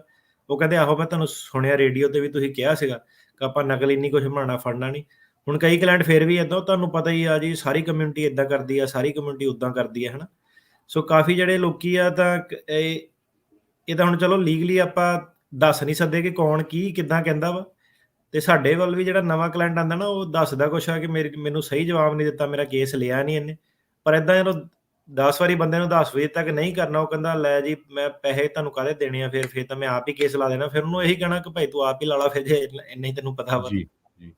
ਸੋ ਬਿਲਕੁਲ ਇਹ ਆਪਾਂ ਵਾਰ-ਵਾਰ ਕਹਿ ਚੁੱਕੇ ਹਾਂ ਵੀ ਜੇ ਟਰਕੀ ਆਉਣਾ, ਉਹਨਾਂ ਦੇ ਇਮੀਗ੍ਰੇਸ਼ਨ ਆਫਿਸ ਨੇ ਤੁਹਾਨੂੰ ਸਟੋਰੀ ਨਹੀਂ ਬਣਾ ਕੇ ਦੇਣੀ। ਬਹੁਤ ਸਾਰੇ ਵਕੀਲ ਬਣਾ ਕੇ ਦਿੰਦੇ, ਆਪਾਂ ਨੂੰ ਪਤਾ ਹੀ ਆ। ਫਿਰ ਬਹੁਤ ਸਾਰੇ ਲੋਕ ਡਿਪੋਰਟ ਵੀ ਹੁੰਦੇ, ਉਹ ਵੀ ਦੇਖਿਆ ਹੀ ਆ। ਇਸ ਆਫਿਸ ਤੇ ਸ਼ਰੇਆਮ ਟਰਕੀ ਆਉਣਾ ਇਮੀਗ੍ਰੇਸ਼ਨ ਉਹਨਾਂ ਨੇ ਕਿਹਾ ਆ ਵੀ ਸਾਡਾ ਇੱਕ ਹੀ ਬੰਦੇ ਦਾ ਕੇਸ ਖਰਾਬ ਹੋਇਆ। ਉਸ ਬੀਬੀ ਨੇ ਵੀ ਜੋ ਗਲਤ ਇਨਫੋਰਮੇਸ਼ਨ ਇਹਨਾਂ ਨੂੰ ਨਹੀਂ ਦਿੱਤੀ ਸੀ ਵੀ ਉਹ ਯੂਰਪ 'ਚ ਰਹਿ ਕੇ ਆਈ ਆ। ਬਾਕੀ ਨਹੀਂ ਤਾਂ ਤੁਹਾਨੂੰ ਪਤਾ ਹੀ ਆ, ਜਦੋਂ ਤੁਸੀਂ ਆਮ ਕਿਤੇ ਪਾਰਟੀ ਤੇ, ਵਿਆਹ ਤੇ ਹੋਰ ਕਿਤੇ ਜਾਂਦੇ ਆ, ਉੱਥੇ ਡਿਸਕਸ਼ਨ ਹੁੰਦੀ ਆ ਵੀ ਕਿੰਨੇ ਕੁ ਕਿਹੜੇ ਅਟਾਰਨੀ ਦੇ ਕੇਸ ਪਾਸ ਹੋਏ ਆ, ਕਿੰਨੇ ਕੁ ਡਿਪੋਰਟ ਹੋਏ ਆ, ਕਿੰਨੇ ਕੁ ਜਿਹੜੇ ਆ ਖਰਾਬ ਹੋਏ ਹੈਗੇ ਆ। ਜਿਹੜਾ ਤੇ ਐਡਰੈਸ ਵਾਲਾ ਵੀ ਮਸਲਾ ਨਾ, ਐਡਰੈਸ ਵਾਲਾ ਕਿੱਥੇ ਰਹਿਣੇ ਹੁਣ ਭਾਵੇਂ ਰੇਡੀਓ ਤੇ, ਉਹ ਵੀ ਉਹੀ ਕਿ ਨਹੀਂ ਮੈਂ ਦੋਸਤ ਦਾ ਐਡਰੈਸ ਦੇਣਾ, ਮੈਂ ਇਦਾਂ ਦੇ ਦੇਣਾ। ਤੇ ਆਪਣਾ ਤਾਂ ਇੱਕ ਕਈ ਵਾਰੀ ਤਰੀਕ ਤੇ ਜਾਣ ਤੋਂ ਪਹਿਲਾਂ ਬੰਦਾ ਦੱਸਦਾ ਮੈਨੂੰ ਕਿ ਮੈਂ ਕਹਿੰਦਾ ਕਾਰ ਕਹਿੰਦਾ ਰਜਿਸਟਰ ਕੀਤੀ ਸੈਕਰਾਮੈਂਟੋ ਦੀ। ਬੰਦਾ ਮੈਨੂੰ ਜੀ, ਕਵੇ ਕੰਨ 'ਚ ਮੇਰੇ ਤਰੀਕ ਦੇ ਵਿੱਚ ਜਦੋਂ ਜੱਜ ਨੇ ਆਣਾ 5 ਕੁ ਮਿੰਟ ਰਹਿੰਦੇ, ਜੀ, ਤੇ ਮੈਂ ਕਿਹਾ ਸੈਕਰਾਮੈਂਟੋ ਕੱਲ ਹੀ ਭਾਈ ਤੂੰ ਰਜਿਸਟਰ ਕੀਤੀ ਆ। ਕਹਿੰਦਾ ਮੈਨੂੰ ਨਾ ਕਮਿਊਟ ਕਰਨ ਲਈ ਕਹਿੰਦਾ ਚਾਹੀਦੀ ਹੁੰਦੀ ਟਰੱਕ, ਮੈਂ ਇੱਥੇ ਆ ਤਾਂ ਮੈਂ ਰਹਿਣਾ ਨਿਊਯਾਰਕ ਆ ਹਨਾ। ਤੇ ਉਹਨੂੰ ਜਦੋਂ ਅੱਗੇ, ਤੇ ਹੁਣ ਇਹ 5 ਮਿੰਟ ਪਹਿਲਾਂ ਦੀ ਗੱਲ ਆ ਕੇਸ ਤੋਂ, ਹੁਣ ਰਹਿ ਗਏ 4 ਮਿੰਟ, ਤੇ 4 ਮਿੰਟ ਪਹਿਲਾਂ ਮੈਂ ਪੁੱਛਿਆ, ਮੈਂ ਕਿਹਾ ਫਿਰ ਮੈਂ ਕਿਹਾ ਬਿਨਾਂ ਲਾਇਸੈਂਸ ਦੇ ਕਿੱਦਾਂ ਕਾਰ ਰਜਿਸਟਰ ਕਰ ਲਈ? ਉਹਦਾ ਸੋਚਿਆ ਨਹੀਂ ਉਹਨੇ ਕਿ ਕਿੱਦਾਂ ਲਾਇਸੈਂਸ ਦਾ ਨਾ। ਤੇ ਕਹਿੰਦਾ ਲਾਇਸੈਂਸ ਮੇਰੇ ਕੋਲ ਹੁਣ ਕਹਿੰਦਾ ਨਿਊਯਾਰਕ ਦਾ। ਤਾਂ ਮੈਂ ਕਿਹਾ ਪਹਿਲਾਂ ਕਿੱਦਾਂ ਕਰ ਲਈ? ਫਿਰ ਮੈਂ 3 ਮਿੰਟ ਰਹਿ ਗਏ, ਹੁਣ 3 ਮਿੰਟ ਪਹਿਲਾਂ ਪੁੱਛਿਆ ਮੈਂ, ਭਰਾਵਾ ਹੋਰ ਕੋਈ ਤੇਰਾ ਲਾਇਸੈਂਸ ਤਾਂ ਨਹੀਂ ਸਟੇਟ ਦਾ ਹੈਗਾ? ਹੋਰ ਕੋਈ? ਕਹਿੰਦਾ ਆਹੋ ਵਿੱਚ ਕਹਿੰਦਾ ਕੈਲੀਫੋਰਨੀਆ ਦਾ ਵੀ ਸੀਗਾ। ਹੁਣ ਐਡਰੈਸ ਸਾਰੇ ਨਿਊਯਾਰਕ ਦੇ ਆ। ਉੱਥੇ ਬੈਠੇ ਹੁਣ ਰਹਿ ਗਏ ਜੀ 2 ਮਿੰਟ ਤਰੀਕ ਦੇ ਕੇਸ ਦੇ ਵਿੱਚ। ਜੀ। ਤੇ ਮੈਂ ਕਿਹਾ ਉੱਤੇ ਕੈਲੀਫੋਰਨੀਆ ਦੇ ਐਡਰੈਸ ਤੇ ਕੀ ਆ? ਬੰਦੇ ਨੂੰ ਐਡਰੈਸ ਹੀ ਨਾ ਯਾਦ ਆਵੇ ਆਪਣਾ ਕਿ ਕੈਲੀਫੋਰਨੀਆ ਦੇ ਲਾਇਸੈਂਸ ਤੇ ਕੀ ਐਡਰੈਸ ਆ। ਦੱਸੋ। ਲਾਇਸੈਂਸ ਕਿਉਂ? ਉਹ ਕਹਿੰਦਾ ਟਰੱਕ ਵਾਲੇ ਸਕੂਲ ਵਾਲੇ ਨੇ ਕਿਹਾ ਸੀ ਏਦਾਂ। ਫਿਰ ਜੀ 3 ਲਾਇਸੈਂਸ ਨਿਕਲੇ ਆ ਕਿੱਦਾਂ? ਕਹਿੰਦਾ ਫਿਰ ਟਰੱਕ ਵਾਲੇ ਸਕੂਲ ਵਾਲੇ ਨੇ ਕਹਿੰਦਾ ਉਹਨੇ ਕਹਿੰਦਾ ਬੈਂਕ ਦਾ ਨਾ ਮੇਰੇ ਤੋਂ ਉਹ ਬਣਾ, ਉਹ ਕਹਿੰਦਾ ਬੈਂਕ ਦੀ ਖਾਤਾ ਬਣਾ ਲਾ ਤੇ ਐਡਰੈਸ ਦੇ ਦੇ ਤੇ ਤੇਰਾ ਲਾਇਸੈਂਸ ਇੱਥੋਂ ਬਣ ਜਾਣਾ। ਸਕੂਲ ਮੇਰਾ ਇੱਥੇ ਸੀਗਾ। ਮੈਂ ਕਿਹਾ ਫਿਰ ਹੁਣ ਆ ਦੂਜਾ ਕੈਲੀਫੋਰਨੀਆ ਦਾ ਐਡਰੈਸ। ਕਹਿੰਦਾ ਫਿਰ ਕਹਿੰਦਾ ਟਰੱਕ ਵਾਲੇ ਸਕੂਲ ਵਾਲੇ ਨੇ ਬਣਾ ਲਿਆ। ਉਹ ਕਹਿੰਦਾ ਹੁਣ ਤੂੰ ਆਪਣਾ ਇੱਥੋਂ ਦੀ ਚੇਂਜ ਕਰ ਲਾ। ਕਹਿੰਦਾ ਇਹ ਤੇਰਾ ਹੁਣ ਕਹਿੰਦਾ ਚੱਲਣਾ ਨਹੀਂ ਆਪਣਾ ਹੁਣ ਜਿੱਥੇ ਰਹਿਣਾ। ਫਿਰ ਕਹਿੰਦਾ ਮੈਂ ਆਪਣੇ ਉਹਦਾ ਦੇ ਦਿੱਤਾ ਦੂਜੇ ਦਾ ਦੋਸਤ ਦਾ, LA ਵਾਲੇ ਦਾ। ਤੇ ਮੈਂ ਕਿਹਾ ਤੈਨੂੰ ਕੀ ਲੱਗਦਾ ਕਿ ਤੇਰੇ ਹਿਸਾਬ ਨਾਲ ਕੀ ਹੋਣ ਦਿਆ ਕਿ DMV ਵਾਲੇ, ਹੁਣ ਜਿਹੜਾ ਪਟੇਲ ਵਰਸਸ ਯੂਨਾਈਟਿਡ ਸਟੇਟ ਦਾ ਕੇਸ ਸੀਗਾ, ਜੀ, ਜੀ। ਉਹਦੇ ਦਾ ਕੇਸ ਉਹਨਾਂ ਨੇ ਡਿਨਾਈ ਇਸ ਕਰਕੇ ਕੀਤਾ ਕਿ ਇਹਨੇ DMV ਦੀ ਐਪਲੀਕੇਸ਼ਨ ਝੂਠ ਬੋਲਿਆ, ਤੇ ਜੇ ਬੰਦੇ ਨੇ ਕਿਤੇ ਵੀ ਝੂਠ ਬੋਲਿਆ ਤਾਂ ਅਸਾਈਲਮ ਦਾ ਕੇਸ ਆਪਣਾ ਡਿਨਾਈ ਹੈ ਹਨਾ। ਸੋ ਹੁਣ ਕਿੱਦਾਂ ਕਿ ਜਾਂ ਤਾਂ ਭਾਈ ਹੁਣ ਜੇ ਤੂੰ ਪਹਿਲਾਂ ਹੀ ਫੈਸਲਾ ਲੈ ਲਿਆ ਕਿ ਨਹੀਂ ਦੱਸਣਾ ਵਕੀਲ ਨੂੰ, ਉਹਨੂੰ ਖੜੇ ਪੈਰ ਹੁਣ ਏਦਾਂ ਕਿ ਆਪਣੇ ਮੋਢੇ ਤੇ ਵੀ ਨਾ ਬੰਦੂਕ ਰੱਖ ਕੇ ਬਹੁਤ ਚਲਾਉਣ ਵਾਲੇ ਹੈਗੇ ਆ ਕਿ ਮੈਂ ਆਪ ਘਪਲਾ ਕੀਤਾ, ਮੈਂ ਵਕੀਲ ਨੂੰ ਵਿੱਚ ਮਾੜਾ ਜਿਹਾ ਪਾ ਦੇਣਾ, ਫਿਰ ਬਾਅਦ ਚ ਮੈਂ ਕਹੂੰਗਾ ਕਿ ਮੈਂ ਤੈਨੂੰ ਦੱਸਿਆ ਸੀਗਾ ਹਨਾ। ਸੋ ਦੱਸੇ ਵਾਲੇ ਦੀ ਸਾਡੀ ਫਿਰ ਸਟ੍ਰੈਟਜੀ ਇਹੀ ਹੈ ਕਿ ਭਾਈ ਹੁਣ ਤੂੰ ਮੈਨੂੰ ਦੱਸਿਆ ਤਾਂ ਫਿਰ ਇਹ ਅੱਗੇ ਵੀ ਜਾਊਗਾ। ਉਹ ਕਹਿੰਦਾ ਯਾਰ ਵਕੀਲ ਤੇ, ਮੈਂ ਤਾਂ ਸੁਣਿਆ ਇਹ ਡਾਇਲੌਗ ਬੜਾ ਕਾਮਨ ਆ ਕਿ ਵਕੀਲ ਤੇ ਡਾਕਟਰ ਕੋਲ ਕੋਈ ਗੱਲ ਲੁਕਾਉਣੀ ਨਹੀਂ ਚਾਹੀਦੀ। ਮੈਂ ਕਿਹਾ ਏਦਾਂ ਆ ਕਿ ਭਾਈ ਲੁਕੋ ਤਾਂ ਨਾ ਮੇਰੇ ਤੋਂ, ਪਰ ਏਦਾਂ ਵਕੀਲ ਨੇ ਵੀ ਅੱਗੇ ਜਿਹੜਾ ਲਾਇਸੈਂਸ ਆ ਉਹ ਵੀ ਲੁਕੋ ਨਹੀਂ ਸਕਦਾ ਹੈਗਾ ਜੱਜ ਤੋਂ ਹਨਾ। ਹੁਣ ਏਦਾਂ ਨਹੀਂ ਕਿ ਵਿੱਚ ਵਾਲੇ ਮੈਨੂੰ ਕਿ ਮੈਂ ਆਹ ਫਰਾਡ ਕੀਤਾ, ਇਹਦਾ ਕੋਈ ਹੱਲ ਦੱਸੋ, ਇਹਦਾ ਕੋਈ ਹੱਲ ਦੱਸੋ। ਸੋ ਏਦਾਂ ਕਿ ਜਿਹੜੇ ਕਈ ਵਾਰੀ ਲੋਕੀ ਕਹਿੰਦੇ ਕਿ ਜਵਾਬ ਸਹੀ ਨਹੀਂ ਮਿਲਿਆ, ਉਹ ਏਦਾਂ ਕਿ ਜਵਾਬ ਸਹੀ ਹੁੰਦਾ ਕਾਨੂੰਨ ਦੇ ਹਿਸਾਬ ਨਾਲ, ਉਹਨਾਂ ਨੂੰ ਮਜ਼ਾ ਨਹੀਂ ਆਉਂਦਾ ਜਿਹੜਾ ਜਵਾਬ ਸੁਣ ਕੇ। ਜੀ, ਧੰਨਵਾਦ। ਸਾਡੇ ਅਗਲੇ ਕਾਲਰ ਆ ਰਮਨ ਜੀ। ਰਮਨ ਜੀ, ਹੈਲੋ, ਸਤਿ ਸ਼੍ਰੀ ਅਕਾਲ ਜੀ। ਸਤਿ ਸ਼੍ਰੀ ਅਕਾਲ ਜੀ। ਹਾਂਜੀ, ਮੈਂ ਪੁੱਛਣਾ ਸੀ ਭਾਜੀ ਤੋਂ ਕਿ ਸਾਡੇ ਨਾ ਸਿਸਟਰ ਦਾ ਅਪਲਾਈ ਕੀਤਾ ਹੋਇਆ ਸੀ। ਮੈਂ ਪਹਿਲਾਂ ਵੀ ਕਾਲ ਕੀਤੀ ਸੀ, 2 ਮਹੀਨਿਆਂ ਤੋਂ ਉੱਪਰ ਹੋ ਗਏ ਉਹਨਾਂ ਦੇ ਜੀ, ਪਾਸਪੋਰਟ ਨਹੀਂ ਵਾਪਸ ਕੀਤੇ। ਬ੍ਰਦਰ ਸਿਸਟਰ ਦਾ ਸੀਗਾ F4 ਕੈਟਾਗਰੀ ਜੀ। ਤੇ ਉਹਨਾਂ ਦਾ ਅਪਡੇਟ ਤਾਂ 15-16 ਵਾਰ ਜਿਵੇਂ ਹੋ ਚੁੱਕਿਆ ਆਲਰੇਡੀ। ਉਹ ਕਦੇ ਵੀਕ ਬਾਅਦ ਕਰ ਦਿੰਦੇ ਆ, ਕਦੇ 2 ਦਿਨਾਂ ਬਾਅਦ, ਤੇ ਪਰ ਪਾਸਪੋਰਟ ਨਹੀਂ ਹਜੇ ਤੱਕ ਆਏ। ਜੇ ਈਮੇਲ ਕਰਦੇ ਉਹ ਵੀ ਥਰੂ ਨਹੀਂ ਜਾ ਰਹੀ, ਤਾਂ ਕੋਈ ਹੈ ਵੇ ਉਹਨਾਂ ਨੂੰ ਕਿੱਦਾਂ ਕਰੀਏ? ਫੋਨ ਤੇ ਕੋਈ ਬੜੀ ਇਨਫੋਰਮੇਸ਼ਨ ਨਹੀਂ ਦਿੰਦੇ। ਸਾਨੂੰ ਉਹੀ ਸੀਗਾ ਕਿ ਮੋਬਾਈਲ ਕਾਂਗਰਸ ਪਰਸਨ ਨੂੰ ਤੁਸੀਂ as a citizen congress person ਨੂੰ ਲੈਟਰ ਲਿਖ ਸਕਦੇ ਆ ਕਿ ਸਾਨੂੰ ਆਹ ਪ੍ਰੋਬਲਮ ਆ। ਪਰ ਹੁਣ ਏਦਾਂ ਕਿ ਜੇ ਤੁਹਾਡੇ 2 ਮਹੀਨੇ ਹੀ ਆ ਇੰਨਾ ਕੁਝ ਕਾਂਗਰਸ ਪਰਸਨ ਜਾਂ ਉਹ ਉਹਨਾਂ ਨੇ ਕੋਈ ਪਰਸਨਲ ਤਾਂ ਤੁਹਾਨੂੰ ਟੈਨਸ਼ਨ ਦੇਣੀ ਨਹੀਂ ਹੈ ਨਾ। ਜੇ ਇਹਦਾ ਟਾਈਮ ਵੱਧ ਲੰਘਦਾ ਤਾਂ ਤੁਸੀਂ ਕਾਂਗਰਸਮੈਨ ਨੂੰ ਵਿੱਚ ਪਵਾ ਸਕਦੇ ਹੋ, ਤੁਹਾਡੀ ਇਨਕੁਆਇਰੀ ਜਿਹੜੀ ਉਹ ਕਰ ਸਕਦੇ ਆ ਐਮਬੈਸੀ ਦੇ ਨਾਲ। ਧੰਨਵਾਦ ਜੀ। ਸਾਡੇ ਅਗਲੇ ਕਾਲਰ ਆ ਪ੍ਰੀਤ ਜੀ। ਪ੍ਰੀਤ ਜੀ, ਚਲੋ ਕਾਂਗਰਸਮੈਨ ਨੂੰ ਜੇ ਕੋਈ ਪੁੱਛ ਰਿਹਾ ਕਿ ਕਿੱਦਾਂ ਇਨਕੁਆਇਰੀ ਕਰਨੀ ਹੈ, ਤੁਹਾਡੇ ਗੂਗਲ ਦੇ ਵਿੱਚ ਨਾ ਆਪਣੇ ਏਰੀਆ ਦਾ ਤੁਸੀਂ ਬੰਦਾ ਲੱਭਣਾ ਕਿਹੜਾ ਕਾਂਗਰਸ ਪਰਸਨ, ਉਹਨਾਂ ਦੀ ਵੈਬਸਾਈਟ ਖੁੱਲਦੀ ਹੈ। ਉਹ ਵੈਬਸਾਈਟ ਦੇ ਉੱਤੇ ਨਾ ਹੈਲਪ ਅਸ ਕੰਟੈਕਟ ਅਸ ਵਾਲਾ ਸੈਕਸ਼ਨ, ਜਿੱਦਾਂ ਆਪਣੇ ਇੰਡੀਆ ਦੇ ਵਿੱਚ ਨਹੀਂ ਲੀਡਰਾਂ ਕੋਲ ਸਰਪੰਚ ਦੇ ਕੋਲ ਮਹਿਫਲ ਲੱਗਦੀ ਹੁੰਦੀ, ਇੱਦਾਂ ਹੀ ਇਹਨਾਂ ਦਾ ਆਨਲਾਈਨ ਸਿਸਟਮ। ਇਹਨਾਂ ਨੇ ਆਪਣਾ ਸਟਾਫ ਵਗੈਰਾ ਜਿਹੜਾ ਰੱਖਿਆ ਹੁੰਦਾ, ਤੇ ਉਹ ਵੈਬਸਾਈਟ ਤੇ ਇੱਕ ਡੱਬਾ ਖੁੱਲ ਜਾਣਾ, ਉਹ 'ਚ ਤੁਸੀਂ ਆਪਣੀ ਇਨਫੋਰਮੇਸ਼ਨ ਲਿਖਣੀ। ਉਹਦੇ ਲਈ ਸਿਟੀਜ਼ਨ ਹੋਣਾ ਜ਼ਰੂਰੀ ਹੈ। ਇਹਨਾਂ ਨੇ ਸਿਟੀਜ਼ਨ ਬੰਦੇ ਦੀ ਹੈਲਪ ਕਰਨੀ ਹੈ, ਕਿਉਂਕਿ ਇਹਨਾਂ ਨੂੰ ਵੋਟਾਂ ਚਾਹੀਦੀਆਂ। ਕੱਚੇ ਬੰਦੇ ਨੂੰ ਨਹੀਂ ਕਿ ਮੇਰਾ ਅਸਾਈਲਮ ਬੜਾ ਡਿਲੇ ਆ, ਤੇ ਉਹ ਤੁਸੀਂ ਉੱਥੇ ਆਪਣੀ ਐਪਲੀਕੇਸ਼ਨ ਭਰ ਦੇਣੀ ਕਿ ਮੇਰੀ ਆਹ ਨੰਬਰ ਆ, ਇੱਦਾਂ ਇੰਨੀ ਤਰੀਕ ਨੂੰ ਮੈਂ ਫਾਈਲ ਕੀਤਾ ਸੀ। ਪੂਰਾ ਮੈਸੇਜ ਉਹਨਾਂ ਨੂੰ ਛੱਡਣਾ। ਜੇ ਤੁਸੀਂ ਪੂਰੀ ਡਿਟੇਲ ਦੇਤੀ ਨਾ, ਜੇ ਉਹ ਇੰਟਰਸਟਿਡ ਆ, ਉਹਨਾਂ ਨੇ ਉਹ ਕੀ ਕਰਦੇ ਆ ਕਿ ਉਹ ਕੌਂਸੂਲੇਟ ਨੂੰ ਈਮੇਲ ਲਿਖ ਦਿੰਦੇ ਆ, ਕਿਉਂਕਿ ਉਹਨਾਂ ਨੂੰ ਜੀ। ਵੋਟਾਂ ਚਾਹੀਦੀਆਂ। ਉਹਨਾਂ ਨੇ ਸਟਾਫਰ ਇਸੇ ਕੰਮ ਨੂੰ ਰੱਖੇ ਜਿੱਦਾਂ ਆਪਣੇ ਨਾ, ਤੇ ਉਹ ਜਿਹੜੀ ਐਮਬੈਸੀ ਹੈਗੀ ਆ ਉਹ ਵੀ ਫਿਰ ਉਹਨਾਂ ਨੂੰ ਕਈ ਵਾਰੀ ਜਵਾਬ ਦੇ ਦਿੰਦੀ ਕਿ ਆਹ ਚੀਜ਼ ਆ, ਕਿ ਆਪਾਂ ਐਡਮਿਨਿਸਟ੍ਰੇਟਿਵ ਪ੍ਰੋਸੈਸਿੰਗ 'ਚ ਆ, ਜਾਂ ਆਪਾਂ ਪਾਸਪੋਰਟ ਦੇ ਦਿੰਦੇ ਆ। ਸੋ ਆਹ ਤਰੀਕਾ ਕਾਂਗਰਸਮੈਨ ਨੂੰ ਕੰਟੈਕਟ ਕਰਨ ਦਾ। ਇਹਦੇ ਵਿੱਚ ਕਈ ਵਾਰੀ ਸਾਨੂੰ ਕਹਿੰਦੇ ਆ ਕਿ ਤੁਸੀਂ ਕੰਟੈਕਟ ਕਰ ਦਿਓ, ਆਪਾਂ ਤੁਹਾਨੂੰ ਹਾਇਰ ਕਰ ਲੈਂਦੇ ਆ। ਇਹਦੇ ਵਿੱਚ ਤੁਹਾਨੂੰ ਕੋਈ ਵਕੀਲ ਵਕੂਲ ਹਾਇਰ ਕਰਨ ਦੀ ਲੋੜ ਨਹੀਂ। ਸਿੰਪਲ ਜਿਹੜਾ ਵੀ ਬੰਦਾ ਤੁਹਾਡੇ ਘਰੇ ਜਿਹਨੂੰ ਕੰਪਿਊਟਰ ਆਉਂਦਾ ਹੈਗਾ, ਵੈਬਸਾਈਟ ਤੇ ਜਾ ਕੇ ਆਪੇ ਇਨਕੁਆਇਰੀ ਕਰਨੀ ਹੈ। ਸਿੱਧਾ ਹੀ ਸਟ੍ਰੇਟ ਫਾਰਵਰਡ ਪ੍ਰੋਸੈਸ ਹੈ, ਇਹਦੇ ਵਿੱਚ ਕੋਈ ਲੀਗਲ ਨੌਲੇਜ ਦੀ ਲੋੜ ਨਹੀਂ ਹੈਗੀ ਜੀ। ਸਾਡੇ ਅਗਲੇ ਕਾਲਰ ਆ ਰਸ਼ਪਾਲ ਸਿੰਘ ਜੀ। ਸਤਿ ਸ਼੍ਰੀ ਅਕਾਲ ਜੀ। ਸਤਿ ਸ਼੍ਰੀ ਅਕਾਲ ਜੀ। ਸਰ ਜੀ, ਇੱਕ ਨਾ ਸਾਡੇ ਰਿਸ਼ਤੇਦਾਰਾਂ ਦੀ ਬੇਬੀ, ਸਾਡੀ ਭੈਣ ਆਈ ਆ ਆਪਣਾ 2019 ਦੇ ਵਿੱਚ ਆਈ ਸੀਗੀ। ਅਨਫੋਰਚੂਨੇਟਲੀ ਉਹਦੇ ਹਸਬੈਂਡ ਦਾ ਵੀਜ਼ਾ ਨਹੀਂ ਲੱਗ ਸਕਿਆ ਤੇ ਉਹ ਆ ਗਈ। ਤੇ ਇੱਥੇ ਉਹਦੀ ਭੈਣ ਸੀ, ਸਿਟੀਜ਼ਨ ਉਹਦੇ ਕੋਲ ਰਹਿ ਗਈ, ਤੇ ਉਹ ਪ੍ਰੈਗਨੈਂਟ ਸੀ ਤੇ ਕੋਵਿਡ ਆ ਗਿਆ, ਤੇ ਉਹਦਾ ਹਸਬੈਂਡ ਹੁਣ ਤੱਕ ਵੀ ਨਹੀਂ ਆ ਸਕਿਆ। ਉਹਨੂੰ ਕਿਸੇ ਨੇ ਦੱਸਿਆ ਹੀ ਨਹੀਂ, ਤੂੰ ਕੋਈ ਕੇਸ ਲਾਣਾ ਹੈ ਜਾਂ ਕਿੱਦਾਂ ਆਪਣਾ ਲੀਗਲ ਸਟੇਟਸ ਲੈਣਾ ਹੈ। ਉਹ ਇਦਾਂ ਹੀ ਰਹੀ ਜਾਣ ਡਈ ਹੈ। ਵੀ ਉਹਦੇ ਬਾਰੇ ਪੁੱਛਣਾ ਸੀਗਾ ਵੀ ਉਹਦੇ ਕੋਲ ਕੋਈ ਰਸਤਾ ਹੈਗਾ ਹੁਣ ਕੁਛ ਆਪਣਾ ਪ੍ਰੋਸੈਸ ਕਰ ਸਕੇ? ਕੇਸ ਤਾਂ ਜੀ, ਜਿਹਦਾ ਹੁਣ ਕੇਸ ਹੁੰਦਾ ਵਾ ਜੈਨੂਇਨ, ਜਿਹਦਾ ਕੇਸ ਹੈਗਾ ਉਹਨੂੰ ਸਾਲ ਦੇ ਵਿੱਚ ਕੇਸ ਲਾਣਾ ਹੁੰਦਾ। ਤੇ ਜੇ ਉਹ ਸਾਲ ਦੇ ਵਿੱਚ ਕੇਸ ਨਹੀਂ ਲਾਂਦਾ ਤੇ ਉਹਨੂੰ ਫਿਰ ਜਿਹੜਾ ਹੈਗਾ ਗ੍ਰੀਨ ਕਾਰਡ ਨਹੀਂ ਇੱਥੇ ਕਦੀ ਮਿਲਦਾ ਹੈ ਨਾ। ਹੁਣ ਮੈਨੂੰ ਪਤਾ ਨਹੀਂ ਕਿਹੜੇ ਕੇਸ ਦੀ ਗੱਲ ਕਰਦੇ ਆ। ਜੇ 2019 ਤੋਂ ਲੈ ਕੇ 23 ਤੱਕ ਰਹੀ ਸੀਗੀ, ਪਹਿਲੀ ਗੱਲ ਤਾਂ ਮੈਂ ਮੰਨ ਹੀ ਨਹੀਂ ਸਕਦਾ ਕਿ ਬੰਦਾ 4 ਸਾਲ ਅਮਰੀਕਾ ਦੇ ਵਿੱਚ ਰਿਹਾ ਹੋਵੇ ਤੇ ਉਹਨੂੰ ਪਤਾ ਨਾ ਹੋਵੇ ਕਿ ਮੈਂ ਕੋਈ ਕੇਸ ਲਾਣਾ ਜਾਂ ਕੱਚਾ ਸਟੇਟਸ ਕੀ ਹੁੰਦਾ ਹੈ ਨਾ। ਤੇ ਹੁਣ ਇਹਦੇ ਵਿੱਚ ਨਾ ਮੈਂ ਤੁਹਾਨੂੰ ਇਹ ਕਹਿ ਸਕਦਾ ਕਿ ਉਹ ਇਦਾਂ ਹੀ ਰਹੀ ਜਾਵੇ ਹੈ ਨਾ। ਉਹ ਵੀ ਆਪਣੇ ਲਈ ਐਜ਼ ਅ ਲਾਇਰ ਪ੍ਰੋਬਲਮੈਟਿਕ ਹੈਗਾ।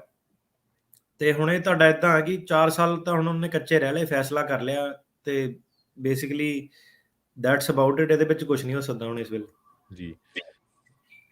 ਇੱਕ ਜ਼ਰੂਰ ਆ ਆਪਣਾ ਜੀ, ਜਿੰਨੇ ਵੀ ਸਾਡੇ ਸਰੋਤੇ ਸੁਣ ਰਹੇ ਆ ਪੰਜਾਬੀ ਰੇਡੀਓ USA ਦੇ, ਸਾਰਿਆਂ ਨੂੰ ਮੈਂ ਆਪਣੇ ਵੱਲੋਂ ਬੇਨਤੀ ਕਰਦਾ ਵੀ ਜਿਹੜਾ ਜਦੋਂ ਤੁਸੀਂ ਅਮਰੀਕਾ 'ਚ ਐਂਟਰ ਹੋ ਗਏ, ਸਭ ਤੋਂ ਤੁਹਾਡੀ ਪਹਿਲੀ ਪ੍ਰਾਇੋਰਟੀ ਇਹ ਆ ਵੀ ਤੁਹਾਡੀ ਇਮੀਗ੍ਰੇਸ਼ਨ ਆ ਨਾ, ਉਹ ਸਾਰਾ ਕੁਝ ਸੈੱਟ ਹੋਣਾ ਚਾਹੀਦਾ ਹੈ। ਸਾਰੀ ਉਮਰ ਕੰਮ ਕਰਨਾ ਤੁਸੀਂ ਅਮਰੀਕਾ 'ਚ, ਉਹ ਨਾ ਘਾਬਰੋ, ਕੰਮ ਕਰਨਾ ਹੀ ਪੈਣਾ ਆ। ਤੇ ਇੱਥੇ ਰਿਸੈਸ਼ਨ ਵੀ ਆਣੇ, ਉੱਪਰ ਥੱਲੇ ਵੀ ਹੋਣਾ। ਤੁਸੀਂ ਦੇਖਿਆ ਹੋਣਾ 100 ਟਰੱਕਾਂ ਵਾਲੀਆਂ ਵੀ ਕੰਪਨੀਆਂ ਫੇਲ ਹੋ ਰਹੀਆਂ ਹੈ ਨਾ, 33,000 EMPLOYE ਵਾਲੀਆਂ ਕੰਪਨੀਆਂ ਵੀ ਫੇਲ ਹੋ ਰਹੀਆਂ। ਸੋ ਪ੍ਰਾਇੋਰਟੀ ਤੁਹਾਡੀ ਉਹ ਹੋਣੀ ਚਾਹੀਦੀ ਆ ਕਿ ਆਪਾਂ ਕੰਮ ਤੇ ਜ਼ਿਆਦਾ ਜ਼ੋਰ ਲਾ ਦਿੰਦੇ ਆ ਤੇ ਇਹਦੇ ਤੇ ਫੋਕਸ ਨਹੀਂ ਕਰਦੇ। ਮੁੜ ਕੇ ਕੀ ਹੁੰਦਾ, ਕਈ 20 ਸਾਲਾਂ ਤੋਂ ਵਿਚਾਰੇ ਫਸੇ ਹੋਏ ਹੈਗੇ। ਸੋ ਇਹ ਜ਼ਰੂਰ ਧਿਆਨ ਰੱਖਿਆ ਕਰੋ ਜੀ। ਤੇ ਅਗਲੇ ਸਾਡੇ ਕਾਲਰ ਆ ਸਤਨਾਮ ਸਿੰਘ ਜੀ। ਸਤਿ ਸ਼੍ਰੀ ਅਕਾਲ ਜੀ। ਸਤਿ ਸ਼੍ਰੀ ਅਕਾਲ ਜੀ। ਹਾਂਜੀ ਸਰ, ਮੇਰਾ ਇਹ ਕੁਐਸਚਨ ਸੀ, ਮੈਂ ਤੁਹਾਨੂੰ ਪਿਛਲੀ ਵਾਰ ਵੀ ਕਾਲ ਲਾਈ ਸੀ ਕਿ ਜਿੱਦਾਂ ਮੇਰਾ ਪੈਂਡਿੰਗ ਕੇਸ ਸੀ 2016 ਅਸਾਈਲਮ ਆਫਿਸਰ। ਕੱਲ ਮੈਨੂੰ ਮੈਂ ਉਹਨਾਂ ਨੂੰ 2-3 ਵਾਰ ਈਮੇਲਾਂ ਪਾਉਂਦਾ ਰਿਹਾ, ਤੇ ਕੱਲ ਉਹਨਾਂ 12 ਵਜੇ ਨਾ ਰਿਟੈਕਟਡ ਕਾਲ ਤੋਂ ਮੈਨੂੰ ਕਾਲ ਆਈ ਸੀ ਵੀ ਜਿੱਦਾਂ ਅਗਲੇ ਹਫਤੇ ਤੇਰਾ ਇੰਟਰਵਿਊ 12 ਵਜੇ ਤੇ ਆਈ, ਪਰ ਉਹਨਾਂ ਨੇ ਮੈਨੂੰ ਕੋਈ ਈਮੇਲ ਜਾਂ ਕੋਈ ਚਿੱਠੀ ਆਏਗੀ ਜਾਂ ਮੈਂ ਏਦਾਂ ਹੀ ਚਲੇ ਜਾਵਾਂ? ਜੇ ਤੁਹਾਨੂੰ ਹੁਣ ਨਹੀਂ ਨੋਟਿਸ ਤਾਂ ਆਉਣਾ ਚਾਹੀਦਾ, ਪਰ ਮੈਨੂੰ ਹੁਣ ਪਤਾ ਨਹੀਂ। ਉਹ ਕਹਿੰਦੀ ਤੈਨੂੰ ਈਮੇਲ ਕਰਾਂਗੀ, ਈਮੇਲ ਉਹਨੇ ਕੀਤੀ ਨਹੀਂ, ਕਹਿੰਦੀ ਪਰ ਇੰਨੀ ਤਰੀਕ ਨੂੰ ਤੂੰ ਇੱਥੇ ਆਉਣਾ, ਤੇਰਾ ਇੰਟਰਵਿਊ ਹੈ। ਹਾਂਜੀ, ਹੁਣ ਜੇ ਤੁਹਾਡਾ ਇੰਟਰਵਿਊ ਹੋਇਆ ਵਾਕਈ, ਹੁਣ ਮੈਂ ਤਾਂ ਕੁਛ ਇਹਦੇ ਵਿੱਚ ਭਾਜੀ ਕਹਿ ਨਹੀਂ ਸਕਦਾ ਕਿ ਤੁਸੀਂ ਨੋਟਿਸ ਕਿੱਦਾਂ ਸਹੀ ਦਿੱਤਾ, ਈਮੇਲ ਸਹੀ ਦਿੱਤੀ। ਜੇ ਤੁਹਾਨੂੰ ਕਾਲ ਆਈ ਆ, ਨਾ ਮੈਂ ਤੁਹਾਨੂੰ ਇਹ ਕਹਿ ਸਕਦਾ ਕਿ ਤੁਸੀਂ ਨਾ ਜਾਓ। ਜੇ ਤੁਹਾਨੂੰ ਕਾਲ ਆਈ ਆ ਤੇ ਤੁਸੀਂ ਜ਼ਰੂਰ ਜਾਓ, ਕਿਉਂਕਿ ਤੁਸੀਂ ਉਹ ਵਾਲੇ ਏਰੀਆ 'ਚ ਰਹਿ ਰਹੇ ਆ ਤੇ ਤੁਹਾਨੂੰ ਕੋਈ ਪ੍ਰੋਬਲਮ ਹੋਣੀ ਨਹੀਂ ਚਾਹੀਦੀ ਜਾਣ 'ਚ ਉੱਥੇ, ਹੈ ਨਾ। ਜਾ ਕੇ ਆਓ ਤੁਸੀਂ, ਉੱਥੇ ਕਹੋ ਕਿ ਮੈਨੂੰ ਕਾਲ ਆਈ ਸੀ। ਧੰਨਵਾਦ ਜੀ। ਅਗਲੇ ਸਾਡੇ ਕਾਲਰ ਆ ਭੁਪਿੰਦਰ ਜੀ। ਇੱਕ ਇਹਦੇ ਵਿੱਚ ਏਦਾਂ ਕਿ ਜਾ ਕੇ ਨਾ ਤੁਸੀਂ ਅਸਾਈਲਮ ਆਫਿਸ ਪਹਿਲਾਂ ਵੀ ਚੈੱਕ ਹੈਲੋ। ਕਰ ਸਕਦੇ ਹੋ ਕਿ ਮੈਨੂੰ ਕਾਲ ਹਾਂਜੀ ਆਈ ਹੋਲਡ ਸੀ, ਰੱਖਿਓ, ਪਹਿਲਾਂ ਆਨਸਰ ਸੁਣ ਲਿਓ। ਹਾਂਜੀ ਮੈਨੂੰ ਕਾਲ ਆਈ ਸੀਗੀ, ਜਾ ਕੇ ਉੱਥੇ ਚੈੱਕ ਕਰ ਸਕਦੇ ਆ ਕਿ ਮੈਂ ਵੈਰੀਫਾਈ ਕਰਨਾ, ਮੈਨੂੰ ਨੋਟਿਸ ਨਹੀਂ ਆਇਆ, ਮੇਰੀ ਇੰਟਰਵਿਊ ਆ ਤੇ ਉੱਥੇ ਇਨਕੁਆਇਰੀ ਵਿੰਡੋ ਹੁੰਦੀ ਆ, ਉਹ ਸਿਕਿਉਰਿਟੀ ਗਾਰਡ ਨਾ ਉਹਨੂੰ ਮਾੜਾ ਮੋਟਾ ਮਿੰਤਾ ਤਰਲੇ ਕਰੇਗਾ, ਉਹ ਉੱਪਰ ਭੇਜ ਦੇਣਾ ਤੁਹਾਨੂੰ ਅਸਾਈਲਮ ਆਫਿਸ ਜਿਹੜਾ ਸੈਨ ਫ੍ਰਾਂਸਿਸਕੋ ਦਾ, ਉੱਥੇ ਜਾ ਕੇ ਤੁਸੀਂ ਦੁਬਾਰਾ ਤੁਹਾਨੂੰ ਉਹ ਨੋਟਿਸ ਜਿਹੜਾ ਉਹ ਦੇ ਸਕਦੇ ਆ। ਤੇ ਦੂਜੀ ਗੱਲ ਆਪਣੀ ਏਦਾਂ ਕਿ ਸਪੈਮ ਵਗੈਰਾ ਵੀ ਇੱਕ ਚੀਜ਼ ਹੁੰਦੀ ਆ ਕਿ ਕਈ ਵਾਰ ਤੁਹਾਡੀਆਂ ਈਮੇਲਾਂ ਨਾ ਸਪੈਮ ਫੋਲਡਰ 'ਚ ਚਲ ਜਾਂਦੀਆਂ, ਉਹ ਸਾਰੀਆਂ ਜਿਹੜੀਆਂ ਆਪਣੀਆਂ ਜ਼ਰੂਰ ਚੈੱਕ ਕਰੋ। ਹਾਂਜੀ ਭੁਪਿੰਦਰ ਜੀ, ਹਾਂ ਭਾਈ ਸਤਿ ਸ਼੍ਰੀ ਅਕਾਲ ਜੀ। ਸਤਿ ਸ਼੍ਰੀ ਅਕਾਲ ਜੀ। ਹਾਂਜੀ ਮੈਂ ਭਾਜੀ ਨੂੰ ਕੁਐਸਚਨ ਪੁੱਛਣਾ ਸੀਗਾ ਜੀ ਕਿ ਜਿਵੇਂ ਆਪਾਂ ਜੀ ਅਗਲੇ ਨੈਕਸਟ ਈਅਰ ਮੇਰੀ ਡੇਟ ਹੈ ਜੀ 2024 ਦੇ ਵਿੱਚ ਜੁਲਾਈ 'ਚ, ਜੀ। ਤੇ ਮੈਨੂੰ ਮੇਰਾ ਕੇਸ ਸੈਨ ਫ੍ਰਾਂਸਿਸਕੋ ਵਿੱਚ ਰਹਿੰਦੇ ਸੀ, ਸੈਕਰਾਮੈਂਟੋ ਏਰੀਆ 'ਚ ਜੀ, ਲਿੰਕਨ, ਜੀ। ਤੇ ਉਹ ਕੇਸ ਇੱਥੇ ਮੂਵ ਕਰਵਾਉਣਾ ਪਏਗਾ ਜੀ ਜਾਂ ਉੱਥੇ ਹੀ ਮਤਲਬ ਇੰਟਰਵਿਊ ਆ ਸਕਦੀ ਹੈ ਜੀ? ਜੀ, ਇਹ ਸਵਾਲ ਹੁਣ ਕਈ ਜਣੇ ਪੁੱਛਦੇ ਆ। ਸੋ ਸਵਾਲ ਦੇ ਦੋ ਐਂਗਲ ਹੈਗੇ। ਹੁਣ ਬੰਦਾ ਕੀ ਕਹਿ ਰਿਹਾ ਕਿ ਮੇਰਾ ਸੈਨ ਫ੍ਰਾਂਸਿਸਕੋ 'ਚ ਕੇਸ ਲੱਗਾ ਪਰ ਮੈਂ ਰਹਿਣਾ ਸੈਕਰਾਮੈਂਟੋ ਆ ਇਸ ਵੇਲੇ। ਸੋ ਸਭ ਤੋਂ ਪਹਿਲੀ ਤੁਹਾਡੀ ਜ਼ਿੰਮੇਵਾਰੀ ਜਿਹੜੀ ਬਣਦੀ ਆ ਉਹ ਹੈਗੀ ਆ ਐਡਰੈਸ ਆਪਣਾ ਅਪਡੇਟ ਕਰਨਾ ਵਕੀਲ ਦੇ ਥਰੂ। EOIR 33 ਫਾਰਮ ਜਿਹੜਾ ਹੁੰਦਾ ਵਕੀਲ ਨੂੰ, ਉਹ ਤੁਹਾਡਾ ਐਡਰੈਸ ਜ਼ਰੂਰ ਅਪਡੇਟ ਹੋਣਾ ਚਾਹੀਦਾ। ਉਹ ਕਿੰਨੇ ਦਿਨਾਂ 'ਚ ਕਰਨਾ ਹੁੰਦਾ ਜੀ? ਮੈਨੂੰ ਲੱਗਦਾ ਲਿਮਿਟ ਆ ਸ਼ਾਇਦ ਕੁਛ, ਉਹ ਤਾਂ 5 ਦਿਨਾਂ 'ਚ ਉਹਨਾਂ ਨੇ ਕਿਹਾ ਕਿ ਕਰਨਾ ਮੂਵ ਕਰਨ ਦੇ, ਹਨਾ। ਠੀਕ ਹੈ। ਹੁਣ ਕੀ ਹੁੰਦਾ ਕਿ ਸਾਡੇ ਕਈ ਵਾਰੀ ਕੇਸ ਹੋਏ ਆ ਸੈਕਰਾਮੈਂਟੋ ਸੈਨ ਫ੍ਰਾਂਸਿਸਕੋ ਦੇ, ਬੰਦਾ ਕਹਿੰਦਾ ਮੈਂ ਨਹੀਂ ਅਪਡੇਟ ਕਰਨਾ। ਹੁਣ ਇੱਕ ਜਿਹੜਾ ਕੇਸ ਸੀਗਾ ਮੈਂ ਤੁਹਾਨੂੰ ਦੱਸਦਾ, ਸਾਡਾ ਨਾ ਪੋਰਟਲੈਂਡ, ਉਹ ਬੰਦਾ ਪੋਰਟਲੈਂਡ ਰਹਿੰਦਾ ਸੀਗਾ ਤੇ ਸੈਨ ਫ੍ਰਾਂਸਿਸਕੋ ਦਾ ਕੇਸ ਚੱਲਦਾ ਸੀਗਾ, ਐਡਰੈਸ ਸਾਨੂੰ ਅਪਡੇਟ ਕਰਨਾ ਹੀ ਸੀਗਾ, ਹਨਾ। ਉਹਨੂੰ ਆਪਾਂ ਦੱਸਿਆ ਕਿ ਬਾਈ ਪੋਰਟਲੈਂਡ ਦਾ ਆਹ ਸਿਨੈਰੀਓ, ਉੱਥੇ ਕੇਸ ਰਿਜੈਕਟ ਹੁੰਦੇ ਆ। ਉਹ ਬੰਦਾ ਕਹਿੰਦਾ ਕਿ ਨਹੀਂ ਯਾਰ ਮੈਂ ਤਾਂ ਇੱਥੇ ਕੰਮ ਕਰਦਾ ਵਾਂ, ਮੈਂ ਨਹੀਂ ਜਾ ਸਕਦਾ, ਮੇਰੀ ਘਰ ਵਾਲੀ ਸਾਰੇ ਜਣੇ ਇੱਥੇ ਪੋਰਟਲੈਂਡ 'ਚ ਹੀ ਆ, ਹਨਾ। ਤੇ ਹੁਣ ਕੀ ਹੋਇਆ ਕਿ ਉਹਦੀ ਤਰੀਕ ਤੱਕ ਗੱਲ ਪਹੁੰਚ ਗਈ ਕਿ ਪੋਰਟਲੈਂਡ ਤਾਂ ਸਾਰੇ ਡਿਨਾਈ ਹੁੰਦੇ ਆ। ਹੁਣ ਆਪਣਾ ਕੋਈ ਆਪਾਂ ਉਹਨੂੰ ਚੇਂਜ ਆਫ ਵੈਨਿਊ ਨਹੀਂ ਫਾਈਲ ਕੀਤਾ, ਜਾਂ ਬੰਦਾ ਕਹਿੰਦਾ ਮੈਂ ਦੇਖ ਲੈਂਦਾ ਕਿੱਦਾਂ ਨਾ, ਤਾਂ ਜੱਜ ਜਦੋਂ ਫਾਈਨਲ ਤਰੀਕ ਉਹਦੀ ਆਈ, ਸਰਕਾਰੀ ਵਕੀਲ ਕਹਿੰਦਾ ਕਿ ਨਹੀਂ, ਪੋਰਟਲੈਂਡ ਦੇ ਵਿੱਚ ਜੁਰਿਸਡਿਕਸ਼ਨ ਹੈ, ਇਹਦਾ ਕੇਸ ਜਿਹੜਾ ਪੋਰਟਲੈਂਡ 'ਚ ਭੇਜੋ। ਹੁਣ ਇਸ ਕੇਸ ਦੇ ਵਿੱਚ ਕੀ ਆ ਭਾਜੀ, ਜੇ ਤੁਸੀਂ ਵੇਟ ਕਰਦੇ ਰਹੇ, ਇੱਕ ਤਾਂ ਤੁਸੀਂ ਆਪਣਾ ਐਡਰੈਸ ਅਪਡੇਟ ਕਰਨਾ, ਉਹ 'ਚ ਕੋਈ ਗੁੰਜਾਇਸ਼ ਨਹੀਂ, ਉਹ ਤਾਂ ਕਰਨਾ ਹੀ ਕਰਨਾ 100%। ਹੁਣ ਜੇ ਤੁਹਾਡਾ ਕੇਸ ਕੋਰਟ ਆਪ ਨਹੀਂ ਮੂਵ ਕਰਦਾ, ਰਾਈਟ, ਉਹਦੇ ਵਿੱਚ ਕੀ ਹੋਣਾ ਕਿ ਜਿੱਦਾਂ ਤੁਹਾਡੀ ਤਰੀਕ ਆਣੀ ਨਾ, ਉਹਨੇ ਜੱਜ ਨੇ ਜਾਂ ਤਾਂ ਉਹਨੇ ਸੁਣ ਲੈਣਾ, ਜਾਂ ਫਿਰ ਉਹਨੇ ਕਹਿਣਾ ਇਹਦਾ ਮੂਵ ਕਰੋ, ਫਿਰ ਤੁਹਾਡੇ 3-4 ਸਾਲ ਹੋਰ ਖਰਾਬ ਹੋਣੇ ਆ। ਸੋ ਇਹ ਨਾ ਤੁਸੀਂ ਫਿਰ ਉਮੀਦ ਰੱਖਿਆ ਕਿ ਸੈਨ ਫ੍ਰਾਂਸਿਸਕੋ ਤੁਹਾਡਾ ਕੇਸ ਜਿਹੜਾ ਸੁਣੂਗੀ, ਉਹਨੂੰ ਦੇਰ ਸਵੇਰ ਉਹਨੂੰ ਮੂਵ ਜਿਹੜਾ ਕੀਤਾ ਜਾ ਸਕਦਾ ਵਾ। ਸੋ ਬੈਟਰ ਇਹੀ ਆ, ਜਿਹਨਾਂ ਨੂੰ ਟਾਈਮ ਦੀ ਕਾਹਲੀ ਆ ਤੇ ਜਿਹੜੀ ਰਾਈਟ ਥਿੰਗ ਇਹੀ ਹੈ ਕਿ ਜਿੱਥੇ ਰਹਿੰਦੇ ਆ ਉੱਥੇ ਆਪਣਾ ਕੇਸ ਜਿਹੜਾ ਮੂਵ ਕਰਾਓ। ਜੀ ਧੰਨਵਾਦ। ਅਗਲੇ ਸਾਡੇ ਕਾਲਰ ਆ ਹਰਦੀਪ ਜੀ। ਹਾਂਜੀ ਜੀ, ਸਤਿ ਸ਼੍ਰੀ ਅਕਾਲ ਜੀ। ਸਤਿ ਸ਼੍ਰੀ ਅਕਾਲ। ਮੇਰੇ ਨਾ ਬੇਟੇ ਦੀ ਫਿਆਂਸੇ ਹੈਗੀ ਆ ਨਿਊਜ਼ੀਲੈਂਡ 'ਚ, ਉਹ ਸਿਟੀਜ਼ਨ ਆ ਉੱਥੇ ਦੀ। ਉਹ ਅੱਗੇ ਇੱਥੇ ਆ ਵੀ ਚੁੱਕੀ, ਮੇਰਾ ਬੇਟਾ ਵੀ ਸਿਟੀਜ਼ਨ ਆ ਇੱਥੇ, ਤੇ ਉਹ ਇੰਡੀਆ ਮੈਰਿਜ ਕਰਾ ਕੇ ਸਿੱਧੀ ਆ ਸਕਦੀ ਇੱਥੋਂ ਇੰਡੀਆ ਤੋਂ, ਕਿ ਇੱਥੇ ਆ ਕੇ ਕੇਸ ਅਪਲਾਈ ਸਿੱਧੀ ਮੈਰਿਜ ਦਾ ਅੱਗੇ ਫਾਈਲ ਕਰ ਸਕਦੇ ਆ? ਸਿਟੀਜ਼ਨ ਨੇ ਵਿਆਹ ਦੁਬਾਰਾ ਸਿਨੈਰੀਓ ਦੱਸਿਆ, ਸਿਟੀਜ਼ਨ ਨੇ ਰਿਸ਼ਤੇਦਾਰੀ ਨਾਲ ਨਹੀਂ ਮੈਨੂੰ ਕੋਈ ਲੈਣਾ ਦੇਣਾ, ਸਿੱਧੇ ਵਿਆਹ ਇੰਡੀਆ ਹੋਣਾ। ਨਿਊਜ਼ੀਲੈਂਡ ਦੀ ਸਿਟੀਜ਼ਨ ਹੈ, ਇੰਡੀਆ ਵਿਆਹ ਹੋਣਾ, ਤੇ ਅਮਰੀਕਾ ਦਾ ਕੀ ਐਂਗਲ ਹੈਗਾ ਉਹਦੇ ਵਿੱਚ? ਮੁੰਡਾ ਅਮਰੀਕਾ ਦਾ ਨਾ ਇਹਨਾਂ ਦਾ। ਮੁੰਡਾ ਅਮਰੀਕਾ 'ਚ ਮੇਰਾ ਜੀ ਇੱਥੇ, ਤੇ ਉਹ ਜਾਣੀ ਕਿ ਉੱਥੋਂ ਇੰਡੀਆ ਤੋਂ ਇੱਥੇ ਆ ਕੇ ਸਿੱਧਾ ਕੇਸ ਅਪਲਾਈ ਕਰ ਦੇਈਏ ਮੈਰਿਜ ਦਾ, ਗ੍ਰੀਨ ਕਾਰਡ ਕਿੱਦਾਂ? ਜਿਹੜਾ ਅੱਗੇ ਇੱਕ ਵਾਰੀ ਉਹ ਆ ਚੁੱਕੀ ਇੱਥੇ, ਉਹਦਾ ਵਿਜ਼ਿਟ ਕਰ ਚੁੱਕੀ ਆ। ਹਾਂਜੀ, ਹੁਣ ਸੁਣਿਆ ਧਿਆਨ ਨਾਲ। ਇੰਡੀਆ ਤੋਂ ਭਾਜੀ ਤੁਸੀਂ ਇਸ ਇਰਾਦੇ ਨਾਲ ਨਹੀਂ ਆ ਸਕਦੇ ਕਿ ਮੈਂ ਆ ਕੇ ਇੱਥੇ ਵਿਆਹ ਕਰਾਉਣਾ ਵਾ, ਉਹਨਾਂ ਨੇ ਐਂਟਰੀ ਨਹੀਂ ਦੇਣੀ, ਉਹਨੂੰ ਉਹ ਫਰਾਡ ਸਮਝਦੇ ਆ। ਜਿਹੜਾ ਬੰਦਾ ਅਮਰੀਕਾ 'ਚ ਆ ਗਿਆ ਇੱਕ ਵਾਰੀ, ਤੇ ਆਉਣ ਤੋਂ ਬਾਅਦ ਉਹਦਾ ਜਿਹੜਾ ਵਿਚਾਰ ਜੇ ਚੇਂਜ ਹੁੰਦਾ, ਤੇ ਫਿਰ ਉਹ ਜਿਹੜਾ ਹੈਗਾ ਆਪਣਾ ਕੇਸ ਫਾਈਲ ਕਰ ਸਕਦਾ ਅਮਰੀਕਾ ਦੇ ਵਿੱਚ। ਸੋ ਇਹ ਕਾਨੂੰਨ ਆ, ਹਨਾ।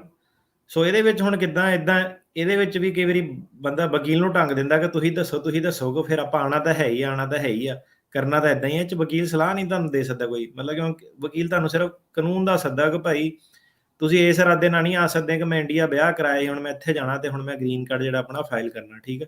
ਸੋ ਉਹਨਾਂ ਦਾ ਰੂਲ ਜਿਹੜਾ ਹੈਗਾ, ਤੁਹਾਡਾ ਅਮਰੀਕਾ ਜਦੋਂ ਤੁਸੀਂ ਆਉਂਦੇ ਆ, ਜਾ ਕੇ ਤੁਹਾਡਾ ਵਿਚਾਰ ਚੇਂਜ ਹੁੰਦਾ, ਫਿਰ ਤੁਸੀਂ ਫਾਈਲ ਕਰੋ। ਉਹਦੇ ਕਰਕੇ ਇਹਨਾਂ ਨੇ ਆਪਣੀ ਲਿਮਿਟ ਰੱਖੀ ਹੋਈ ਆ 60-90 ਡੇ ਰੂਲ। ਜੇ 90 ਦਿਨ ਤੋਂ ਬਾਅਦ ਬੰਦੇ ਦਾ ਫਾਈਲ ਹੁੰਦਾ, ਉਹਨੂੰ ਉਹ ਜ਼ਿਆਦਾ ਬਲੀਵ ਕਰਦੇ ਆ ਕਿ ਇਹਨਾਂ ਦਾ ਇਰਾਦਾ ਪਹਿਲਾਂ ਨਹੀਂ ਸੀਗਾ। ਜੇ 90 ਦਿਨ ਤੋਂ ਪਹਿਲਾਂ ਤੁਸੀਂ ਕਰਦੇ ਆ, 60 ਤੋਂ 90 ਦਿਨ ਦੇ ਵਿੱਚ ਵਿਆਹ ਕਰਕੇ ਫਾਈਲ ਗ੍ਰੀਨ ਕਾਰਡ ਕੀਤਾ, ਉਹਨੂੰ ਉਹ ਕਹਿੰਦੇ ਆ ਰਿਬਟੇਬਲ ਪ੍ਰਜ਼ੰਪਸ਼ਨ, ਕਿ ਤੁਹਾਡੇ ਤੇ ਜ਼ਿੰਮੇਵਾਰੀ ਆ, ਤੁਸੀਂ ਸਾਨੂੰ ਦੱਸੋ ਕਿ ਤੁਹਾਡਾ ਇਰਾਦਾ ਨਹੀਂ ਸੀਗਾ, ਹਨਾ। ਹੁਣ ਜਿਹੜਾ ਬੰਦਾ ਪਹਿਲਾਂ ਹੀ ਇੰਡੀਆ ਤੋਂ ਵਿਆਹ ਕਰਾ ਕੇ ਜਿਹੜਾ ਆਇਆ, ਉਹ ਕਿੱਦਾਂ ਸ਼ੋ ਕਰੂਗਾ, ਹਨਾ। ਇੱਕ ਚੀਜ਼ ਇਹ ਹੋਗੀ। ਦੂਜੀ ਚੀਜ਼ ਇਹ ਹੈ, ਜਿਹੜੇ ਨਿਊਜ਼ੀਲੈਂਡ ਵਾਲੇ ਜਿਹੜੇ ਹੈਗੇ ਆ, ਉਹ ਨਿਊਜ਼ੀਲੈਂਡ ਵਾਲੇ, ਆਸਟ੍ਰੇਲੀਆ ਵਾਲੇ, ਯੂਰਪ ਵਾਲੇ ਜਿਹੜੇ ਲੋਕੀ, ਉਹਨਾਂ ਨੂੰ ਜਿਹੜਾ ਐਂਟਰੀ ਮਿਲਦੀ ਆ B1 B2 ਤੇ ਐਸਟਾ ਦੇ ਉੱਤੇ ਮਿਲਦੀ ਆ, ਜਿਹੜਾ ਵੀਜ਼ਾ ਵੇਵਰ ਪ੍ਰੋਗਰਾਮ ਹੁੰਦਾ। ਵੀਜ਼ਾ ਵੇਵਰ ਪ੍ਰੋਗਰਾਮ ਦੀ ਜਿਹੜੀ ਅਪ ਫਰੰਟ ਜਿਹੜੀ ਚੀਜ਼ ਹੈਗੀ ਆ ਕਿ ਤੁਸੀਂ ਇੱਥੇ ਐਡਜਸਟਮੈਂਟ ਆਫ ਸਟੇਟਸ ਆਪਣਾ ਵਿਆਹ ਵਾਲਾ ਕੇਸ ਫਾਈਲ ਨਹੀਂ ਕਰ ਸਕਦੇ ਬਾਈ ਰੈਗੂਲੇਸ਼ਨ। ਪਰ ਉਹਦੇ ਵਿੱਚ ਕੀ ਆ ਕਿ ਬੰਦਾ ਹੁਣ ਉਹ 90 ਦਿਨ ਦੀ ਐਂਟਰੀ ਹੁੰਦੀ ਆ। ਹੁਣ ਤੁਸੀਂ ਦੇਖੋ ਕਿ 90 ਦਿਨ ਦੀ ਤੁਹਾਡੀ ਐਂਟਰੀ ਆ, 90 ਦਿਨ ਬਾਅਦ ਤੁਸੀਂ ਕੱਚੇ ਹੋ ਜਾਣਾ, ਤੇ 90 ਦਿਨ ਤੋਂ ਪਹਿਲਾਂ ਫਾਈਲ ਕੀਤਾ ਤਾਂ ਉਹਨਾਂ ਨੇ ਉਹਨਾਂ ਨੇ ਕਹਿਣਾ ਕਿ ਇਹ ਇਰਾਦਾ ਇਹਦਾ ਹੋਰ ਸੀਗਾ, ਹੈ ਨਾ। ਸੋ ਐਸਟਾ ਦੇ ਵਿੱਚ 9th ਸਰਕਟ ਦੇ ਵਿੱਚ ਸਪੈਸ਼ਲੀ, ਤੇ ਕਈ ਹੋਰ ਸਰਕਟਾਂ ਦੇ ਵਿੱਚ ਐਜ਼ ਸੱਚ ਗ੍ਰੀਨ ਕਾਰਡ ਹੋਲਡ, ਜਦੋਂ ਸਿਟੀਜ਼ਨ ਵਿਆਹ ਕਰਾ ਲੈਂਦਾ ਕਿਸੇ ਐਸਟਾ ਵਾਲੇ ਬੰਦੇ ਨਾਲ, ਉਹਨੂੰ ਜ਼ਿਆਦਾਤਰ ਜਿਹੜਾ ਗ੍ਰੀਨ ਕਾਰਡ ਇੱਥੇ ਮਿਲ ਜਾਂਦਾ। ਪਰ ਤੁਹਾਨੂੰ ਇਹ ਪਤਾ ਹੋਣਾ ਜ਼ਰੂਰੀ ਆ ਕਿ ਜਿਹੜਾ ਐਸਟਾ ਵਾ ਤੇ ਜਿਹੜਾ ਟੂਰਿਸਟ ਵੀਜ਼ਾ ਜਿਹੜਾ 6 ਮਹੀਨੇ ਦੀ ਐਂਟਰੀ ਵਾਲਾ, ਉਹਦੇ ਵਿੱਚ ਇੱਕ ਫਰਕ ਆ। ਫਰਕ ਇਹ ਹੈ ਕਿ ਜਿਹੜਾ ਐਸਟਾ ਦੇ ਵਿੱਚ ਤੁਹਾਨੂੰ ਜਿਹੜੇ ਜੱਜ ਦੇ ਕੋਲ ਜਾਣ ਦੇ ਹੱਕ ਨਹੀਂ ਹੈਗੇ। ਤੁਹਾਡਾ ਐਸਟਾ ਦਾ ਵੀਜ਼ਾ ਵੇਵਰ ਦਾ ਪ੍ਰੋਗਰਾਮ ਇਹ ਹੈਗਾ ਕਿ ਤੁਸੀਂ ਜਿਹੜੇ ਸਾਰੇ ਆਪਣੇ ਹੱਕ ਉਹ ਸਰੈਂਡਰ ਕਰ ਰਹੇ ਹੋ। ਸੋ ਅੱਜ ਦੀ ਡੇਟ ਦੇ ਵਿੱਚ ਇਹ ਹੈ ਕਿ ਸਰਕਟ ਕੋਰਟ ਦਾ ਲਾਅ ਕਹਿੰਦਾ ਹੈਗਾ ਕਿ ਇਹਨਾਂ ਨਾਲ ਕੋਈ ਫਰਕ ਨਹੀਂ ਕਰਨਾ, ਇਹਨਾਂ ਨੂੰ ਗ੍ਰੀਨ ਕਾਰਡ ਇੱਥੇ ਐਡਜਸਟਮੈਂਟ ਦੇ ਦੇਣੀ ਆ। ਪਰ ਜਿੱਦਣ ਇਹ ਲਾਅ ਚੇਂਜ ਹੋ ਗਿਆ, ਜੇ ਤੁਸੀਂ ਵੇਟ ਕਰ ਰਹੇ ਹੋ ਹੁਣ ਸਾਲ 1.5 ਸਾਲ, ਜੇ ਇਹ ਰੂਲਿੰਗ ਆ ਗਈ ਤੇ ਕਿ ਲਾਅ ਇਹ ਚੇਂਜ ਹੋ ਗਿਆ, ਫਿਰ ਇਦਾਂ ਕਿ ਐਸਟਾ ਵਾਲਾ ਬੰਦਾ ਤੰਗ ਹੋ ਸਕਦਾ ਹੈਗਾ। ਸੋ ਐਸਟਾ ਤੇ ਜਿਹੜਾ ਟੂਰਿਸਟ ਵੀਜ਼ਾ ਹੈਗਾ ਉਹ ਸੇਮ ਚੀਜ਼ ਨਹੀਂ ਹੈਗੀ। ਹੁਣ ਇਹਨੂੰ ਜੇ ਸਾਰਿਆਂ ਨੂੰ ਸਮੇਟਿਆ ਜਾਵੇ ਤੇ ਉਹਦਾ ਇਹ ਹੈ ਕਿ ਭਾਈ ਜੇ ਇੰਡੀਆ ਜਾ ਕੇ ਵਿਆਹ ਕਰਾਉਣਾ, ਐਸਟਾ ਵਾਲੇ ਇੱਥੇ ਲੈਣਾ, ਉਹਦੇ ਵਿੱਚ ਬੜੇ ਜ਼ਿਆਦਾ ਪੰਗੇ ਆ। ਇਸ ਇਰਾਦੇ ਨਾਲ ਤੁਸੀਂ ਅਮਰੀਕਾ ਨਹੀਂ ਆ ਸਕਦੇ ਕਿ ਇੱਥੇ ਆ ਕੇ ਵਿਆਹ ਕਰਾ ਕੇ ਪੱਕਾ ਹੋਣਾ। ਆ ਕੇ ਇੱਥੇ ਅਮਰੀਕਾ ਜੇ ਤੁਹਾਡਾ ਇਰਾਦਾ ਬਣਦਾ, ਉਹ ਗੱਲ ਹੋਰ ਆ, ਉਹਦੇ ਬੇਸ ਤੇ ਉਹ ਆ। ਹਰੇਕ ਚੀਜ਼ ਨਹੀਂ ਬੰਦੇ ਨੂੰ ਮਿਲ ਸਕਦੀ ਕਿ ਮੈਂ ਇੰਡੀਆ ਵੀ ਧੂਮਧਾਮ ਨਾਲ ਵਿਆਹ ਕਰ ਲੈਣਾ, ਮੇਰਾ ਕਲਚਰ ਐਲੀਮੈਂਟ ਵੀ ਸਹੀ ਹੋਵੇ, ਪਹਿਲਾਂ ਕੁੜੀ ਦਾ ਵਿਆਹ ਹੋਣਾ, ਫਿਰ ਇਹਨਾਂ ਨੇ ਇਕੱਠੇ ਰਹਿਣਾ। ਇਹ ਸਾਰੀਆਂ ਚੀਜ਼ਾਂ ਇੱਕੋ ਤੀਰ ਨਾਲ ਇਹ ਸਾਰੇ ਨਿਸ਼ਾਨੇ ਨਹੀਂ ਲੱਗ ਸਕਦੇ। ਤੇ ਦੂਸਰੀ ਚੀਜ਼ ਹੈ ਜਿਹੜੀ ਐਸਟਾ ਵਾਲੀ, ਸਾਨੂੰ ਹੁਣ ਕਈ ਵਾਰੀ ਕੀ ਹੈ ਕਿ ਸ਼ਾਰਟ 'ਚ ਬੰਦਾ ਕੁਐਸਚਨ ਪੁੱਛ ਲੈਂਦਾ ਕਿ ਇਹਦਾ ਕਿੱਦਾਂ ਹੈ ਨਾ, ਤੇ ਆ ਵਕੀਲ ਗਲਤ ਕਹਿੰਦਾ, ਇਹ ਤਾਂ ਮੇਰੇ ਦੋਸਤ ਨੇ ਵੀ ਕਰਾਇਆ ਸੀ। ਸੋ ਆ ਜਿਹੜਾ ਪੂਰਾ ਜਵਾਬ ਨਾ ਪੂਰਾ ਸੁਣਿਓ ਕਿ ਐਸਟਾ ਤੇ ਟੂਰਿਸਟ ਵੀਜ਼ੇ ਤੁਹਾਨੂੰ ਫਰਕ ਕੀ ਦੱਸਿਆ ਵਾ। ਸੋ ਉਹਦੇ ਹਿਸਾਬ ਨਾਲ ਆਪਣਾ ਜਿਹੜਾ ਫੈਸਲਾ ਜਿੱਦਾਂ ਵੀ ਲੈਣਾ ਤੁਸੀਂ ਲਓ।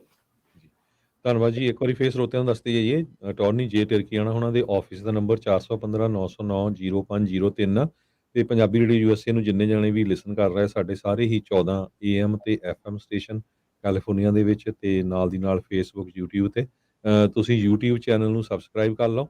ਜਿੰਨੇ ਵੀ ਪਿਛਲੇ 3 ਸਾਲਾਂ ਦੇ ਸ਼ੋਅ ਹੈਗੇ ਆ ਇਮੀਗ੍ਰੇਸ਼ਨ ਦੇ, ਉਹ ਤੁਸੀਂ ਕਿਸੇ ਟਾਈਮ ਵੀ ਜਿਹੜੇ ਦੇਖ ਸਕਦੇ। ਪਲੱਸ ਤੁਹਾਡਾ ਜਿਹੜਾ ਕੁਐਸਚਨ ਆ ਉਹ YouTube ਤੇ ਤੁਸੀਂ ਪੁੱਛ ਸਕਦੇ ਹੈਗੇ ਆ। ਅਗਲਾ ਕੁਐਸਚਨ ਹੈਗਾ ਆ ਗੁਰਜੰਟ ਸਿੰਘ ਹੁਣਾਂ ਦਾ। ਉਹ ਕਹਿੰਦੇ ਵੀ ਮੈਂ ਅਪਲਾਈ ਕੀਤਾ ਯੂ ਵੀਜ਼ਾ 2020 ਦੇ ਵਿੱਚ, ਤੇ ਮੈਂ ਫਿਰ ਅਟਾਰਨੀ ਚੇਂਜ ਕਰ ਲਿਆ ਐਂਡ 2020 ਚ, ਤੇ ਹੁਣ ਮੈਨੂੰ ਅਪਡੇਟ ਕਿੱਦਾਂ ਮਿਲੂਗੀ ਯੂ ਵੀਜ਼ੇ ਦੀ? ਯੂ ਵੀਜ਼ੇ ਦਾ ਥੋੜਾ ਜਿਹਾ ਚੱਕਰ ਹੈਗਾ, ਕਿਉਂਕਿ ਇਹ ਨਾ ਕਈ ਵਾਰੀ ਪੁਰਾਣੇ ਅਟਰਨੀ ਨੂੰ ਮੈਸੇਜ ਜਿਹੜੇ ਭੇਜ ਦਿੰਦੇ ਆ, ਇਹਨਾਂ ਦਾ ਨਾ ਆਹ ਵਾਲਾ ਕਸਟਮਰ ਸਰਵਿਸ ਵਾਲਾ ਐਲੀਮੈਂਟ ਯੂ ਵੀਜ਼ੇ ਦਾ ਸਹੀ ਨਹੀਂ ਆ, ਕਿਉਂਕਿ ਫੋਨ ਤੇ ਆਨਸਰ ਕੋਈ ਨਹੀਂ ਕਰਦੇ, ਤੇ ਲਿਖਤੀ ਦੇ ਵਿੱਚ ਇਹਨਾਂ ਨਾਲ ਕਾਰਵਾਈ ਜਿਹੜੀ ਉਹ ਕਰਨੀ ਪੈਂਦੀ ਆ।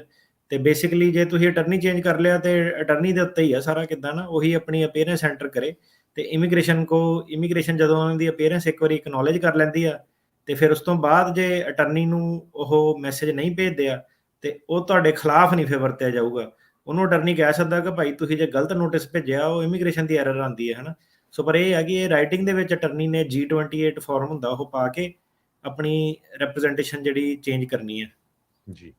ਅਗਲਾ ਸਾਡਾ ਕੁਐਸਚਨ ਆ ਮਨਰਾਜ ਚੀਮਾ ਹੁਣਾਂ ਦਾ। ਕਹਿੰਦੇ ਵੀ ਮੈਂ PD ਅਪਲਾਈ ਕੀਤਾ ਸੀ ਲਾਸਟ ਈਅਰ, ਕਿੰਨਾ ਕੁ ਟਾਈਮ ਲੱਗਦਾ? 12 ਮਹੀਨੇ, 15 ਜਾਂ 2 ਸਾਲ? PD ਮਿਲਣ ਨੂੰ? ਹਾਂਜੀ ਇਹੀ ਹੋਣਾ। ਹਾਂਜੀ PD ਤਾਂ ਤੁਰੰਤ ਹੀ ਦੇ ਦਿੰਦੇ ਜਿੱਥੇ ਦੇਣੀ ਹੈ ਜੱਜ ਨੇ। ਜੇ ਸਰਕਾਰੀ ਵਕੀਲ, ਡਿਪੈਂਡ ਕਰਦਾ ਕਿ ਕਿੱਦਾਂ PD ਅਪਲਾਈ ਕੀਤਾ। PD ਅਪਲਾਈ ਕੋਈ ਫਾਰਮ ਥੋੜਾ ਨਾ ਹੈਗਾ PD ਦਾ। PD ਦਾ ਜਿਹੜਾ ਹੈਗਾ, ਤੁਸੀਂ ਜਾਂ ਤਾਂ ਤੁਸੀਂ ਤਰੀਕੇ ਗਲਤ ਨਾ ਕੀਤੀ ਆ PD ਅਪਲਾਈ ਕਰਨ ਦਾ ਕੀ ਹੈ ਕਿ ਤੁਸੀਂ ਸਰਕਾਰੀ ਵਕੀਲ ਨੂੰ ਕੰਟੈਕਟ ਕਰਨਾ ਪਹਿਲਾਂ ਕਿ ਆਪਾਂ PD ਚਾਹੁੰਦੇ ਹਾਂ। ਸਰਕਾਰੀ ਵਕੀਲ ਜੇ ਕਹਿੰਦਾ ਕਿ ਮੈਂ PD ਦੇਣੀ ਹੈ, ਫਿਰ ਤੁਸੀਂ ਜੁਆਇੰਟ ਮੋਸ਼ਨ ਜਿਹੜੀ ਉਹ ਜੱਜ ਦੇ ਮੂਹਰੇ ਫਾਈਲ ਕਰਦੇ ਆ। ਉਹਨੂੰ ਜਿਹੜਾ ਜੱਜ ਹੈਗਾ 60 ਦਿਨ 90 ਦਿਨ ਦੇ ਵਿੱਚ ਜਿਹੜਾ ਡਿਸਾਈਡ ਕਰ ਦਿੰਦਾ ਕਿ ਨਹੀਂ ਮੈਂ ਗ੍ਰਾਂਟ ਕਰਨੀ ਜਾਂ ਨਹੀਂ ਕਰਨੀ ਆ। ਹੁਣ ਮੈਨੂੰ ਇਹਨਾਂ ਦਾ ਇਹ ਨਹੀਂ ਪਤਾ ਕਿ PD ਅਪਲਾਈ ਕੀਤੀ ਇਹਨਾਂ ਨੇ ਕੀ ਕਿਹਾ, ਹੈ ਨਾ, ਕੀਤੀ ਵੀ ਆ ਕਿ ਨਹੀਂ ਕੀਤੀ ਆ। ਸੋ ਉਹ ਆਪਣੇ ਵਕੀਲ ਰਾਹੀਂ ਚੈੱਕ ਕਰੋ ਕਿ ਜੁਆਇੰਟ ਮੋਸ਼ਨ ਅਪਲਾਈ ਹੋਈ ਹੈ ਕਿ ਨਹੀਂ ਹੋਈ ਹੈ। ਜੇ ਜੁਆਇੰਟ ਮੋਸ਼ਨ ਨਹੀਂ ਅਪਲਾਈ ਹੋਈ, ਫਿਰ ਤਾਂ ਤੁਸੀਂ ਮੰਗ ਰਹੇ ਹੋ, ਕਹਿੰਦੇ ਦੇਖਦੇ ਆ ਜਦੋਂ ਇਹਦੀ ਤਰੀਕ ਆਊਗੀ ਉਦੋਂ ਦੇਖਾਂਗੇ, ਹੈ ਨਾ। ਰਣਜੀਤ ਸਿੱਧੂ ਹੁਣੀ ਕਹਿੰਦੇ ਵੀ ਯੂ ਵੀਜ਼ਾ ਪੈਂਡਿੰਗ ਆ ਤੇ ਵਰਕ ਪਰਮਿਟ ਮਿਲ ਰਿਹਾ ਜਾਂ ਨਹੀਂ? ਮਤਲਬ ਡਿਪੈਂਡ ਕਰਦਾ ਕਿੰਨੀ ਦੇਰ ਪੈਂਡਿੰਗ।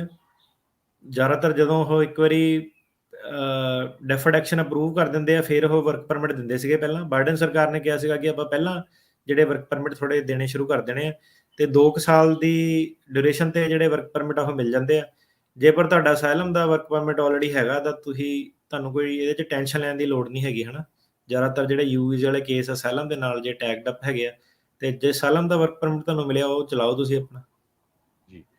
ਅਗਲੇ ਗੁਰਦੇਵ ਭੁੱਲਰ ਅਮਰੀਕਾ ਵਾਲੇ ਕਹਿੰਦੇ ਵੀ LA 'ਚ ਮੇਰੀ ਲਾਸਟ ਕੇਸ ਦੀ ਹੀਅਰਿੰਗ ਹੋਈ ਸੀ, ਡਿਸੀਜਨ ਇੰਟਰਵਿਊ ਤੋਂ ਬਾਅਦ ਨਹੀਂ ਆਇਆ ਹੈਗਾ ਕੁਛ ਵੀ, ਕਿੰਨਾ ਕੁ ਟਾਈਮ ਲੱਗੂਗਾ ਜੀ?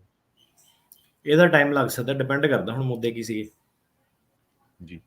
ਮਲਕੀਤ ਦੌਲਤ ਹੁਣੀ ਕਹਿੰਦੇ ਵੀ ਮੇਰਾ ਕੇਸ ਨਹੀਂ ਸ਼ੋ ਹੋ ਰਿਹਾ ਆਨਲਾਈਨ, 3 ਮਹੀਨੇ ਹੋ ਗਏ ਉਹਨੂੰ ਅਪਲਾਈ ਕੀਤੇ ਨੂੰ।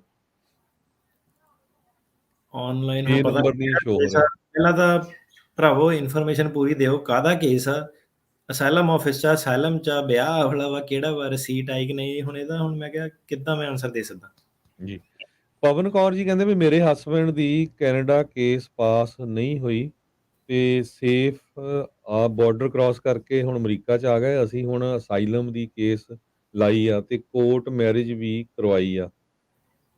ਮੈਂ US ਬੋਰਨ ਆ, ਉਹਨਾਂ ਦਾ ਵਰਕ ਪਰਮਿਟ ਅਗਸਤ ਅਪਲਾਈ ਕਰਨਾ ਮੈਰਿਜ ਤੋਂ ਬਾਅਦ ਜਾਂ ਕੁਛ ਇਦਾਂ ਦਾ ਕੁਐਸਚਨ ਆ, ਪੂਰਾ ਨਹੀਂ।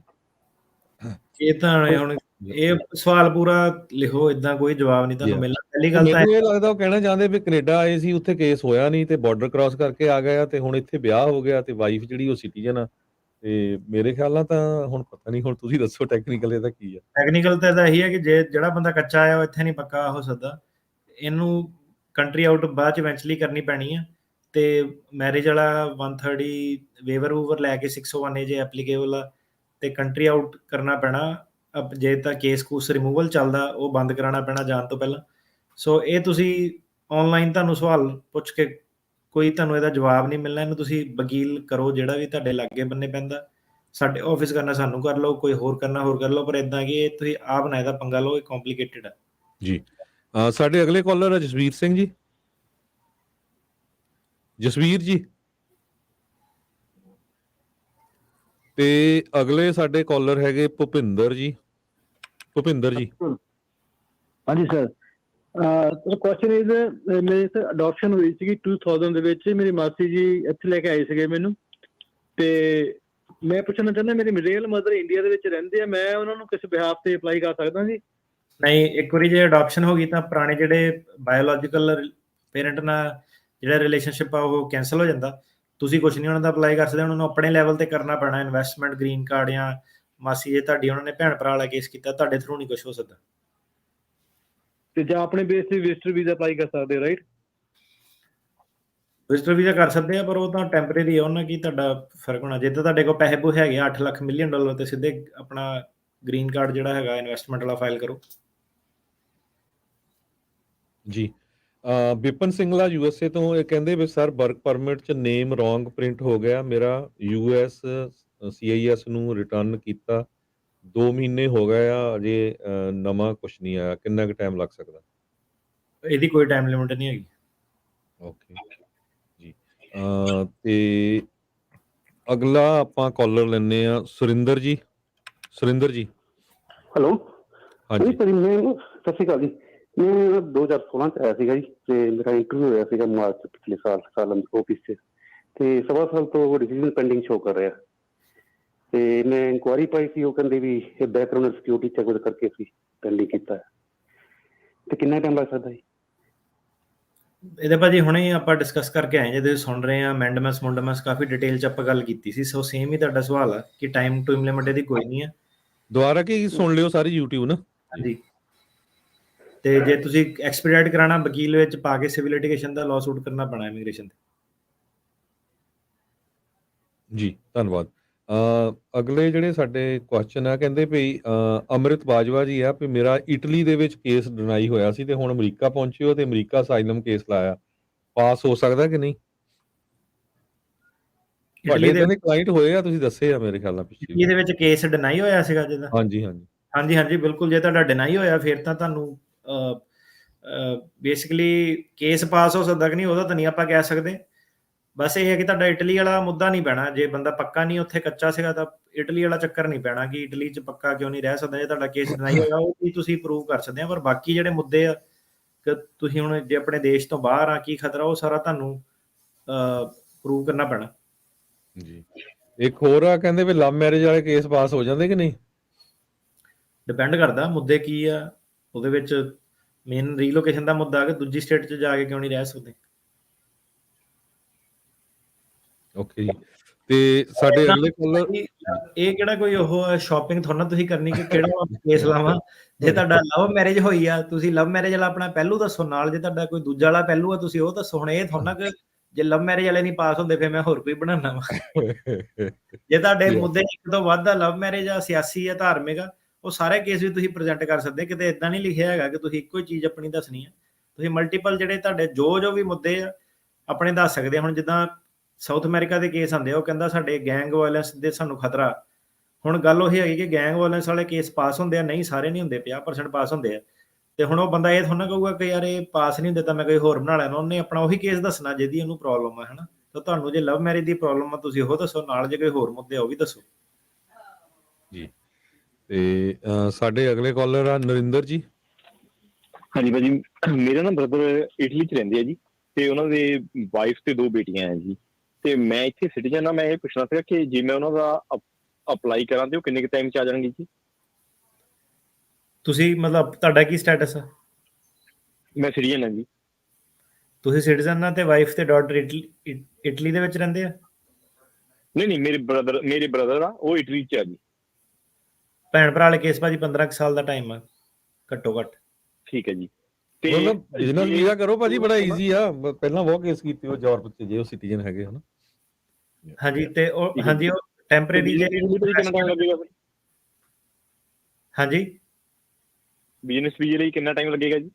ਬਿਜ਼ਨਸ ਵੀਜ਼ਾ ਤਾਂ ਭਾਜੀ B1 B2 ਹੁੰਦਾ ਵਾ, ਉਹ ਤਾਂ ਜਦੋਂ ਇੰਟਰਵਿਊ ਆਈ ਉਦੋਂ ਮਿਲ ਜਾਂਦਾ। ਇਨਵੈਸਟਮੈਂਟ ਵੀਜ਼ੇ ਦੀ ਤੁਸੀਂ ਗੱਲ ਕਰ ਰਹੇ ਆ, ਜਿਹੜਾ E2 ਵੀਜ਼ਾ ਹੈਗਾ ਉਹ ਬਿਜ਼ਨਸ ਨੂੰ ਤੇ ਖਰੀਦਦੇ ਆ ਤੇ ਫਿਰ ਇੰਟਰਵਿਊ ਜੋ ਵੀ 4-6 ਮਹੀਨੇ 'ਚ ਆਉਂਦੀ ਆ ਉਹਦੇ ਬੇਸ ਤੇ ਤੁਸੀਂ ਆ ਸਕਦੇ ਆ, ਹਨਾ।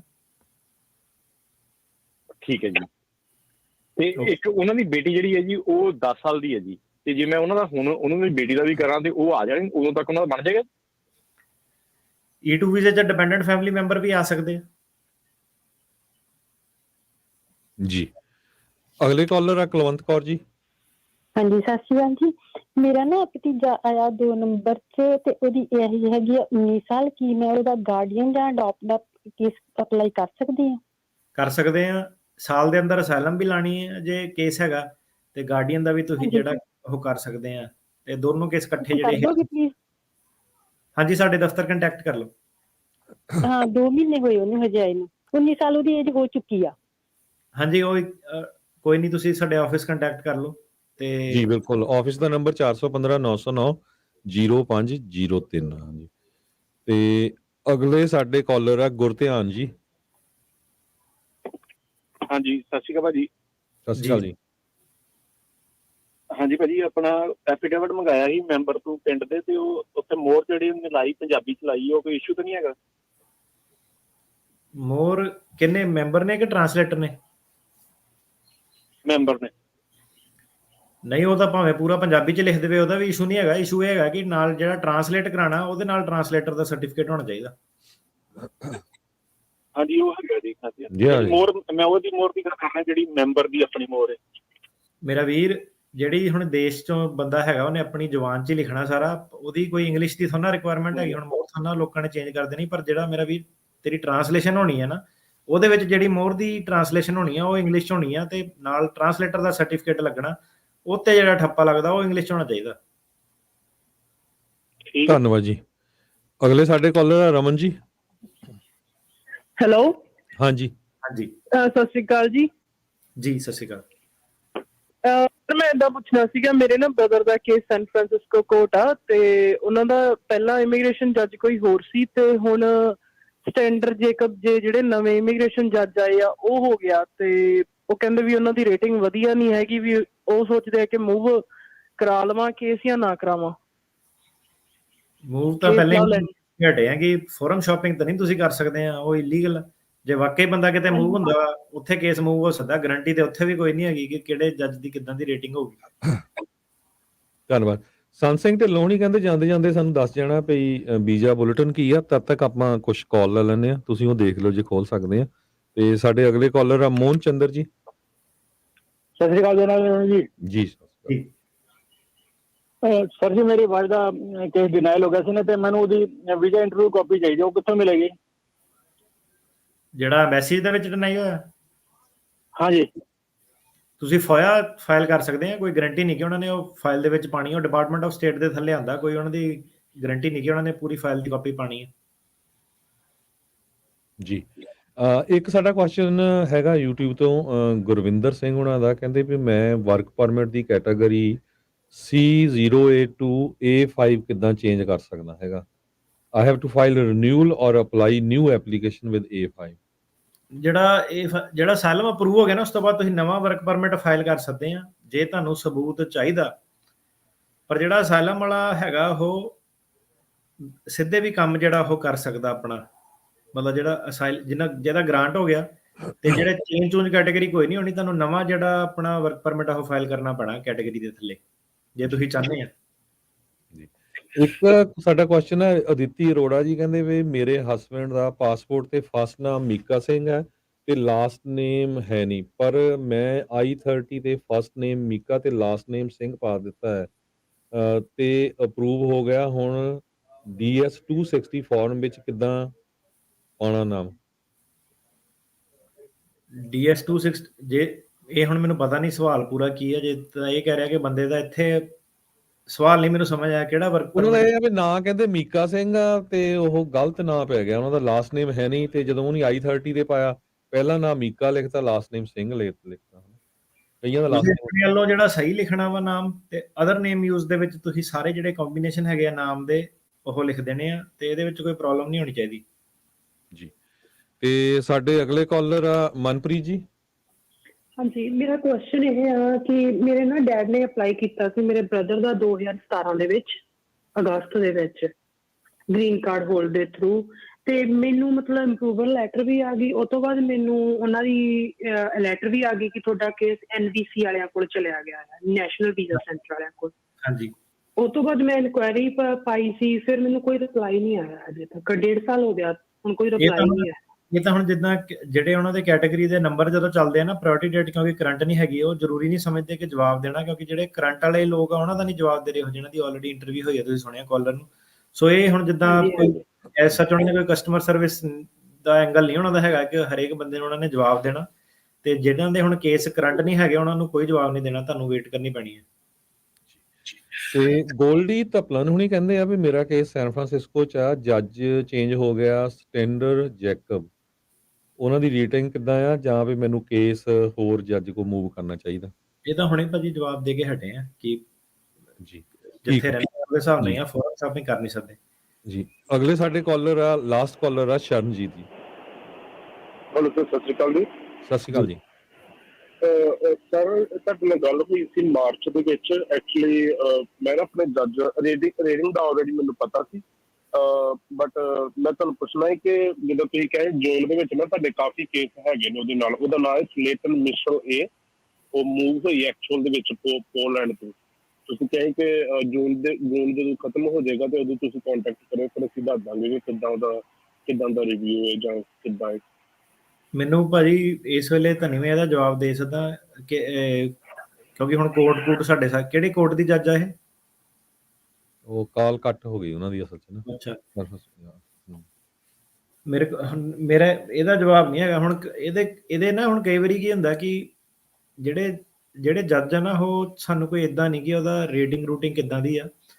ਜੱਜ ਕਈ ਵਾਰੀ ਸਟ੍ਰਿਕਟ ਹੁੰਦੇ ਆ, ਪਰ ਕਿਤਾਬ ਦੇ ਹਿਸਾਬ ਨਾਲ ਚੱਲਦੇ ਆ। ਸਾਡੇ ਲਈ ਕਈ ਵਾਰੀ ਉਹ ਬੈਟਰ ਹੁੰਦੇ ਆ, ਜੇ ਟੈਕਨੀਕਲ ਮੁੱਦੇ ਆ ਨਾ, ਉਹ ਬੈਟਰ ਆ, ਟੈਕਨੀਕਲ ਪੇਸ਼ਕਸ਼ ਕਰ ਸਕਦੇ ਆ।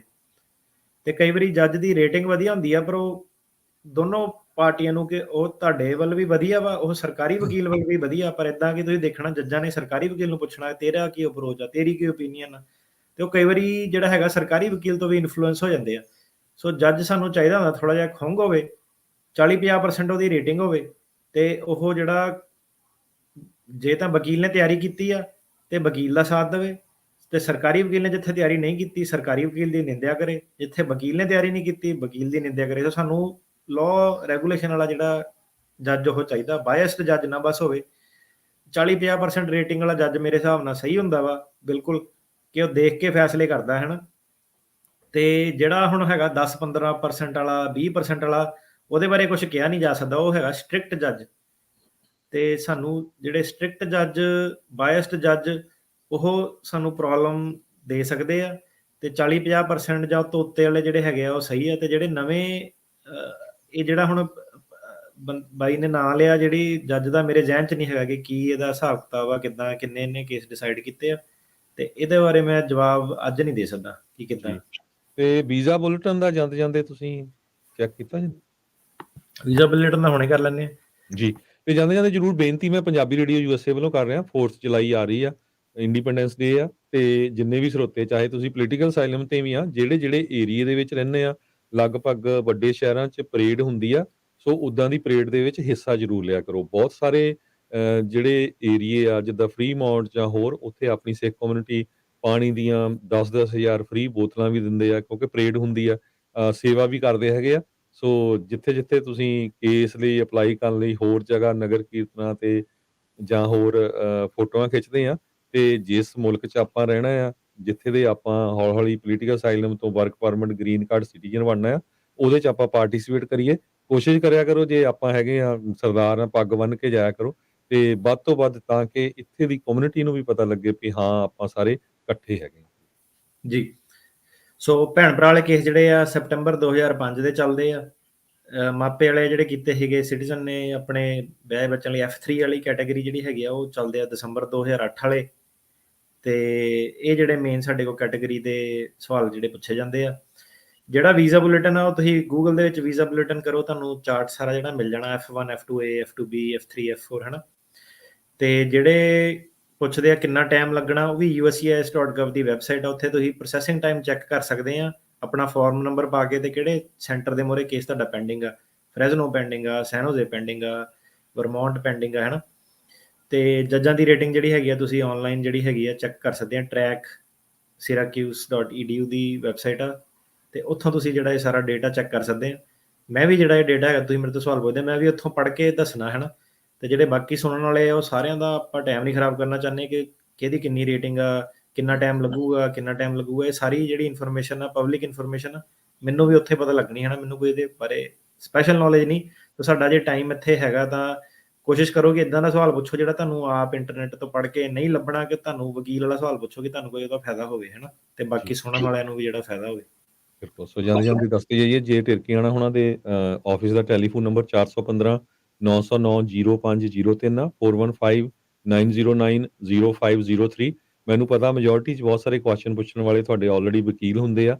ਬਹੁਤ ਸਾਰੇ ਜਿਹੜੇ ਸਾਡੇ ਲਿਸਨਰ ਆ, ਹਜ਼ਾਰਾਂ ਦੇ ਵਿੱਚ ਆਲ ਓਵਰ ਦੀ ਵਰਲਡ, ਉਹ ਸਿਟੀਜ਼ਨ ਵੀ ਬਣੇ ਹੋ ਆ, ਪਰ ਉਹਨਾਂ ਨੂੰ ਨੌਲੇਜ ਮਿਲਦਾ ਆ ਜ਼ਰੂਰ ਇੰਨਾ ਕੁ। ਤੁਸੀਂ ਦੇਖੋ ਭਈ, ਆਪਾਂ ਸੈਚਰਡੇ ਨੂੰ ਬੜਾ ਇੰਪੋਰਟੈਂਟ ਟਾਈਮ ਹੁੰਦਾ ਆ, ਕਿਸੇ ਨੇ ਵਿਆਹ ਜਾਣਾ, ਕਿਸੇ ਨੇ ਅਖੰਡ ਪਾਠ ਸਾਹਿਬ, ਕਿਸੇ ਨੇ ਪਾਰਟੀ, ਛੁੱਟੀਆਂ ਆ, ਤੇ ਸਾਰਾ ਕੰਮ ਛੱਡ ਕੇ ਸ਼ੋਅ ਤੇ ਆਉਂਦੇ ਆ।